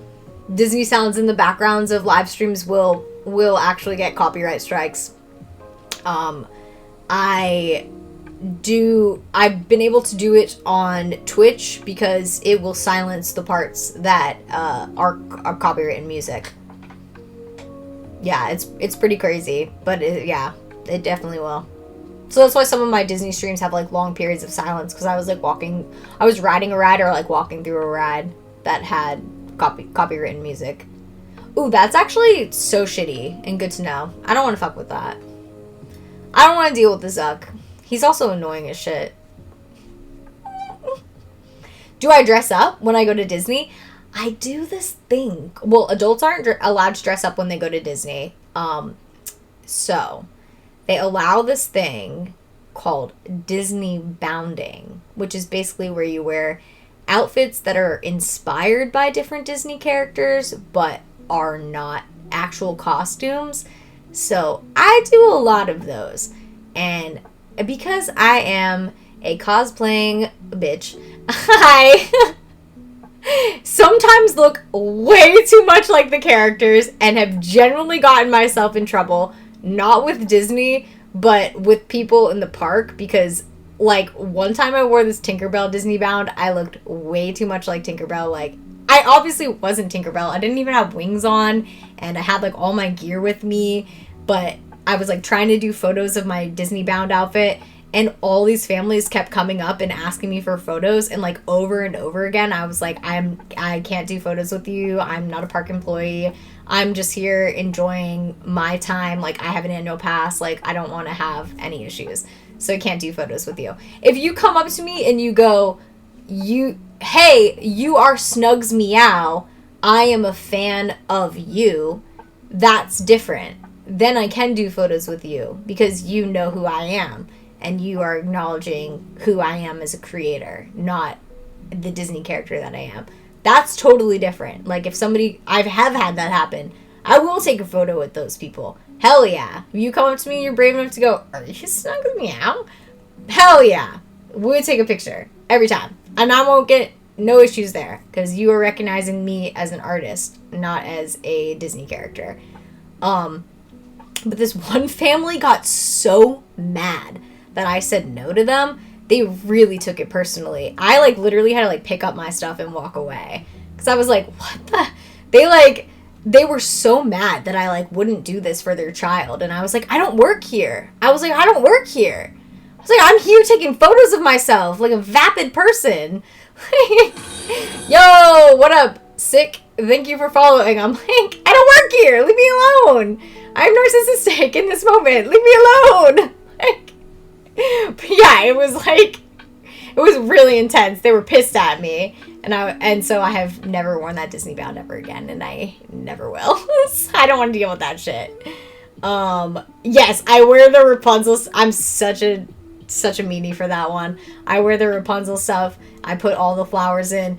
Actual Rapunzel in the park sees me and is like, and I'm like, sorry for it.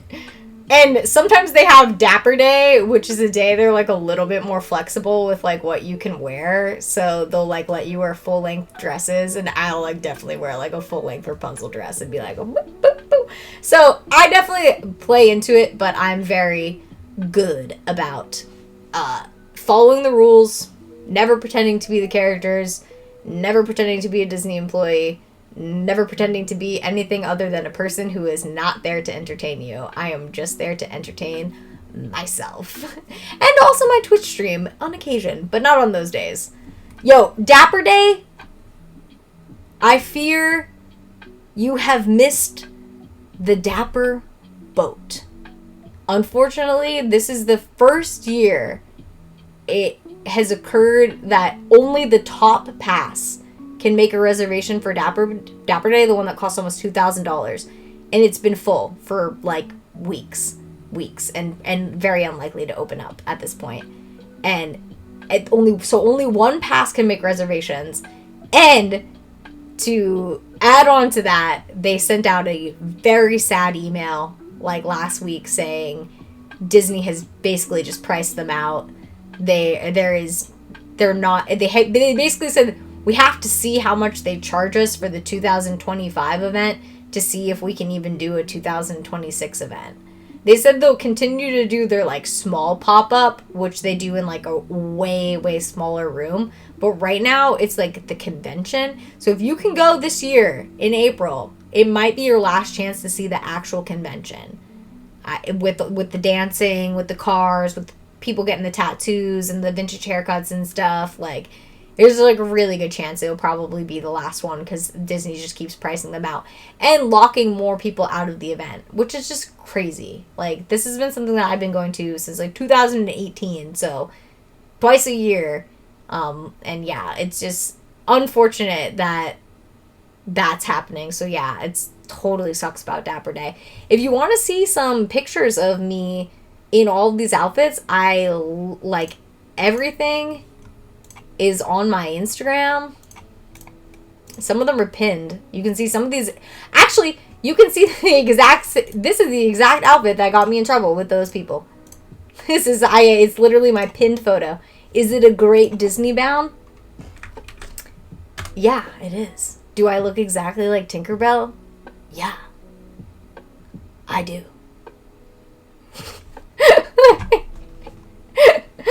But do I deserve your harassment? No. I don't. Alright, my pre-rolls are gonna hit. I'm gonna go turn my oven off because I'm getting a salad, and then come back and probably hang for a bit before I wrap it up. Because holy shit, I've been streaming for over 5 hours. A big old stream today!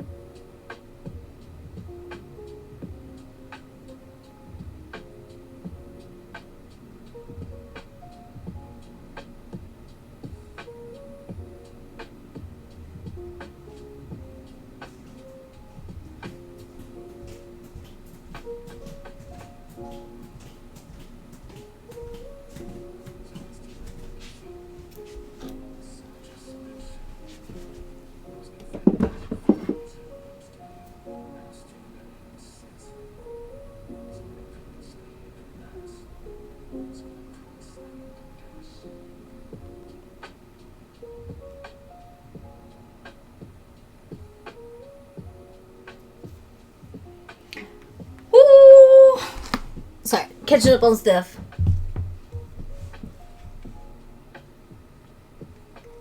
Oh my god, wait, have we met? I'm like, well, you would probably, I'm like, have a terrible laugh and also very long hair. So you would probably remember me. You would probably remember me. I think people are like, they'll be like, I met you 8 years ago. And I'm like, how do you remember that? And they're like, oh, you got that laugh. And I'm like, oh, fuck. So I'll never forget, during the pandemic, I'm like strapped up going in to Richie. When did I meet Richie? Dennis? What's his username? Sometimes I'm friends with people on Facebook, but I like only know them by their username, which is like actually really bad. Richie I know by all names because he's a homie. When the fuck did I meet him though? Like a long time ago. God, it's just been like so long that at some point I don't know. I've been going to these conventions for like over 10 years. Probably would have been at an anime expo. Oh my god, that's so funny. Ask him if he remembers where we met. I feel like it was probably an anime expo. Some people though, I'm friends with them on Facebook, and I'll be honest with like, I think I only know them by like their cosplay name or like the fact that we like met at a con, and I like probably only know them in like a party atmosphere. So if you're like, name that person, I'll be like, I don't know if I know that person's name. I definitely used to go to a lot of convention parties and even convention parties outside of conventions. That's what I mean. It was just a fun, sloppy time. I know it's crazy. It happens, and you stream too. And do you stream at the time? Because that's even crazier. Because I was always looking for people who would stream with me on Twitch, and so many people were like, "It's fucking weird." But I was like, but I'm a Twitch partner. Like, this is like what I do. Because at that time, all I did was stream. I did not have a viable Instagram or like other popular social media platforms. Like literally all I did was stream. So I was always trying to rope people into my streamer shenanigans and activities. Oh, what a simpler time. I don't want to say like the pandemic ruined it, but in a lot of ways it honestly probably did. Because I feel like so many of these people are not doing what they were doing at that time. Like, I'm not doing it. I'm doing something different. But it's all good. Oh shit, a lot of people are streaming. Thank you for watching me. Whenever I'm getting into my like wrap up part of the stream and I'm looking for someone to raid, and I see everyone who's on, and I go, oh, that's so nice that you all chose to be here and chat with me. That like legit makes me feel very, very good. Thank you. Like totally sincere. Especially when super popular cool people are on doing cool and interesting things, then I'm like, oh my god, you watching me and not that person? And then the chat's like, well, I have that person on too. And I'm like, you know, I respect it, because sometimes there are things happening when I'm on stream that I would also like to be watching. So I respect it. You gotta do it. Together for Legendary Women? Girl power category? Oh yeah, oh how sad, it's Women's History Month, and I am just realizing that.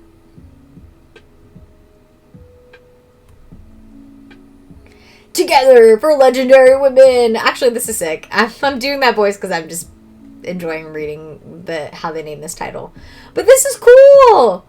Look at so many people who I've never even ever seen their streams. So many ladies.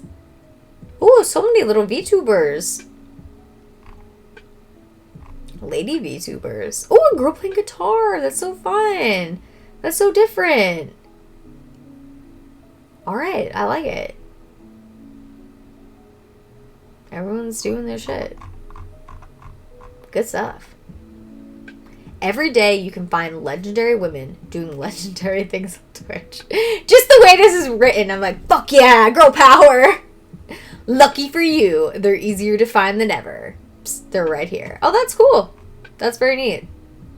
I don't know if they've ever done this before, but this would definitely be the first time I've ever seen this. So that is my reaction to this cute girl power thing. Fuck yeah.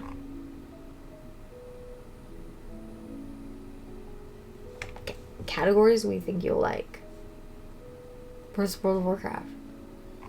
Well, to be fair, whenever I watch Twitch, I'm usually logged into Tucker's account, so it doesn't really know what I like anymore. I don't really watch on my computer that much. It's just nicer on my TV. It definitely a con. I'm trying to remember what con. It was either ALA 2015 or probably... No, it wouldn't have been ALA 2015. It probably would have been ALA 2016, I think. I think. That's my guess. That is my guess. I loved going to the cons. I, enjoyed the con life, the convention life. Ooh, it's 90s night at Disneyland. No one cares except for me, but I look forward to seeing some 90s night coverage for a special event that I definitely would not pay for. But I look forward to seeing people's experiences.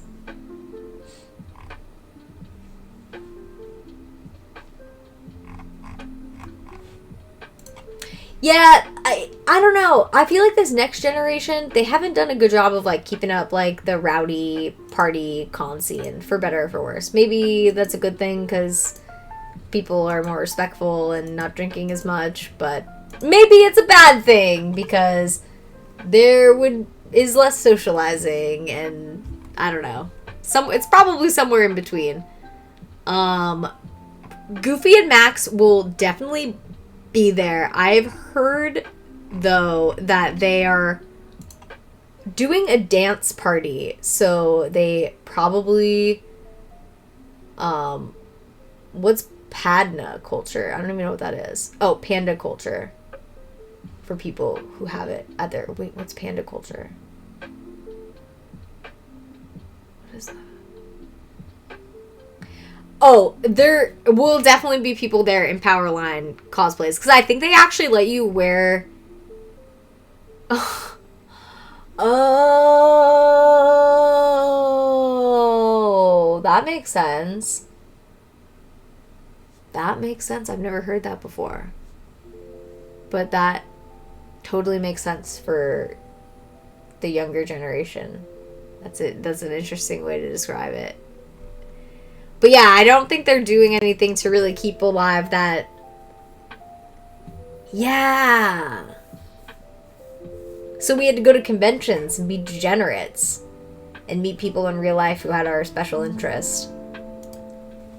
I mean, I meet people online and I still, want to hang out with them in real life sometimes, I feel like. But it's harder and harder to make that happen. And with conventions kind of not tying events together, increasingly harder.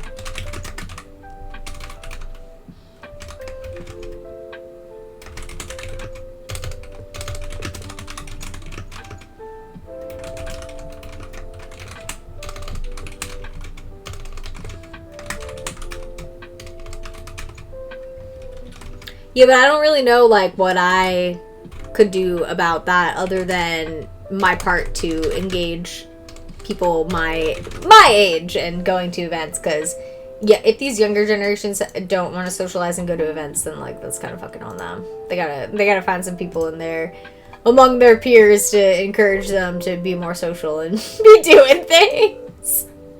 I feel like millennials still try. In a society that deeply mocks them, all the time.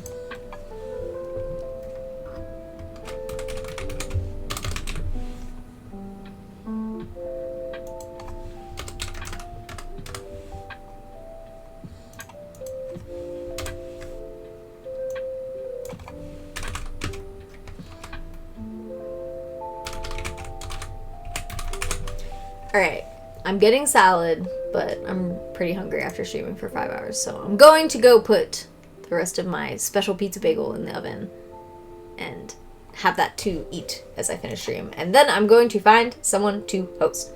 Dude, literally, when people stopped going to the anime raves, I knew that's when we were fucked as a society. It could be defined by that pivotal moment. It could be defined by that.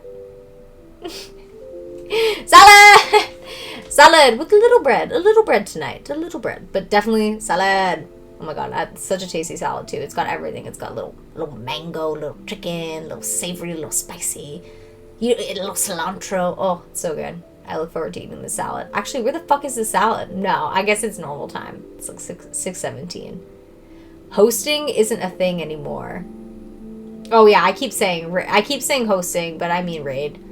What? Why did they change it? So you can't host if you're offline and you wanted to auto host somebody so that it's always recommending their channel on your channel when they're live. You can't do that anymore. If so, that's like pretty interesting. Definitely a change. Oh, I'm such an old lady. I'm an old Twitch lady. They should have a panel at TwitchCon. So you've used Twitch for a long time and now you don't understand any of it. And it could be led by me, being taught by the developers. And you know what? I bet some people would be interested in that shit. Because they would feel the same.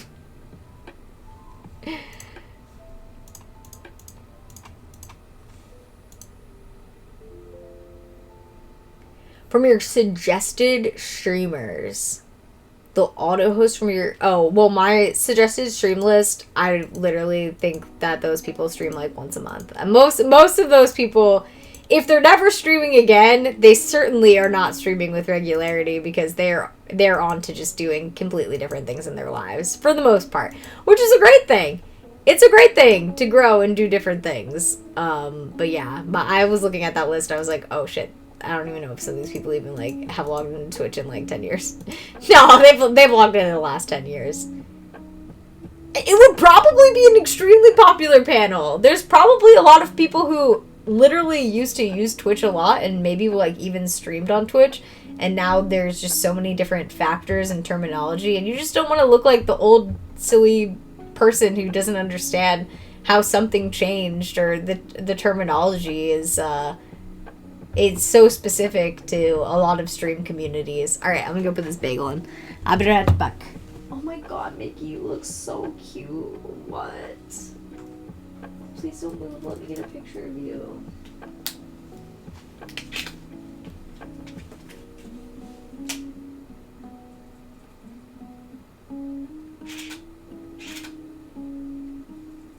Look at you resting your little head.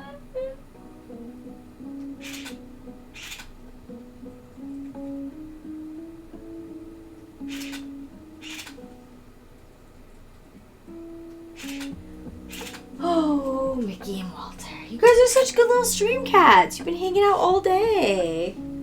I know, they really need to bring me in for some conferencing. I got some ideas. You sit next to me? Sit right next to me, little man? Little man? Oh my god, my phone's dead. What the hell?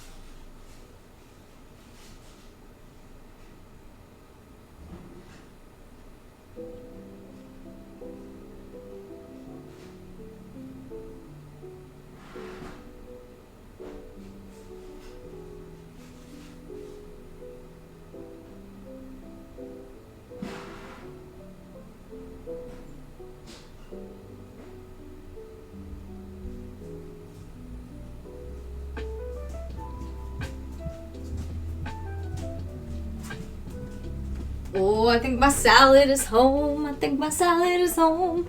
Can see the salad pulling in. All right, and I put my other food in the fridge. Okay. On that note, wow, 5.5 hours stream. That's a very good stream. Let's look for someone to send the hype on to in a raid, not a host, because we don't do that anymore. And we will learn where are all the people who are alive? Oh my god, so many people.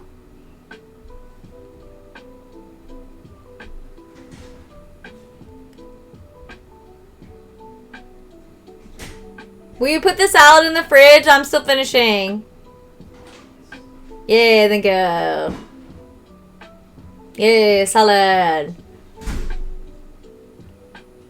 Alright, I think I am going to host my girl Nollywog. You know, she's been streaming a real long time too. An OG. I've been hosting people from my my thread mostly, but I have known her for much longer than that, and it looks like she's just getting her stream started. It's a perfect time to give her a raid, not a host. A raid. I will get it right eventually. I mean, raiding just sounds so much more violent than just I'm giving you a host. The host with the most. Anyways, raid time. Do we have raid messages? No. We just chill. We're no instructions. Enjoy your life. Enjoy Nollywog stream. Follow maybe. Follow definitely. Alright guys. Thank you so much for hanging out tonight. Yo, Angie, thank you so much for hosting and rating or whatever it's called now. And Toasty for resubscribing. Oh, and Sleepy Magical. Oh wait, let me see. Mickey's been really tired. I don't know. Let me see if he wants any treats. I guess we'll see. We'll see if he wants any treats. Oh, he immediately lifted his head. Are you gonna come eat them or are you too sleepy? You want a little treat? Oh my god. This cat. He is. Watch. Let's see if I can get him. Here, come here. Mickey. Come here at least. Mickey. Yeah, come here. Eat your little sub treats. We got 2 subs. Come eat your little sub treats. Come here. Come here, fat boy. Yeah, you have to walk 2 feet. I know you can smell them. I see you sniffing. Lift your booty. Oh my god, that yawn. Look, Mickey. Yeah, there you go. Oh my.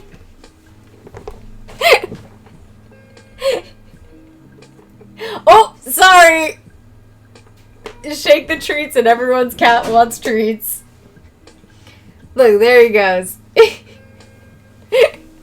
Toasty, thank you for that sub. And Sleepy Magical for gifting a sub. Mickey's enjoying his little treats. He woke up from a dead sleep to eat them, so that's how you know he's really enjoying them. Alright, before I go, hit you with all the things. If you haven't already, please subscribe on YouTube. I've been working hard on there. I've been grinding on there to share all of my full-length streams because people have been into that. Yay! And also all of my best short-form content from TikTok coming to you on YouTube slowly but surely. I'm getting through it. I've gotten through a lot of it. It's well organized into the playlist that you might be looking for based on the different videos that you have enjoyed seeing on TikTok. So check it out. Look through the playlist. Enjoy. Definitely sub on YouTube. I am on literally every other platform also doing things, but I would say that YouTube is probably the one that most of you also use. But there's also Instagram. Way! And Patreon. Hey! Alright. I am going to raid Nollywog now. No message other than go by and be nice and say something nice and maybe follow if you're enjoying the vibes of her chat. Alright guys, I will see you tomorrow. It's going to rain, so I'm planning to stream at home. We're going to do more Snacker Pass, venturing this time to Japan with some Hello Kitty themed and just also some general Japanese snacks that some I've had before that I really like and some I was sharing with you. And we got some Sailor Moon and Sailor Mars. Close my door. And now I know Sailor Mars sodas, or they say they're sparkling water, but these got a lot of sugar in them. They're more like sodas to share in our snacker pit. The door closing. If that was a human this time, that was a human this time. You have to remember, we're in a small trailer. Well, a decent sized trailer, and I am loud and annoying. So that's why I try and limit my streams to work hours. Yes! Ocean Bomb. Oh my god, it's so tasty. I love these. And I think these are... I think you can find these in most places in the United States at stores like Five Below and like other specialty snack stores, and definitely online. So it feels like something good to recommend that other people can also try. No. That was definitely a human this time. The other time when it blew open earlier, it was because there was a window open. That's why my heat kicked on, because the house got so cold. So there was definitely a window open. No ghost this time. But wouldn't that make for something? Alright. Let's raid Nollywog. Go by and say hi. I will see you guys tomorrow for a cozy raining day stream. And until then, bye! Oh wait, no, we gotta set up the raid. What am I doing? It takes 10 seconds. Love raid! Yeah, do that. That sounds... I don't know who Love is. Thank you for your cute emote, Love. That works. Alright. Bye, guys.